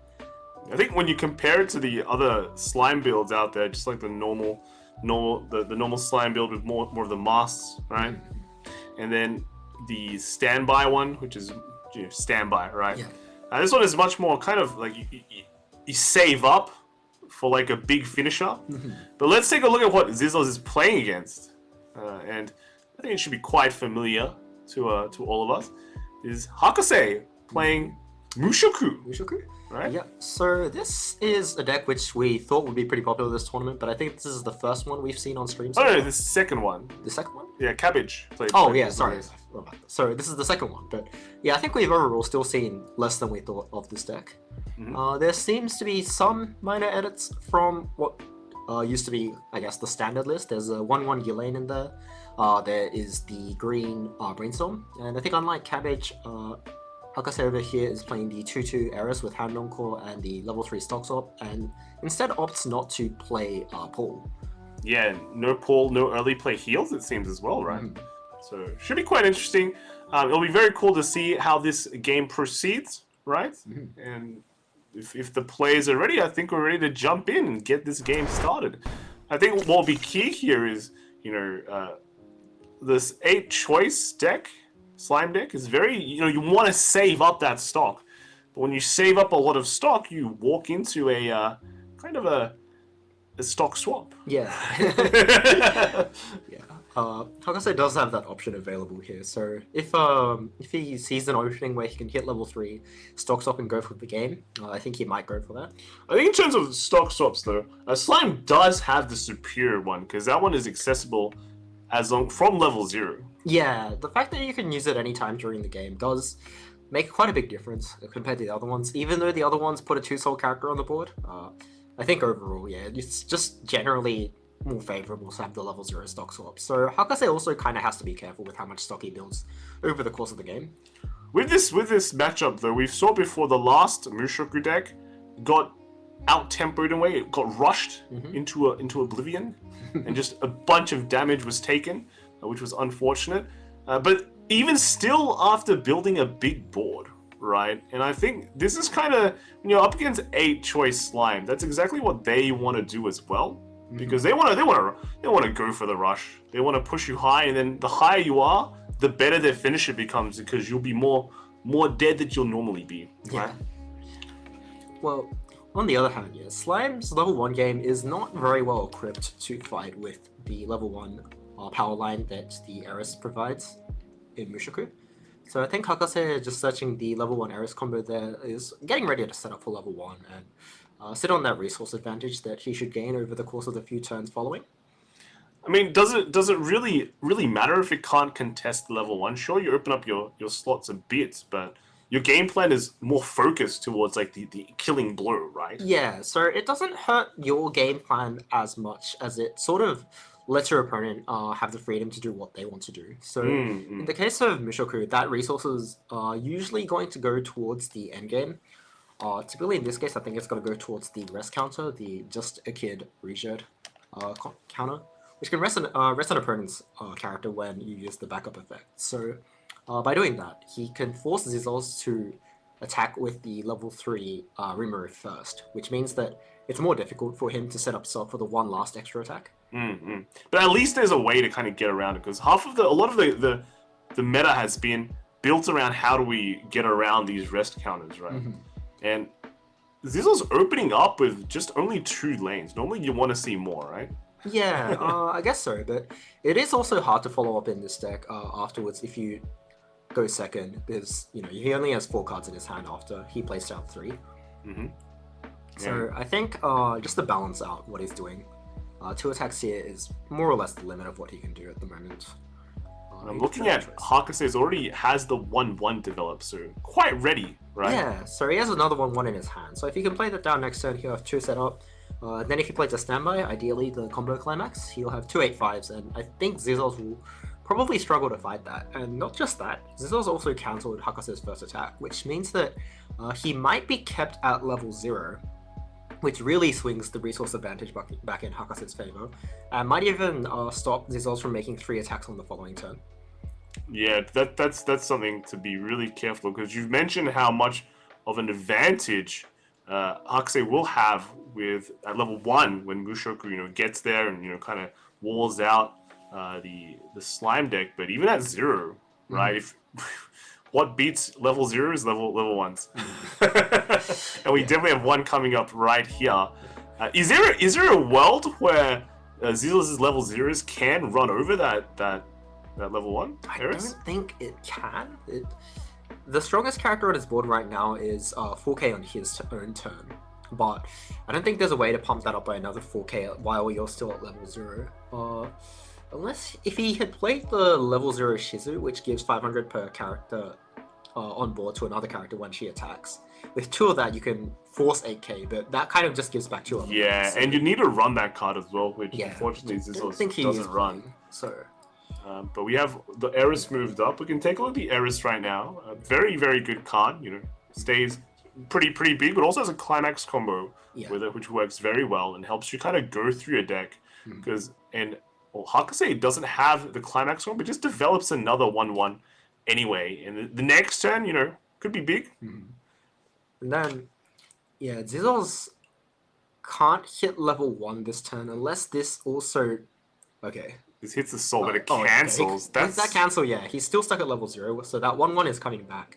And Hakase is most certainly going to hit level 1 first, set up his board, and probably just cruise on that card advantage for quite a while.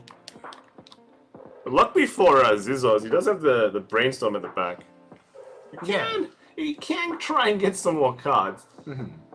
He could, but I think, well, he'll probably try and brainstorm once next turn because he triggered a choice and probably wants to pay it out anyway.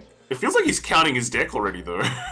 Yeah, I'm interested to see what the thought is here. Like, there's no way he's gonna mill the deck already. Yeah, right? using the effect of the level 0 Rimmer, where you can add a level 1 or higher card from the top 4, he's added the level 1 combo after stopping at 3. Not sure why. I guess he's kind of decided that he's not going to go through his deck too fast here.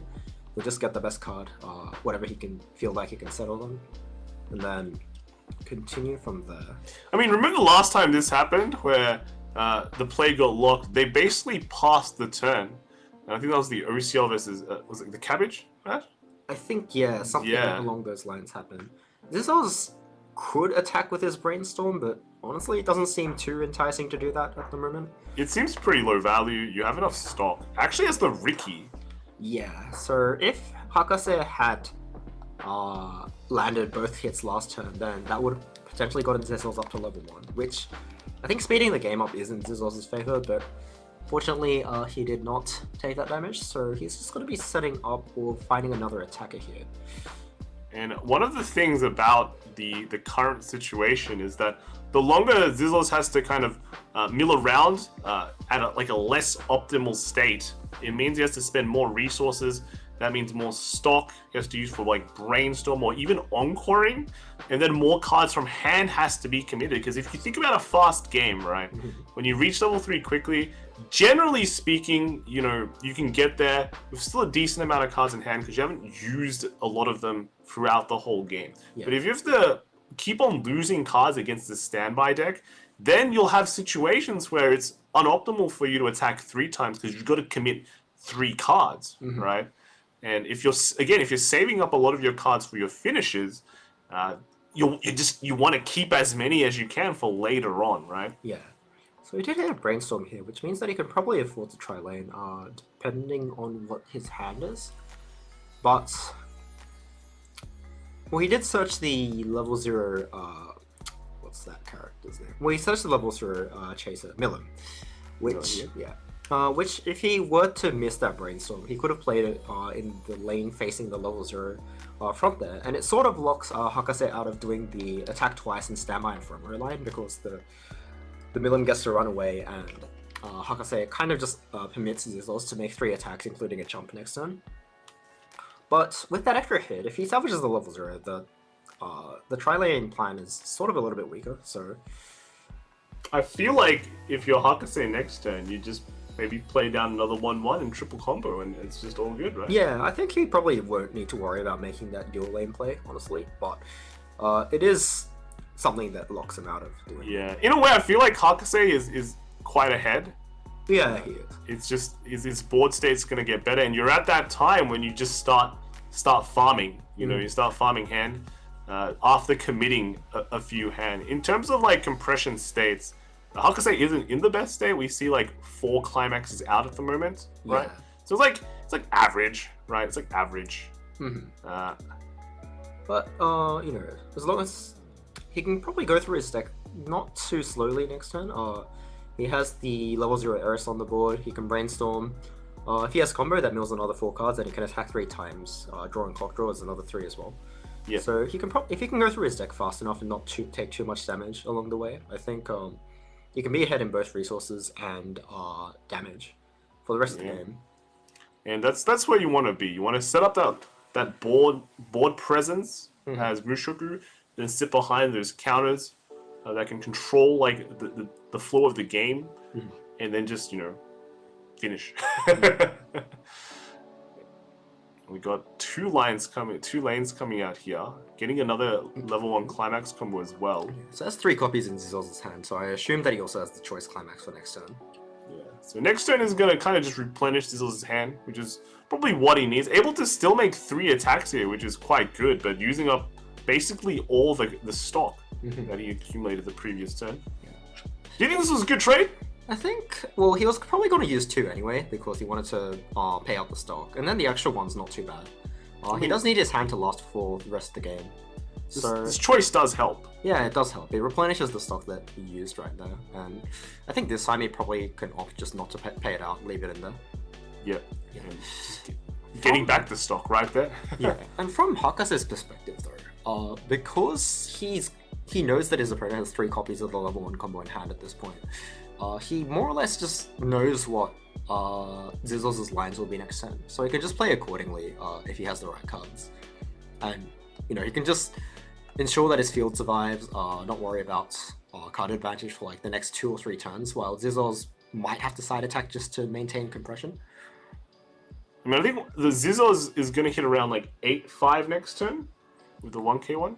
Then 1k1, don't think he'll be hitting that much because the level 1 Shion, she caps at about 5-5 power and 6-5 with the climax. So I don't think it's... Isn't he run the big one? It's the he gets 3k. Oh no, it only gets 1k. Oh wow. I think you're looking at the wrong. But I'm looking at the wrong number. Yeah. So I think with that in mind, Hakase doesn't need to worry about his board getting answered whatsoever. He's taking a bit of damage, but it's not terrible. It's expected. Right? Yeah. Expected damage. But next turn is the big one, right? Next one is when the climax slams down. Yeah. And you're looking at like 2 damage each attack. Mm-hmm. Right, so it looks like Hakase is using the effect of the level 0 to top 4 and add a card. He adds the counter as well. Yeah. So now, as long as he has the board cemented, he's ready to use it against Zizzos' finishing turn, or even before that if necessary. And I wonder, Hakase is going to clock, draw 2, sets up the level 3 in the clock is pretty nice, and probably just going to commit maybe like another 1/1 if possible. Yeah, it's a bit hard to see exactly how many cards he has left in the deck, but looks like he probably has enough to maybe not be able to go through it comfortably. If he has 3... He might have to use the Brainstorm once. Yeah, if he uses the Brainstorm and then combos, I think he should be fine. But I mean, it's like 9, if you have a triple combo, that's like 9 cards out of your deck. I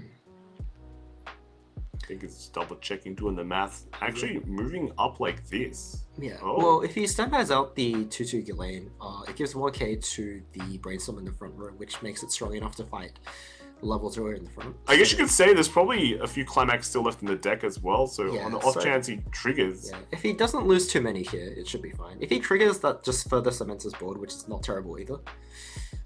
So he milled 2 level 3s, which means that he can add any character to his hand. At level 6. He gets the early play Eris. What do you think of that card? Do you think it's... I'm quite fond of it. I think the fact that it's 1k higher than anything you can stand by at level 2 makes some pretty meaningful lines against certain matchups. It's also pretty decent regardless of if you're ahead or behind, because being able to deal 1 damage to your opponent is always active. Unlike heals, which you don't feel too good about when you're on 2-0, you can clock up to 2-0 and then play it down and deal 1 damage to your opponent. It makes you... well, you can see your trigger on the top when you do it. So when you see that trigger, you can make some better damage numbers at the middle or the end of the game. So yeah, it's nice. It kind of just sort of covers all the parts that you feel like you're missing without the card. I guess it's one of those few good level 3s as well in Mushoku that surprisingly the deck's sorely lacks. Yeah. Or all spoilt by the choice from Data Line. Yeah, it's not a terrible standby target either. Sometimes your opponent will either leave it alone or give it back to you, so you have an opportunity to burn 1 on play. So, triggers a blank, which is fine. And this swings in for another 1. Just takes it. But I have a feeling the damage differential is going to get pretty big, though. It's a bit scary to think about, yeah? But, well, I think Mark's only lost 1 climax since the end of last turn, and there was 1 in his hand, so I think there's about 2 left in his deck, and if he cancels all those, it's not too bad for him. He can still catch up. And I mean, it's starting to get to the point though when like the board on Hakase's side just stays, and this is for 2. Yeah. So the extra soul, very nice. So there's a potential 2 cancels on Hakase's side, which will keep him in the game because like we're expecting Zizzos' board to completely disappear this turn as well. Right? Yeah, I don't think Zizzos. Well, actually no, there's one line. He'll have one line. Yeah. Otherwise, he'll be chump attacking for damage or side attacking for less damage. So In either case, Hakase either gets an opportunity to push back, or he can just take less damage, cushion a bit. And he's got to be up in resources. So I think all Hakase needs is just maybe 1 or 2 turns of... Probably just 1 turn, really. Either this one or the next one, where he cancels twice. And it's not against the odds whatsoever at this point, so... I think... yeah. Zizos more or less only has one thing to do this turn. Maybe a second thing, if he wants to mill out his deck, but... I feel like his deck's not that thick, so he'll just do... maybe not even a Brainstorm, because he's on level 1. He doesn't need to mill out. Yeah, the one thing the Climax Swimmer does need is a full board, though. Yeah. There is a level 1 Ramorous, though, which on play can pay 1 to bring out a cost 0 from your waiting room. So yeah. that's one card that fills 2 spots on the board, so that's a good way to fulfill that condition. Yeah, but I don't... yeah, he's running 3 of them, actually. Yeah, so... there's 1 in his level, and I don't think he's going to be playing it, though, this turn, because he has 3 copies of the combo in his hand. Yeah, so and they just need 1 more card, right? Yeah, it doesn't really have a place that it needs to fill up on the board. It's probably a better play to do next turn if he draws into another choice. It will definitely help him in this matchup where he's going to be losing his board. Yeah, it just helps make more attacks, right? But I just wonder is there a good card to put in the back for Zizos? Actually, just going for the Brainstorm. Yeah, that looks like what... well, he did need to pay out that stock. So... yeah. It's all blank? Yep. But how much is in the deck? Well, it looks like he has at least 3, which means that he can at least salvage on attack 3 times. He might have to end with a Climax in his waiting room, not going back there. Oh, but it does go for Ramorous. Okay. Oh, wow. Oh, is he trying to pay out the... was there 1 more Climax? Oh, yeah, he did. There is 1 more Climax there, but I'm not... oh, okay, so he can do that to Twin Drive. So it looks like he's going to not combo this turn. Oh. Can attack with Milim on the first attack. Yeah. I guess he's also thinking he gets to get some memory compression right here. Yeah, he can get a little bit, because that Milim is going to go to memory this turn. Unless for some reason Hakase decides it's worth using a 2k counter there, but I don't think he's going to do that. Yeah, because, again, the ball... maybe he just wants to stay. Yeah. That's also a possibility, because, you know, you could... ending the board where everything is free is just asking for damage, right? Well, because Hakase is already on 1-5. Oh, okay. So he twin drives into maybe another this is choice. just how it's going to be. And then the second check as well. Getting stock? Going for stock is quite interesting. Well, I don't know how many choices are left in a stack, but typically when you play 8 choice, I think you want to get into the habit of taking stock first, because if you decide to take hand first and then you trigger a second choice, you don't want to bury the other one deeper. Ah. Yeah, so that is one thing. If he has another Ramorous, or a way to access Ramorous, I think it's also fine, because the stock effectively becomes 1 hand. Yeah, it takes the 1 damage. Yep. It's okay. And now comes the Milim on the side. How much damage would this be? Another 1? Yep. So... actually, wasn't able to... seeing that card, he wasn't able to put 1 out this turn, which is quite unfortunate. It's one of the best cards in Slime, right? Yeah, it's I think it's a slightly weakened version of those 2 ones, which can make stock just by resting themselves, because this card comes on a delay, but even then it's still very powerful, so it's definitely one of the reasons that you'd be playing Slime at the moment, if you're choosing to do so. This one that can... It has a lot of options, basically. You know, you can heal as well, so a bit of everything. Yeah. It is very powerful. So I just noticed that Zizos put the level 0 Milim that he brought out of Ramorous in the middle to jump attack. Yeah. But the level 0 that he played from hand in front of the Brainstorm, which I can fight over, which honestly I don't think the fact that the level 0 can move around is really going to help it survive it. Yeah, because what's likely going to happen is the 2/2 moves up or something, right? Yeah, so I think I think this line is just to decrease the number of direct attacks he takes and forego the compression, because it's not going to affect his next deck compression anyway.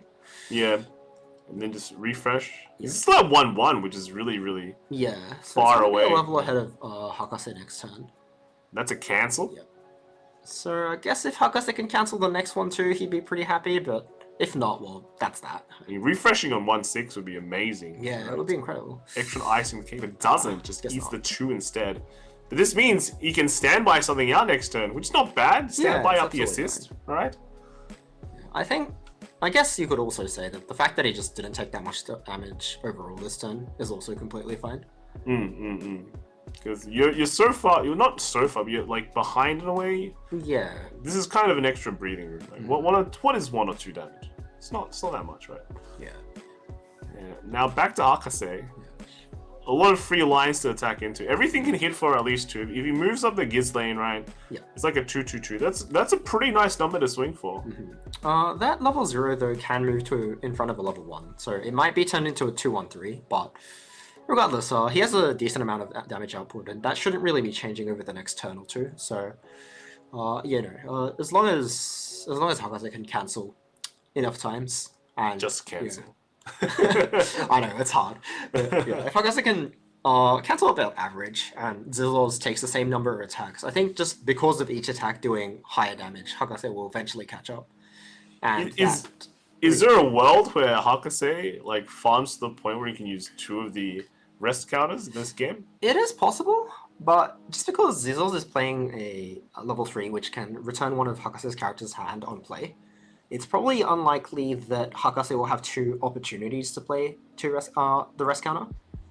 He might have enough resources, it's just I don't think it's likely enough that Zillos will actually let him, just based on the way he attacks. It moves up the Giz lane, and plays another 0. Yeah, so that level 0 has some neat stuff that you can do with standby, in which when it goes to the waiting room, you can discard a card to add a card from the top 4. Yeah. So if Hakase triggers a standby, he can standby over that card, and then immediately mill out his deck if necessary. Oh, there is no standby being played this turn? Yeah. So I think Hakase probably has probably 2 in his deck. And if he triggers a second one, I think he was planning to play over the back row. And the first one, he'll just take the 1 remaining cancel in his deck. The last one swing for 2. Yep. So it Goes looks like it's in. no cancel. Yeah, and he's more or less caught up now. As long as he cancels this turn. Yeah, I think there's definitely just like 1 left in the deck. And just if he triggered that, he'd just kind of mill out. And Yeah. that's that, right? But this at least minimizes the amount of damage coming in the next turn to at least only 2 attacks. Just see what Zillos will do. That Giz lane though is rather weak, right? It's only sitting at 7k, which is actually lower than the level 1s because he has an open slot in the back row. But still, in order for Zillos to fight that, he needs to be able to Get over 7k. go over 7k. He needs to find power in some way because, as we said earlier, his level 1 combo with Climax is 6/5. I mean, shouldn't he already have 3? But yeah. Well, I guess he's going to pull it off now. But if he does do that, yeah, he's still not going to be able to fight it. So Hakase having an open slot in back row, in case he triggers a standby, is probably the better line here because even if he doesn't trigger a standby, we kind of know that Zillos is going to struggle to fight that. And if he does play a 2-soul character from hand to fight it, it means that his 1/1s are safe. So overall, I don't think Hakase really loses too much from that card being 7k as opposed to 9k. It's funny how like the 1/1s are bigger.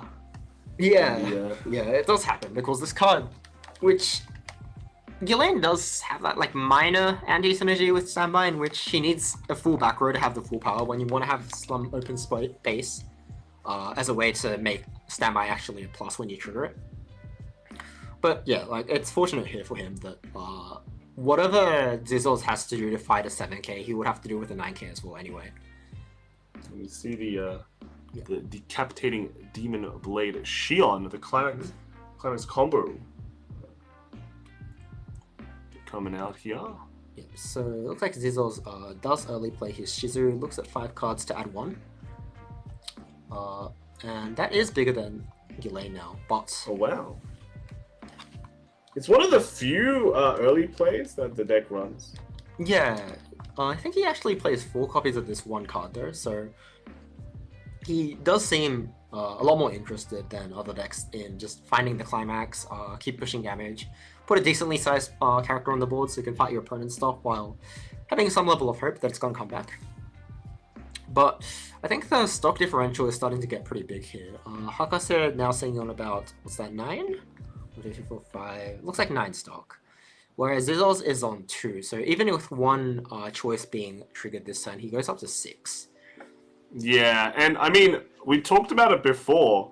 You know, as the 8 choice slime player, you're saving your stock, your resources for the big push at the end. Mm-hmm. But if you don't have the resources, which we're looking like here, like the stock, there's not enough resource. Doesn't feel like there's enough, right? Mm-hmm. Your finisher becomes quite nerfed. Yeah. Well, on the other hand, Hakase has not yet put any 2-star characters on the board aside from the Ghislaine, and that Ghislaine's getting answered this turn. So Hakase does sort of need to establish a stronger board by the time Zizzles hits level 3 in order to effectively utilize this counter. Well, otherwise Zizzles is just going to side his level 1s. You know, he doesn't mind doing 1 less damage if it means that he can not worry about the rest counter. Yeah, just do many 1s. Yeah. So, yeah, I think Hakase probably won't be going up to level 3 with, like, just this much stock. He'll probably be having to use some of it to put characters down and set up rows where he can use the rest counter. Yeah. Right. And, yeah, Zizzle's front attacks with the level 3 first. It does play around the anti-change counter, but I believe Hakase just triggered that earlier, so it's not so much of an issue. This is going for the cancel. On the bottom, unfortunate. Yep. I'm not sure if Zizzle's realized that, because it feels like you could have attacked with something else. Yeah, with 2 cards left in deck and at least one of them being assumed to be a climax, as well as the anti-change counter being, you know, out of Hakase's hand, I think it was better to attack with the other ones first, but I'm guessing that Zizzles either missed the anti-change counter being revealed or the fact that there was a climax in the bottom too. And no climax combo as well, but I don't think it wouldn't have mattered because I don't think you can hit over anything. No, I don't think the climax combo would only help Zizzles push damage while getting another card in hand. Yeah, I think the issue here is that like Zizzles again resource low, right? Yeah. Basically going to be losing more cards here. The only thing that's going to live is that Shizu. Hakase will have 2 lanes that are just chilling, right? Very happy, able to just continually do work, right? So yeah, Zizzles more or less has to front these ones in order to do damage because I don't think 8 choice slime plays that many soul icons. There's another choice. It's triggering a lot of his choices. Yeah. So that puts him back up to, I believe, 1, 2, 3, 4, 5 stock. Yeah, if he wants to get, he could go for his finishes now.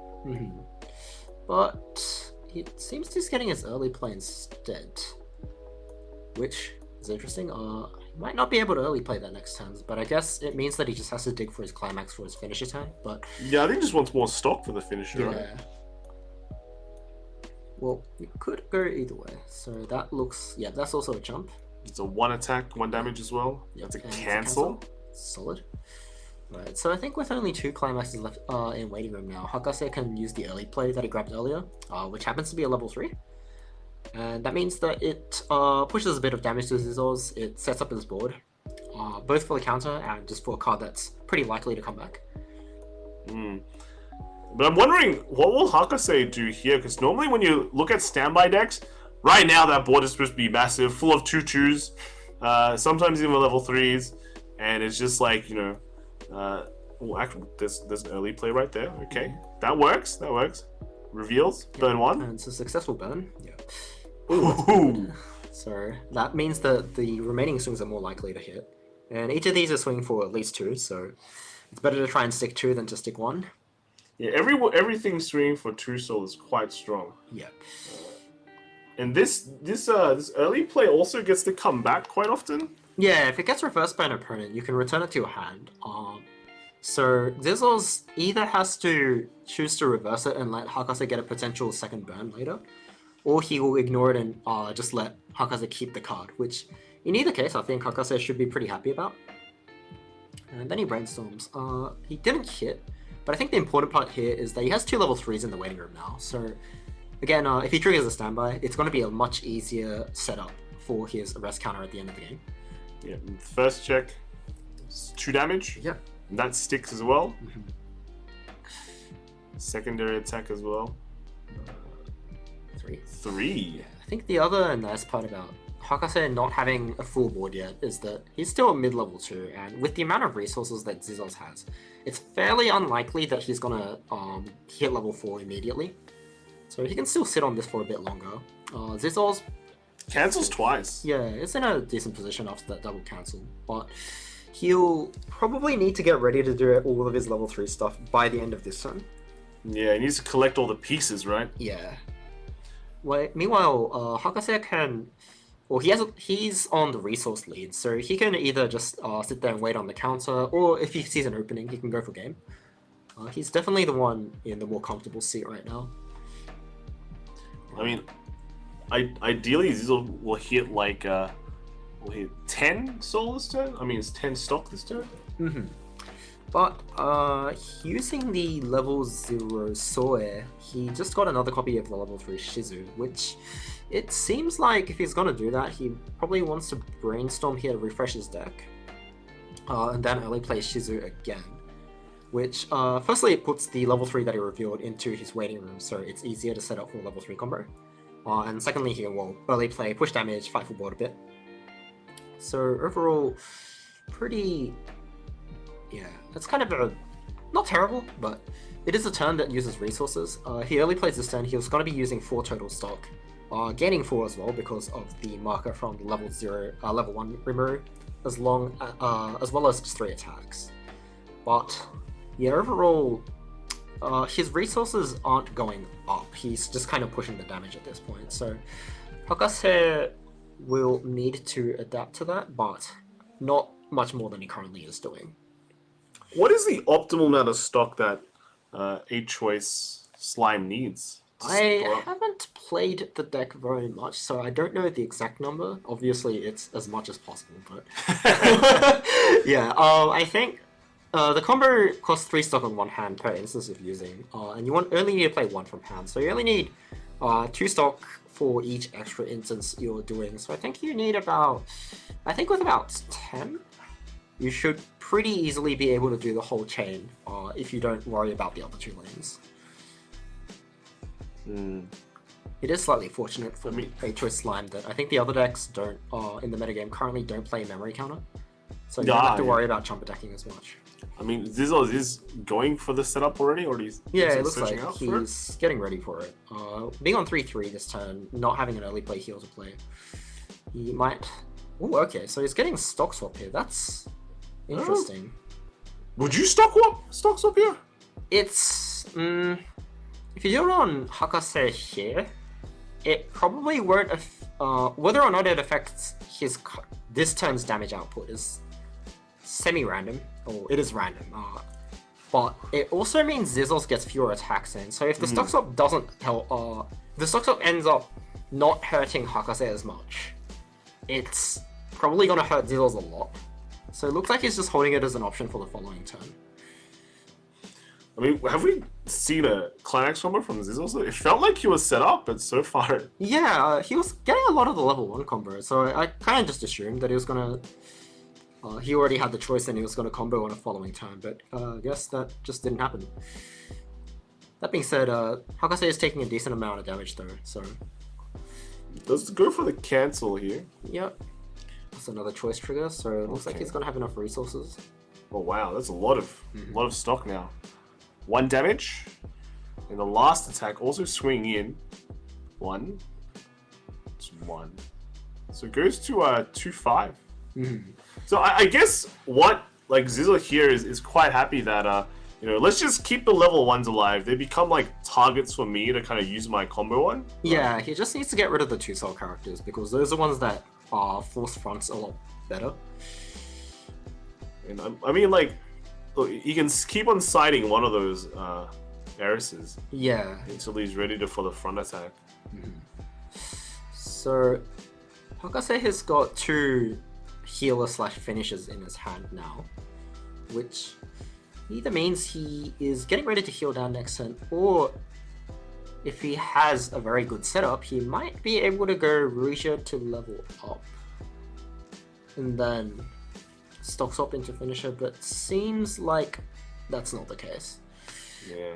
He just hit 2 on Brainstorm though, but as long as he doesn't hit 2 many more, he should probably be able to survive this one. He doesn't even need to hit Zizzos to level 3 this turn. Because Zizzos has no cards in the front row. Hakase isn't really... He doesn't rob resources from Zizzos by attacking here.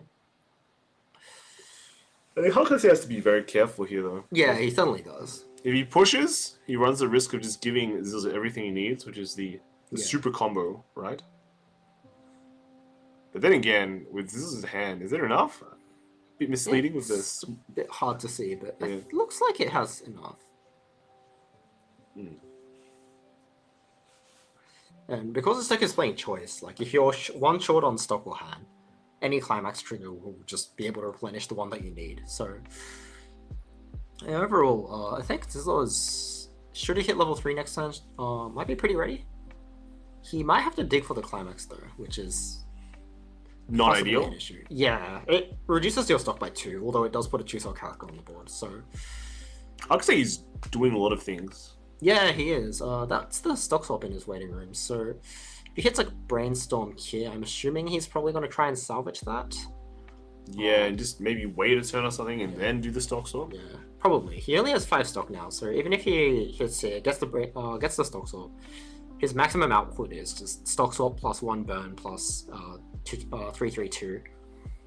So yeah, it's not really great in terms of damage. I think even if he does get that, he won't be playing it this turn, and he also needs to attack more to be able to use the stock for next turn as well. So overall, I think Hakase is either on the toss-up between using stock swap or passing to not let Zizzles hit level 3.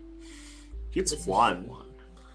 It's just like a really weird position because if you push too much, Zizzle just does his thing.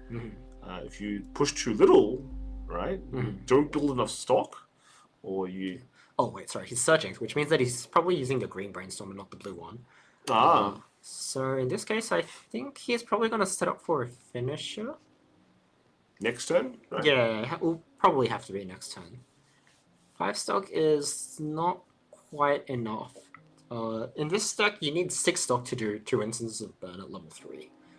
Which looks like he's setting up for by searching the level 3 Roxy. I think the level 3 Roxy is really, really good. Don't need a climax combo Yeah, to just push damage, right? 2 stock 2 hand is pretty manageable. Especially with everything you save in the early game. He now has to discard 1. If he discards the Roxy... No, okay, so he's planning on playing the Roxy next turn. I think there was an avenue of play where he could have discarded the Roxy, and then if he had brought out a... Oh, okay. So it looks like he... Oh, no burn. No burn, but... Yeah, if he had discarded the Roxy there, he could have standbyed the Roxy in the back row and basically saves 2 stock towards his finishing turn. True. But... In either case, it does look like... Hakase is planning to end the game by the next one and tank 1 turn's worth of damage. Missing the burn 1 though. It just feels like here Hakase just want to keep on pushing, right? Yeah, well, he doesn't have enough resources to pass anymore, I think. So, but now that he cancelled there, it's not. It means that he's allowed to do 1 more attack even with the pass strat in mind. Now he can't really damage. pass, Yeah. So, If Zizzle wants to go up, he will go up, right? This cancels as well. Wow. Okay. So now it's back to Zizzle's turn. We'll just clock up. Level 3. Time to go, right? Well, I think if Zizzles doesn't do that this turn, he's not going to be... I don't think he's going to be able to survive Hakase's following turn reasonably. Oh, really? Yeah, I think if he stays at 2/6, Hakase will probably just push on the following turn, and it's going to be pretty threatening. Meanwhile, it looks like he asked for the stock number so he can consider stock swap, but Hakase's stock looks about just around half of his deck, and with that 1 climax trigger, it's not that likely that it's going to hurt him too much. It definitely loses an attack for him, and I think on top of that, Zizzles needs to dig for a climax, so after using 5 stock, I don't think Zizzles can do enough attacks after that to reasonably threaten lethal. Yeah. there's a few sequencing things to do as well. What do you want to do with the rimmer in the back? Do you want to generate stock? Want to generate half a stock? Do you want to heal down one? There's a few things to consider as well. This has actually been a pretty long game. So one of the longest, right? Yeah, it has been pretty long. Lots of little small back and forths. Yeah. I think the number of cancels in this game has also been quite high relative to what we saw earlier. So, yeah, a lot of counting going on. I think he's probably still contemplating whether he can afford going for game.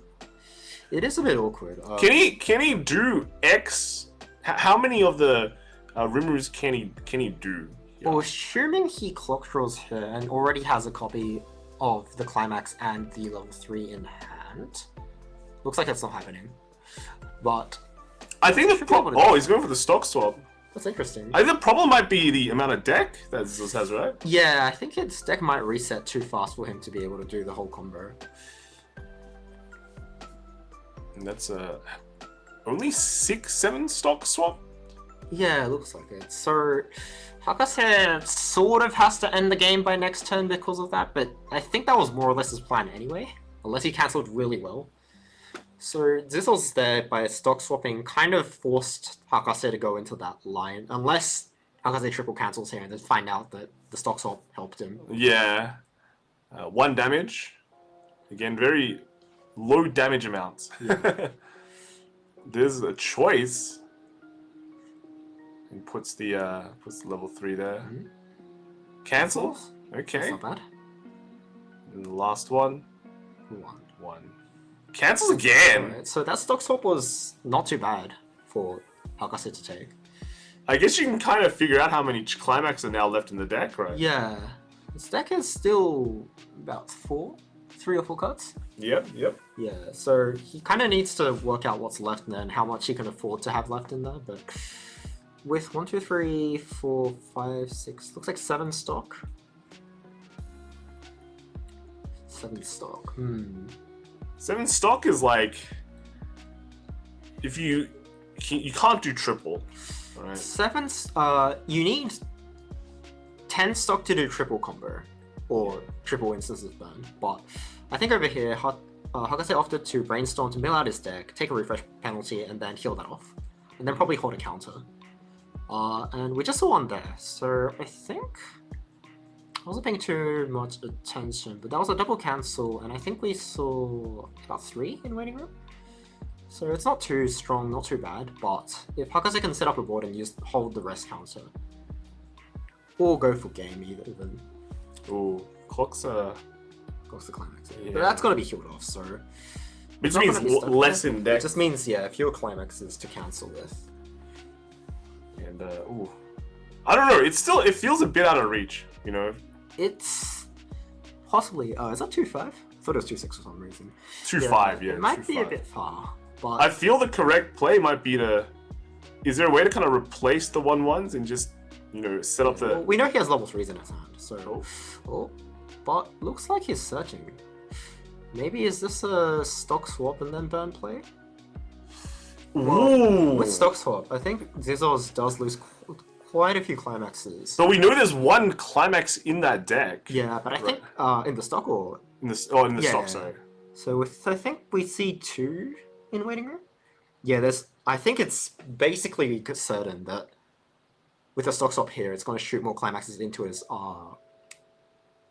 stock than he currently has.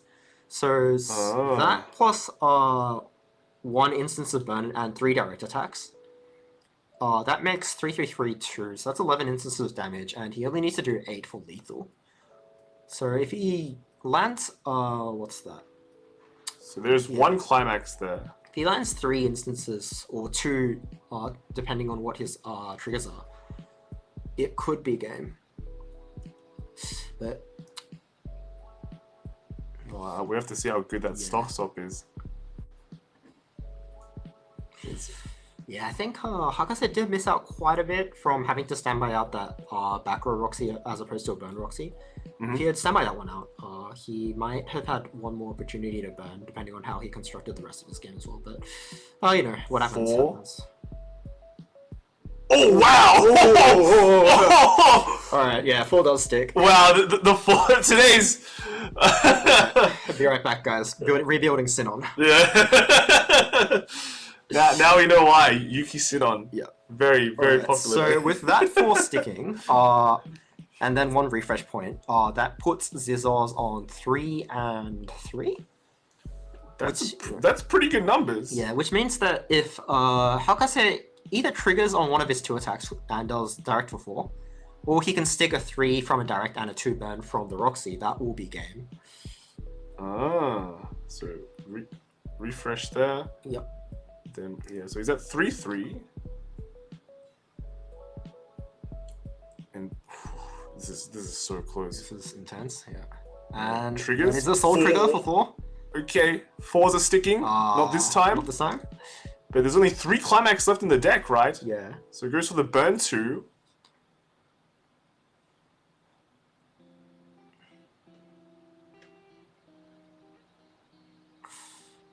Burn 2. Yeah. Then there is 2. Okay. That so sticks. is this 3-6? Oh, I don't think he wants 4. that, but. It replaces. Yep. And then for 4. Okay, Oh. That being said, Zizos is he doesn't really have a next turn, and I don't know where all of his Climaxes are, right? yeah. Oh, he clocks, Ah. which means that he can't heal off the level 3 that was at the top of his clock by doing it this turn, unless he immediately is able to bring one. Oh wait, sorry, there's one in his waiting room, so he can't heal that off. But yeah, he doesn't. I don't know if he has the climax, and I also don't know if he has the. Well, he doesn't have to worry about the bounce anymore because Hakase doesn't have the resources to pull off the counter, which I also believe he discarded anyway. But yeah, I'm not entirely sure if he actually has the combo in his hand. Just yeah, so that's another mill for the level 3 climax, but. I mean, we saw so 2 climax are out. 4. Okay, so he does have combo. Okay. So I think Hakase is in a pretty rough spot then. You can do a lot of these, right? Yeah. A lot of attacks coming. It's 11k to 12k, but his power's lower, so it doesn't really matter. It's going to memory anyway. Hakase will need to cancel. We saw a lot of climax go out Yeah, as well. I think he's going to get all 4 here, so or it takes a 3. 1, 2, 3. Well, he needs to cancel. He's on 3-3. Yeah. Oh no, 3-4 because he clocked himself 1 using the reshed. Yeah. And this is the He's second gonna attack. need to cancel quite a few attacks here. And that's 1. Mm-hmm. Just there's basically no counters as well. We're talking about things like rest counters and all that, but Yeah. not enough stock to Not play. enough stuff to do it, and there's no memory counter to send it to memory either, so. And you can just see the multi-attack. So this is the last one from this Ruru. Yes, but that's for 4. After this one pulls out another copy. Okay, And there it is, and that is game. that is game. So Zizos takes it over Hakase, Yep. right? Moves on, X1. X1. Mm-hmm. Hakase, unfortunately, will be falling to X2 and will basically have to win the last round for a chance to make it into top cut. Mm-hmm. I mean, in a way, I think his tiebreaker should be pretty good. So you got to play it out. You basically just got to play it out, right? No other way around it. But otherwise, we just got to see a really good stock swap right there. Yeah. Right, and then just the power of multi-attacking with Rimrus, right? And any other thoughts on the game? Okay. No, I think you more or less covered what I wanted to say. Yeah. All right, that's good. Yeah. That's good. We got it. We got it. All right, so one more round left. It all comes down to this. We're near the end of the tournament, near the end of day one of VRO as well for AO. But remember, there are still other regions coming right after this. There is EU and NA as always. So if you want more Weiss Schwarz, right, it basically goes on for nearly 24 hours until tomorrow's top 8 cut. Yep. So it should be very, very cool. So we'll be tossing just to a short break and we'll be right back with the final round of Swiss. So stay seated or get a drink.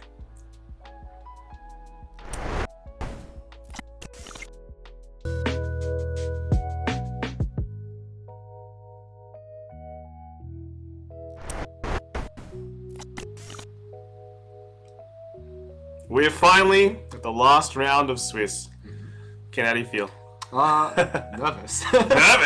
Nervous. Yeah. I'll have to give this game, the honor it deserves, right? That's all right. Sure.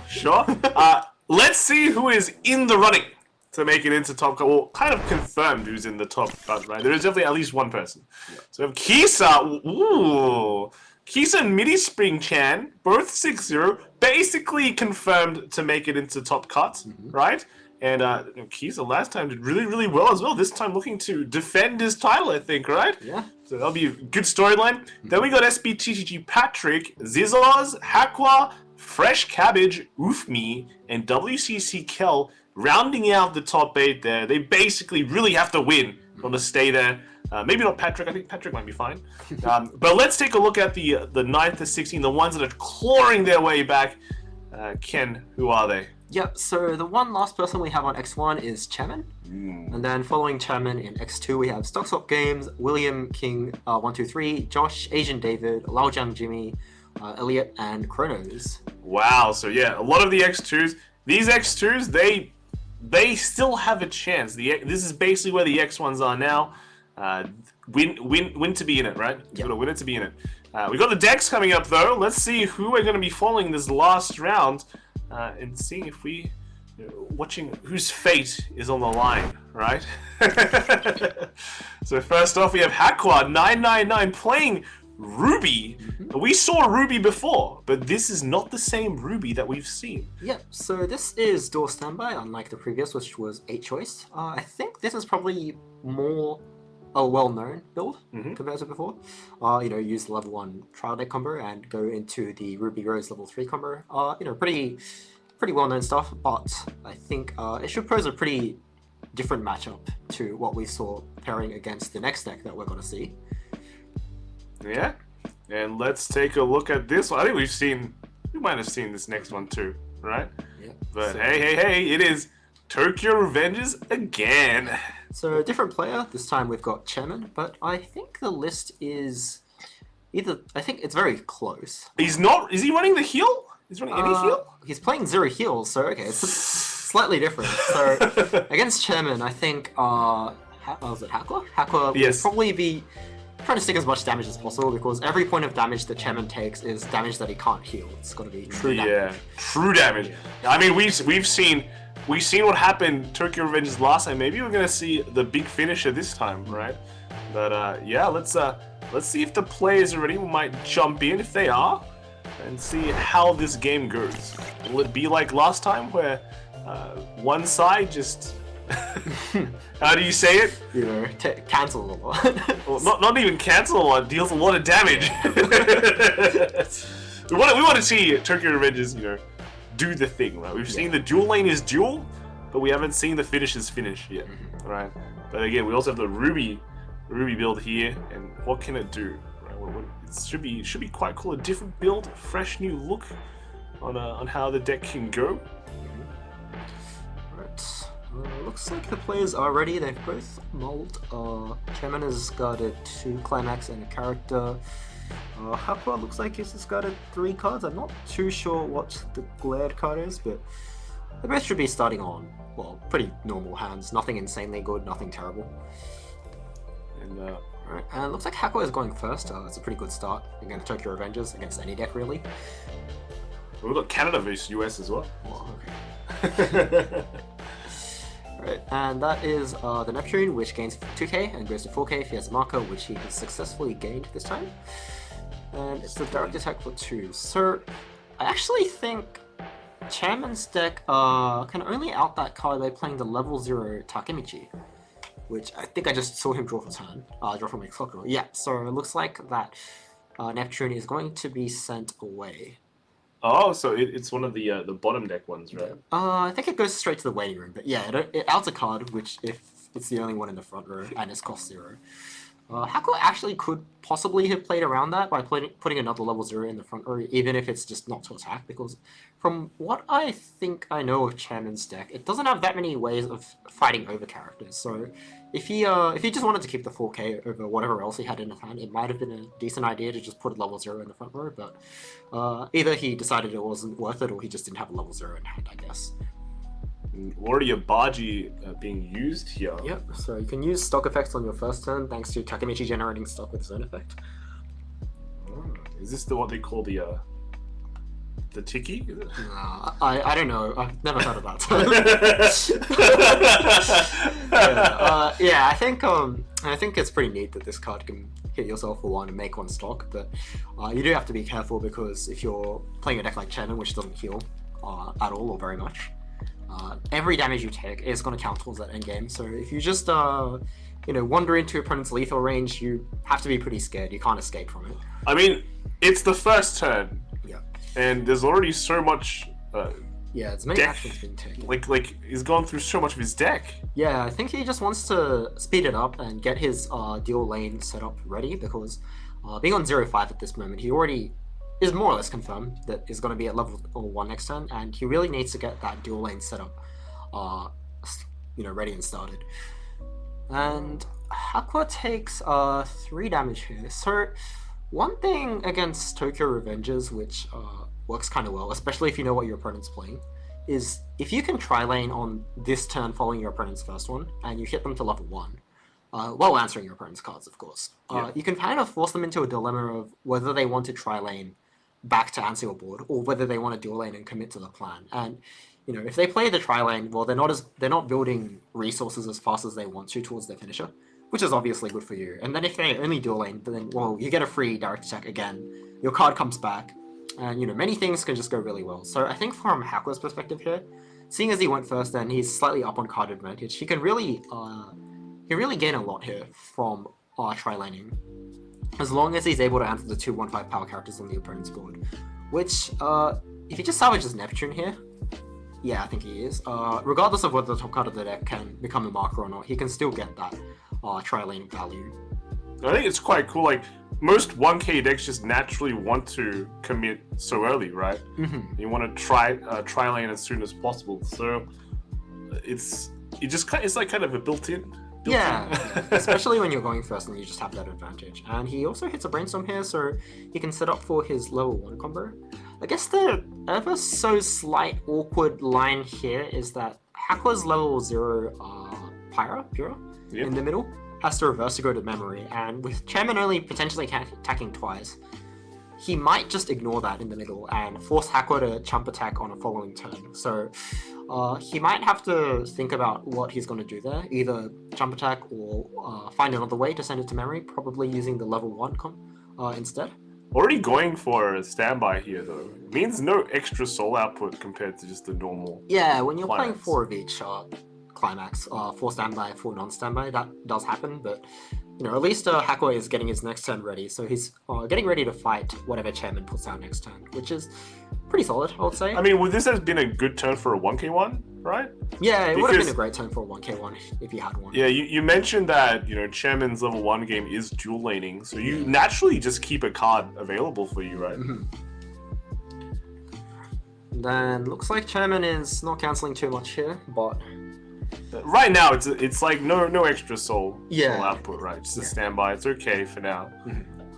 Be interesting to see what Chairman does on this turn. 3 cards on the board. How do you answer that? Do you play your own game plan, which I feel like you do, right? Yeah. Because your whole deck just is built around this combo. I think playing away from your regular game plan here is not worth it, because you're playing a combo deck. Like if you don't play towards your win condition and you try and play regular WS, you're just going to be outpaced by your opponent whose deck is just more regular. Yeah, towards play regular WS. Like you have to fight. You have to do what you're good at doing, not try to match your opponent here. I mean, it's like both decks will play to their strengths, Yeah. right? And if your strength is kind of giving your opponent a free lane, then so be it. As long as you're getting your strength, they can capitalize on that. Mm-hmm. And sometimes they don't, Yeah. right? Sometimes they don't, so you can get some free pluses there. But do we actually have the dual laners? That's the real question. Well, this build is playing, I think, 7 total dual lane cards, and he's just played 1 of them. So if he has just, 1 of 6 others, he should be set. And this play isn't exactly brimming with confidence. Oh, looks like he doesn't have Oh no. Signal. So this turn he's still going to probably be dual laning just to keep his hand size up using the effect of the Baji. But yeah, I think it looks like he's just going to search or try and find a card from the top, which he can set up for his next turn. But by doing this, he's only gaining 2 stock from 2 attacks this turn, although his hand is going up. So I think it feels like it might happen again, where if Chairman takes damage here, he might not get enough turns to set up for his level 1, his final turn combo, because he hasn't gotten the stock that he needs yet. Yeah, and the no heals basically mean there is no like stalling or rewinding of the state. Yeah. Once you get past a certain damage count, that is the amount of damage you have. There's no going back, right? Now I do understand this deck also mills quite a lot because just to deal damage. So yeah, Chairman just used the effect of the 7th Elementary Mikey, where you can hit yourself, you can clock a character from your hand to add a character from the top 5. And he also gains 1k per character on your opponent's board, which puts him up to 6-5 on a full field. He is hitting himself quite much. Yeah, I guess the rationale is that, even if you hit 3-6, if your opponent's not gonna end the game there, then like that's fine. So yeah. I do want to kind of point out that the climax that these Tokyo Revenge decks are playing is not your usual global 1k1 or +1 soul kind of thing. It's give 2 cards it plus gives 1 2 soul. characters soul, and you can salvage a character with a soul icon on the top right. So in any average deck, you'd kind of be missing out. Like, yeah, sure, you get a card back, but you do 1 less soul damage. But your triggers are a bit weaker. You don't +1 your trigger. But because this deck doesn't attack as many times, you're less likely to trigger a climax in this deck than you are in other decks, and more likely, relatively speaking, to play the climax from hand. So it makes a lot more sense to play a card which has more value when played from hand, relative to other climaxes played in other decks. Yeah, and the 2 soul trigger works well with Mitsuya, right? Level 3. Yeah, it adds more to the burn amount that you can get, so it definitely helps with that as well. You do have to play 2 copies of Gate or Pants, because that's the combo that you need at your level 3, but it means that if you trigger a Gate, you can add back the climaxes, which do more when you play them from hand. So overall, I think the climax lineup does really suit the deck quite well. And we see the Pyrrha staying alive here, which is what you said before. I think that was more or less what we expected. The optimal play, right? But now we starting to see this damage differential again. We got Hackwell currently at 1-2, right? Chairman at 1-4 though. We see that he's taken damage, but also been clocking a bunch as well. But now, since it's back to Hackwell's turn, tempo shifted to him. He's able to kind of push more damage onto Chairman, and technically it's all going according to plan, right? Chairman will probably just want to take damage. When he gets that level 3, it's time to combo, right? It's time to win. And if you don't win, you don't win, right? That's just how the cookie crumbles. I think I believe I saw Hacker clock there earlier, but it was arguable that he didn't really need to, because he can already fight the 2 cards on Chairman's board. He has enough resources because 1 came back. He could brainstorm if he wanted to. It might actually just be better to not clock and keep your damage low, because Chairman's Tokyo Revenge deck has quite a long lethal range. Yeah, but at the same time, it's also giving you cards every turn that stays alive. Yeah. It is surely a balance between those 2 options, but I think because Clock Drawing gives you 2 opportunities to draw a climax, which in this matchup it's definitely better to cancel or to trigger. It was arguable how many times he needs to clock draw here, but I think he'll probably stop clock drawing pretty soon, maybe even next turn. Yeah, and moving up the 1-1 that Hacker's standby allies, the Glinda. Yeah. And he's also played the level 1 Pyrrha, which can remove the level 0 Pyrrha from the waiting room and send it to memory. So it looks like that's how Hacker's going to be building up his Pyrrhas, except he might not have one in waiting room. Because it's on the field. Unless I made a mistake here, but... Oh wait, sorry. This effect activates when it sends to the waiting room, so I guess he will probably be sending that to the waiting room later to send another Pyrrha away, so he'll be ready to combo sooner or later. Alright, and with that has the dual combos, so he'll get a reverse on the level 0 Mikey and pump 2k to Glinda, which will get out of the counter range of Baji. It depends if he does Chairman run the counters. Yeah, I think Chairman is running the level 125 Takemichi counter. He has a very smug looking face in there, but the effect itself is just level 125. Yeah, he does have it. Yeah, it gets your level 1s to 7k power, which, sorry, 9.5 power from the 7k, which is a very good line against decks like Ruby or Mushoku, because 9.5 is pretty hard to beat without any assists. Even with assists, it's something that you need to work to play around, so... You can see the smug face right there.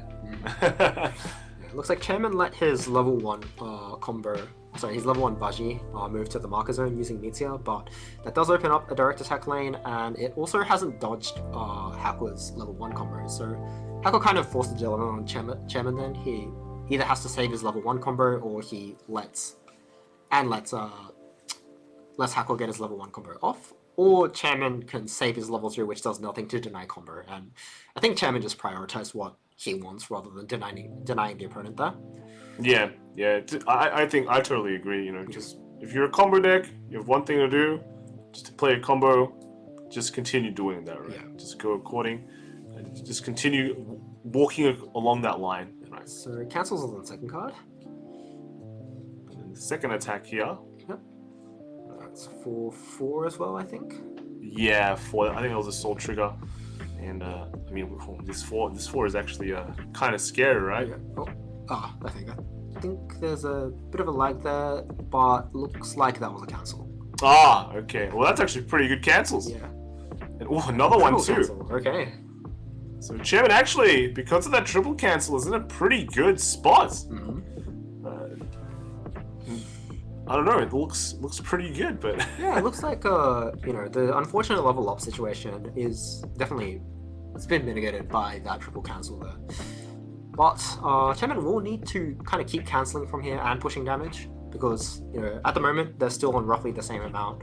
Haku is going to get another card back next turn, so doesn't need a clock draw, and Chairman is doing 2 attacks. So with 2 attacks, he will need to keep pushing Haku to a decent amount while he is at the mercy of his climax positioning. I mean, the question is, does Chairman have another card? Well, I'd hope so.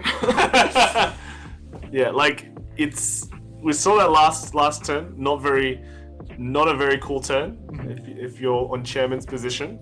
But it's been a turn. You had a couple of top deck checks. Mm-hmm. Would you have drawn a good second laner?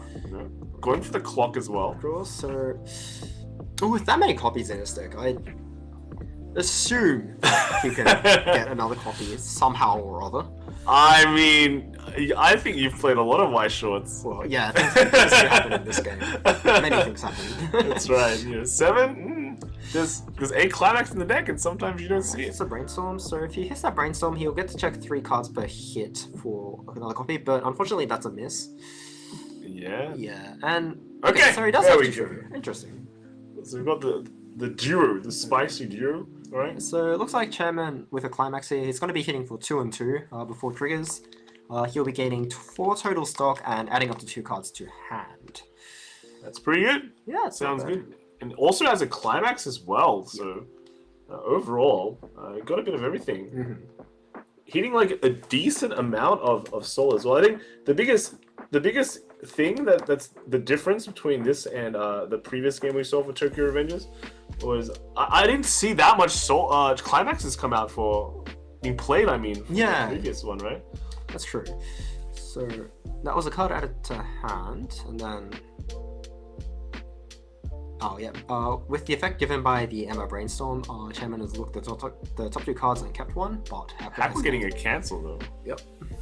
I mean, I think it's kind of with these attacks, right? Because you only have 2. Yes. Every single cancel you also get just stops the amount of damage that you go through. Yeah, sorry, that was a 0 damage turn, which, if Chairman had been playing a more regular deck, and he made a 3rd attack, he might have been able to do a bit more damage to Haku, but Haku is pretty comfortably still, taking 0 damage here. You can probably encore the Glinda, and he has a direct attack to work with.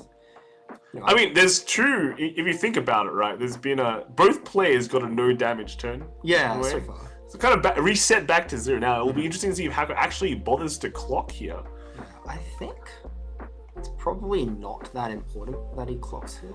Yeah, I think he can stay. He has like 2 cards already in the field. Yeah. Right.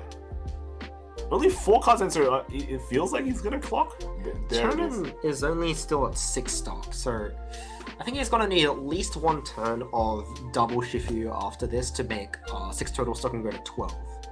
And then even with 12, Chairman still has to work to get all the cards in his hand, so I think just staying out of the lethal range for a while is probably what Hakwa wants to do. I mean, I have to say, like, watching the Tokyo Revenge decks, they look pretty fun to play. Just because it's like a different play style as well, right? It's unique. I like healing, so... You like healing? I love healing. I mean, you could run more healers. I don't know, if I did that, I probably think that, you know, someone's going to tell me that I'm doing something wrong, and I probably would be doing something wrong if I'm healing in that deck too much. Well, if you had so much stock, you could heal with all that stock. Just think about it. That's true. Yeah. Hacker going for the refresh here, right? And we'll be going to 1-5. Yep. But still good, right? Because he's attacking this turn. You know, he can push Chairman ahead, right? 1 in and second draw. Hand size is all right. 5 cards. And it looks like he's just gonna move on up. Yep. So that lets Glinda fight one of his characters while the level 1 hero can reverse the remaining one by a card effect. So that Brainstorm looks like a draw Brainstorm is a miss, but that's fine. It's probably just means that he's more compressed. That's right. It's all about that compression. But hope he doesn't trigger like too many this turn, right? Yeah, well, you'd hope not. And then I think the annoying part is that Pyrrha's going to open up a slot for Chairman to attack into, right? that is true, but if Hako triggers a standby here, he can just replace the card that was sent to the menu. Oh. Okay, that's Was that a double Brainstorm? double or Brainstorm, miss? double miss, so it's mega compression, I guess. I mean, the sound is, or it could just be that he doesn't have a lot of climax in deck, So right? door for no combo, but it still pushes damage here. So, but despite Chairman triple cancelling last turn, I think we didn't see that many climaxes leave his deck. He only played 1 from hand, so I think he still has maybe 4 in his deck. So hiding the free away. Yeah. It'd be good to just attack with the reverse Pyrrha first in a way. Yeah, if you trigger a standby, that's probably the one you want to replace, but I guess he's going with the middle first. You got a door, right? Yeah. So he can probably start just finding a heal, or is he getting the level 2 combo? Anything. Anything seems good. Just more attackers to play with. Like, you have to think, where do you think you're going to be next turn, right? Yeah. Looks like he's going for Ruby Rose, so yeah, Hakwa is probably just getting ready to do his level 3 combo. Eats 3 damage. Eats 3, yeah. So putting Chairman on 2-2. And that was just the first attack. Yep. This so one swinging in. Triggers. it's for 3. That is a stock swap though, so Hakwa might want to worry about getting that card out of stock later. Very important Yeah. if you hit level 3, of course. But I think Ruby doesn't have easy ways to like hit themselves to level 3, right? Yeah, Ruby can't really hit itself to level 3 that easily, but what's another 3? So Chairman taking a lot of damage that turn. Chairman, I think, will have to win the game on the turn following this one. Yeah. Unless he cancels really well again, but looking at his deck state, it is possible that he gets a double cancel, but yeah, I think he'll start having to worry about some damage output here and there. I mean, is there a good way to play this turn? I think if you do double Chifu, you get the stock you need, right? Yeah, I think you definitely want to use Chifu to gain stock while not going through your deck, so you can refresh even stronger. But is there a way to kind of refresh while getting double Chifu? I don't think there is, because there's like 5 cards in the deck, right? Yeah, probably not this turn. There is an additional line of text on the Mitsuya. Oh, he just clocked through. Where you can pay 1 and rest it to reveal the top card of your deck and add it to your hand if it has a sub icon on it, but it is a bit unreliable. He's moving. Looks like Looks like it's probably going to use the effect of the level 1 Meteor, where you can rest 2 and discard a card to salvage a character whose name is the same as one of the cards on either player's stage. So most likely I think it's going to use that to turn into a Chifuyu, yeah. And that will basically solve that issue what we were talking about before. We want to get the soul, right? Yeah. And this will get the soul. And the next turn, go for the finish. Yeah. The problem with this is that Chairman has to play over a card this turn in order to fulfill the dual laning condition. And I'm not too sure what his hand size is, but it does look like that with his current stock number and other hand size, it might be a bit tough to get Hakua into lethal range. But it is also entirely possible that Chairman has one more turn than I think he has. So, but I mean, at some point you just gotta pray that all your damage sticks. And again, another combo, well, not a combo, but another climax play, which is very nice, able to consistently do 2 and 2 damage. But so looks like Chairman is just gonna gain 4 stock from effects, 2 from regular attacks. So 6 stock this turn, going up to I think it was about 12. Triggers just blank, so this is true. Yep. And the damage sticks now, and Hakua going to level 2. So we're actually progressing a bit. Yep. This is the second attack. Stocking all the non-soul icon cards. Yeah, so that would improve the odds of the level 3 Meteor being able to burn a higher number with the on-play effect. Because triggers, this is a 4. This one sticks, I think It's a lot of good. things change for Hakua. Yeah. For both of them, really, but... And I mean, 4 has been sticking. Yeah. Today has been There's a lot of 4's been gone through today. Yeah. And, oof. Going for a hand filter?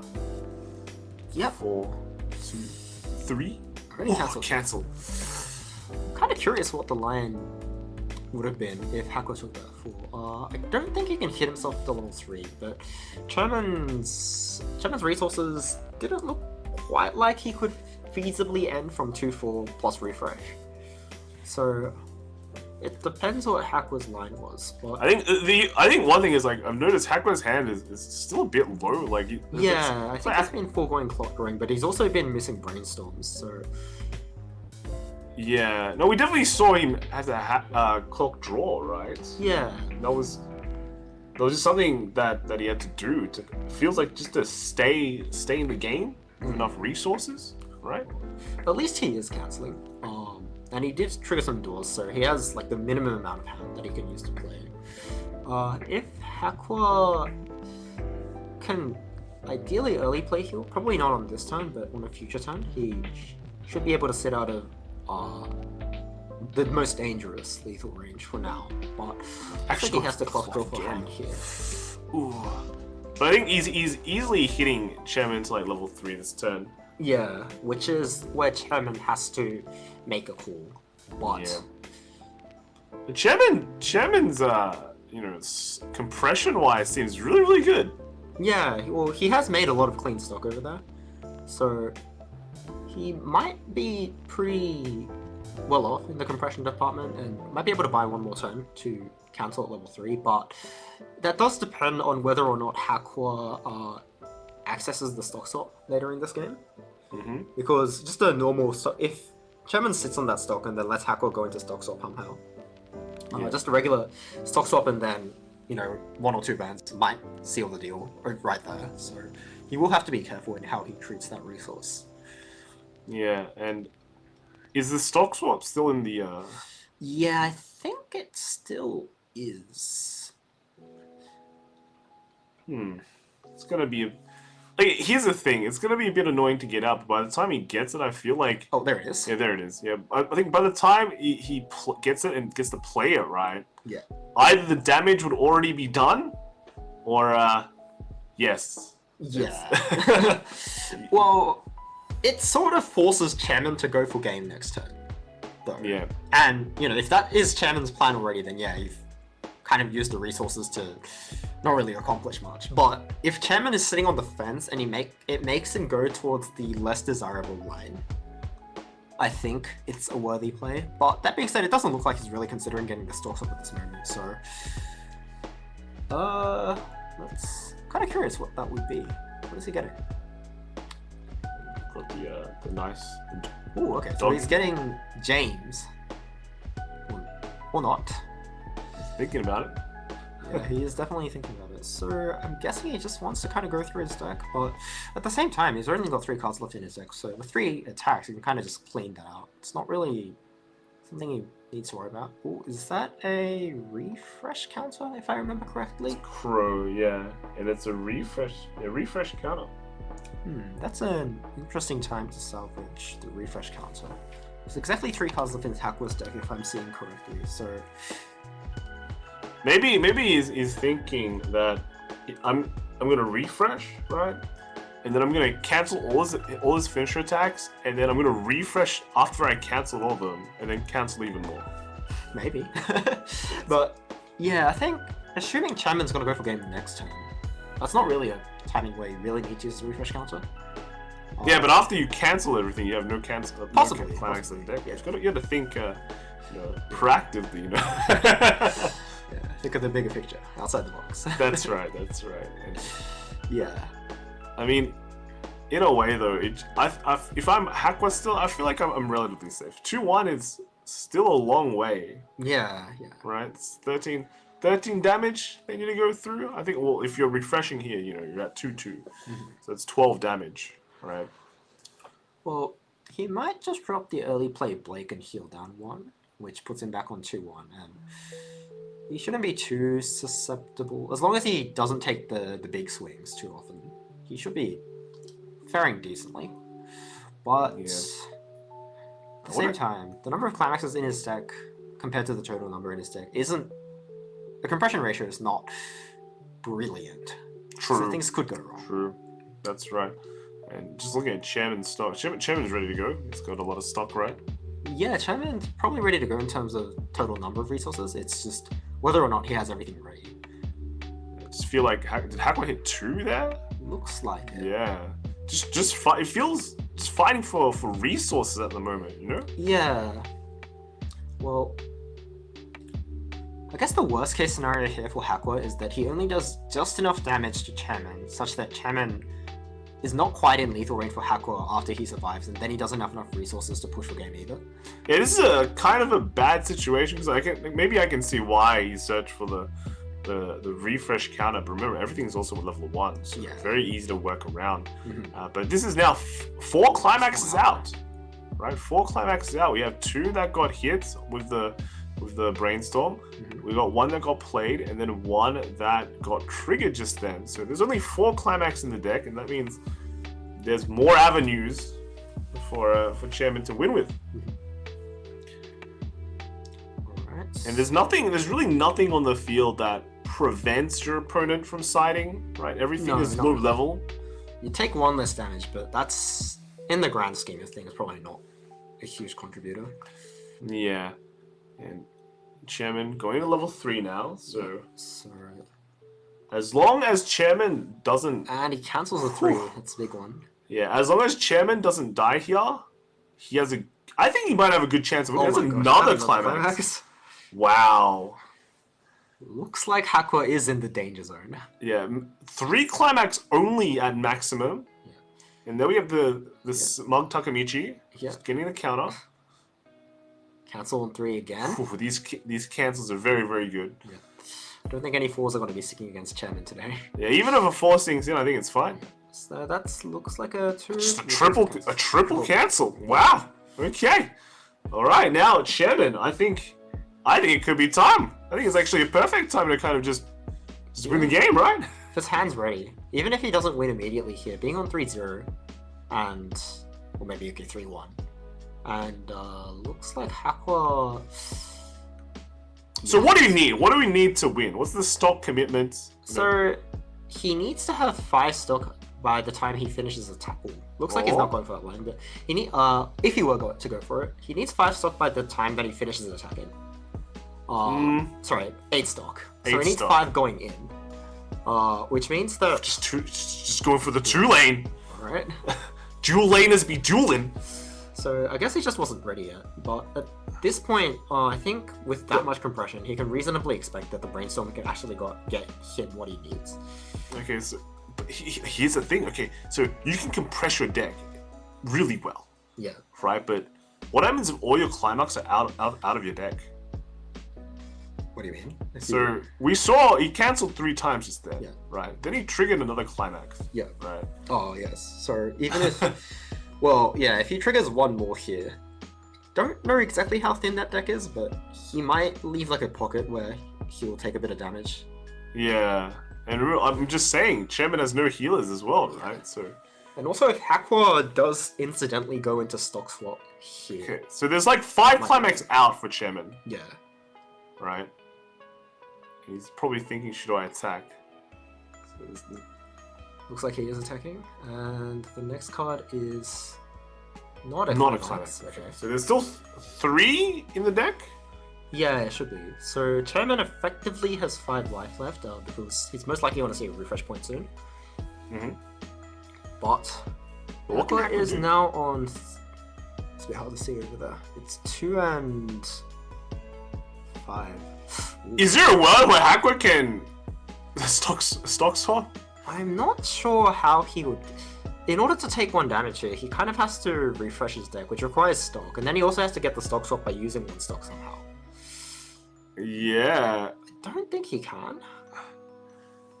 He can brainstorm here and then has 1 stock to work with effectively. Yeah. But I remember his deck doesn't really have that many climaxes as well, right? Yeah, so he still has to mill out his deck somehow for a chance to survive anyway. But I don't think he can stock swap Chairman this turn, which means that Chairman is free to go next. Pretty safe, yeah, pretty safe. That's the only thing you have to worry about. But if they don't have it, they don't have it. So, unless Hakwa can somehow work a way to victory here, it's still hard. It's still very hard. And I think that's it. I think he has to go from here. But I don't think these are killing blows at all. There is still, again, 3 climax in Chairman's deck. Mm-hmm. Well, he does have technically enough damage output with 1 Soul Tricon, but Yeah, I don't think the climaxes are going to be positioned such that it's all going to go through from here. This is That's another I think that's the last climax. climax, if I recall correctly. And this is swinging for 3. Going for a Ruby Rose. 3, yeah. It's the second copy of Pyrrha sent away. Takes. Oh, this one's sticking. Okay, so if the next swing for 2 sticks, that's game. I don't think he'll stick though. Yeah. That is That is a soul icon. Is it? Isn't it? Is that a door? Oh no, that's a I think door. So it's not okay. enough. Yeah, it's not enough for lethal. Actually, okay, not enough. But that is again. That is the last. I think the last climax, and there's 2 stuck in the stock now. And it's cancelled as well. So okay, it's time. It's time we see some finishes, right? Do you think we'll even get to the attack step? I think we'll probably have to. Hakwa is still a level 2. And there's only so much Chairman can do in the main phase. How much stock does he have? I think it's something around 15 to 18. 18. Wow, that's a lot of stock. It's rare you see 18 stock. Let's put it that way. Well, I think right now the question is Chairman's hand actually ready though? We've been talking about 18 stock, huge combos. Yeah. Does Chairman actually have the pieces? Well, he has been sending away all of the non-soul icon cards. So the average draw quality here should be pretty high.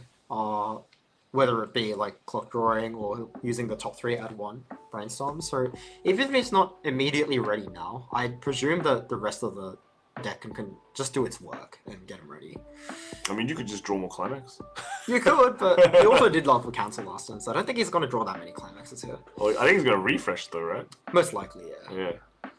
I think he's in a perfect position. Oh, he's going for the Mitsuya already. Yep, so Mitsuya to pay 2 and mill 2 cards. Nope. And he's gonna mill the first Yep, one. That is so a that's two soul. Yep, which means that Mitsuya is going to be dealing 2, maybe 3, or maybe 4 damage, but at least 2. Yeah, so this is the beginning of maybe the super combo that we're talking about, right? So, and it's not instance of 1, it's just like Yeah, it's just 1. If it was instances of 1, I think this deck would be Guild infinitely- Buster version 2. I think this would be like, infinitely more terrifying than it currently is. We just want to see what the second one is. This is basically Destiny right here. How much damage is coming? There's still deck as well on Hakwa's side, so this damage is likely sticking. Yeah, so that's a refresh penalty, and then so 0, so 2 damage here. 2 goes 6. in, and there's still more deck on Hakwa's side. Both players are level 3 now, but you know, this is still the beginning. The second Mitsuya comes out, we get to see more possible damage. So 1, 2, 3, so 3 damage. 3. Second, third check. Oh, okay. Oh dear. We did see the last climax leave his deck, so it means he has 5 left on the bottom clean, but... Yeah, So refreshing with like 6, right? I think so, it's something around that ballpark. That's probably not going to be enough to survive against the Baji combo if Chairman plays it, which honestly I don't see any reason he wouldn't. We know that it's been his hand for ever. How much cancels do you need? Because I think right now, right, can't Chairman just use the Mitsuya at the back to get more apologize properly Mitsuyas? Yeah, he could play over one of the Mitsuyas. Oh, we already There have should one in be- waiting room. yeah, there's already one in the he waiting can just room. rest 2 back row, play another Mitsuya. And then I think he has enough resources after that to go Baji, attack 3 times, last one Baji, turn into Mikey, and then burn 1 5 times. So yeah, I don't really feel like counting how many cancels that is. I'm pretty sure Hakwa is gonna hit level 4. Yeah, I'm pretty sure Chairman could do this in the main phase right here, right? Doesn't even have to progress. Oh, okay, so it looks like he's gonna go for Mikey instead, which gains a marker on play from hand as well. Huh? Right. Okay, so it looks The like he's just gonna do second- the ping 1 from the Mikey marker effect. And this should be the Baji, right? And then there's Baji, which he's paying an extra stock. Do you to put get- more markers under the Baji if the Mikeys have markers? well, the markers... Oh, what do you mean? So let's say the Baji puts everything under it, right? Oh, yes. So if the Mikeys kind of don't use the effect, do you get to put the markers? Oh, under no, it? that's unfortunately not exactly how. Even if it was, it doesn't matter whether or not you use the marker on this effect or the last one. If that's how it works, because the total amount of damage you do is the same. True. They both eventually go under the same level 3 Mikey card. You see the Baji here, or we can show the Mikey, either one. Yeah. But this is basically the finale. Yeah. So looks like this is where Hakwa uses his refresh counter, which, well, I did plan that pretty well. Hey, he does put 2 climaxes back in his deck, and now I think his odds of surviving this are actually not 0. He just needs to cancel 1, 2, 3. He needs to cancel the main swings from each attack. So that's 1, 2, 3, 4 attacks plus 2 cancel. So I mean, is there a world where Nah. Chairman could have like sided with I think side was actually, yeah, might have been strong. But no, I think Hakwa is. There's no way Hakwa can survive this anymore because he needs to cancel the main swing from each of the level 3s. So there's 4 of those. And then he needs to cancel 6 out of 7 ping 1s, which totals 10 cancels. So with the thickness of his deck, I don't think he can survive. But I guess we'll watch him for... We get to see the combos, and I Is think that that's it. Yeah. That was it. Yeah. Wow, we got to see some damage. So, you know, the last Akira Avengers game we saw, we didn't get to see the full extent of the combo, unfortunately, due to the player just not getting to that point in the game. But That's right. That's Chairman right. was able to show at least half of his combo. Hakwa kind of just hit level 4 before Chairman was able to complete the rest of it. And yeah, that's that. So Chairman, you know, X1 moves on. I think confirmed top 8, right? Yeah. So Might have a chance. yeah, so at least one Tokyo Revengers is in top 8, I think. Hakwa basically has to rely on top breakers, tie breakers, not top breakers, but tie breakers. Yeah. Which should be relatively good because, you know, if you lose to someone in X1 or someone, you know, who's up there, right, you have a good tiebreaker, right? Yeah, you have a good shot. That's right. Any last words you'd like to say? Before I don't know. I think we got to see a good amount of Tokyo Revengers today. Some good games, some not so good. But you know, that's what I was kind of looking forward to seeing. Because I've been hearing a lot about how the Tokyo Revengers deck is going to be dominating this format. Yeah. And you know, I got to see it in action. I think everyone in chat wanted to see a bit of how that goes. Yeah, everyone's going. I got Tokyo Revengers. Can someone show me how to build it? Well, you know, we have some lists here. Someone's actually topped with it, and now you can give it a try, right? Yeah. Give it a go and see how you like it. Yep. So with that, I think we're going to go to a quick break before we confirm the top 8. Come right back just after this. We'll be telling you who made it and what we're going to be seeing tomorrow. All right, so stick around, and we'll be right back. Right? So we'll go bottom up. So in 16th place we have Yippee, and then following we have WCC Kel, Mocha's Corner, Hakase, Chronos, Josh, Laojiang Jimmy, and Hakwa 999. So unfortunately to these guys, you guys did not make top cut, but still 5-2 is a very solid performance, and we'd like to give you that pat on the back, and congratulations, I guess. Let's take a look at the top 8. The 8th place got Fresh Cabbage sneaking in with SBTCG's Patrick and Stock Swap Gains, the lucky X2s, right? And then to round it off, we have Chairman in 5th, Ufmi in 4th, Midi Springchan in 3rd, 2nd we have Zizoz, and first we have Kisa. Wow, X0 dominating. Undefeated, and back in top 8 for AO again. Yeah, defending his title, right? Trying to make sure, you know, AO is his region, yeah?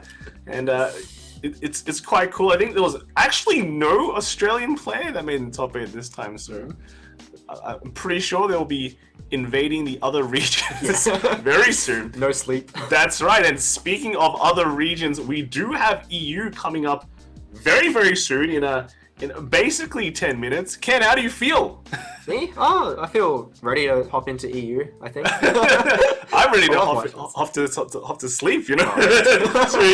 But we do actually have the deck breakdowns for everyone as well. So we have 3 Mushokus actually. 3 Mushoku Tensei doing very well. 1 Tokyo Revenger, 1 Danmachi, 1 Bang Dream, 1 Slime, and 1 Hollow Live. So apart from the Mushokus, we've got a bit of one of everything, right? Yeah. Got one of everything. Pretty mixed up format, which is a good change from last season, I think.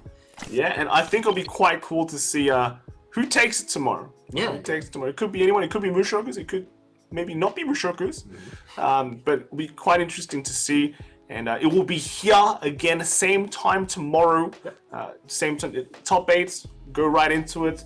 But again, if you want some more Weiss action, again, EU coming up next, NA right after.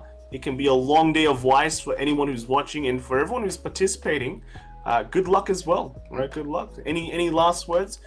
We have the brackets actually, so to see who's going to be fighting who. Let's kind of swap to that and take a look. So right here we have from the top we got Kisa versus Fresh Cabbage.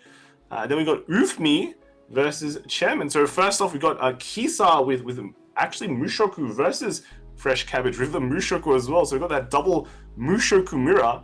And then Ufmi with Hololive versus Chairman with Tokyo Revengers.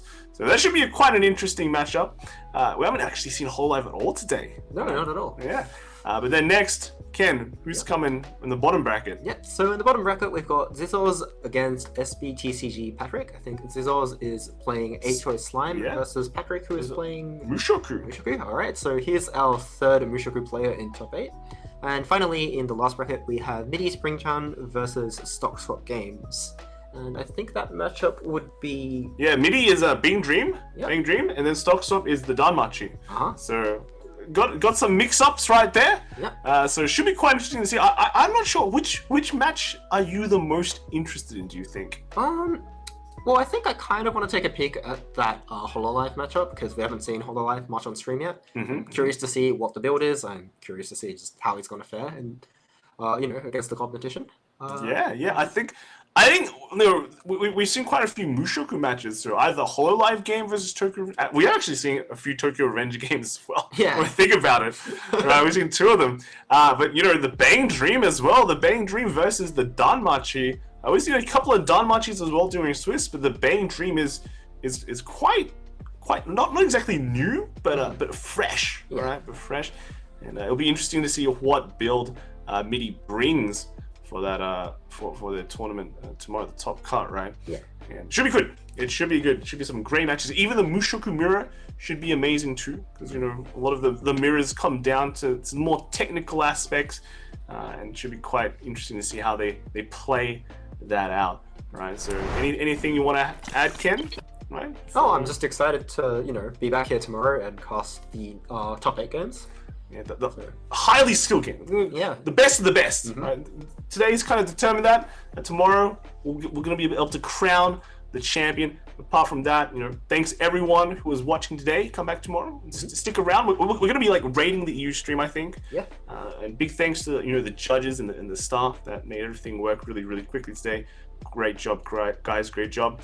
And with that, I think that about wraps it up. Yeah. Right? Yeah. Wraps it up. So, yeah. Thanks all for coming. But we'll you. be back. We'll be back very, very soon. Yep. In a day. Just under, yeah. Just under a day. We'll be back with the top 8. So come back. All right. We'll see you guys later.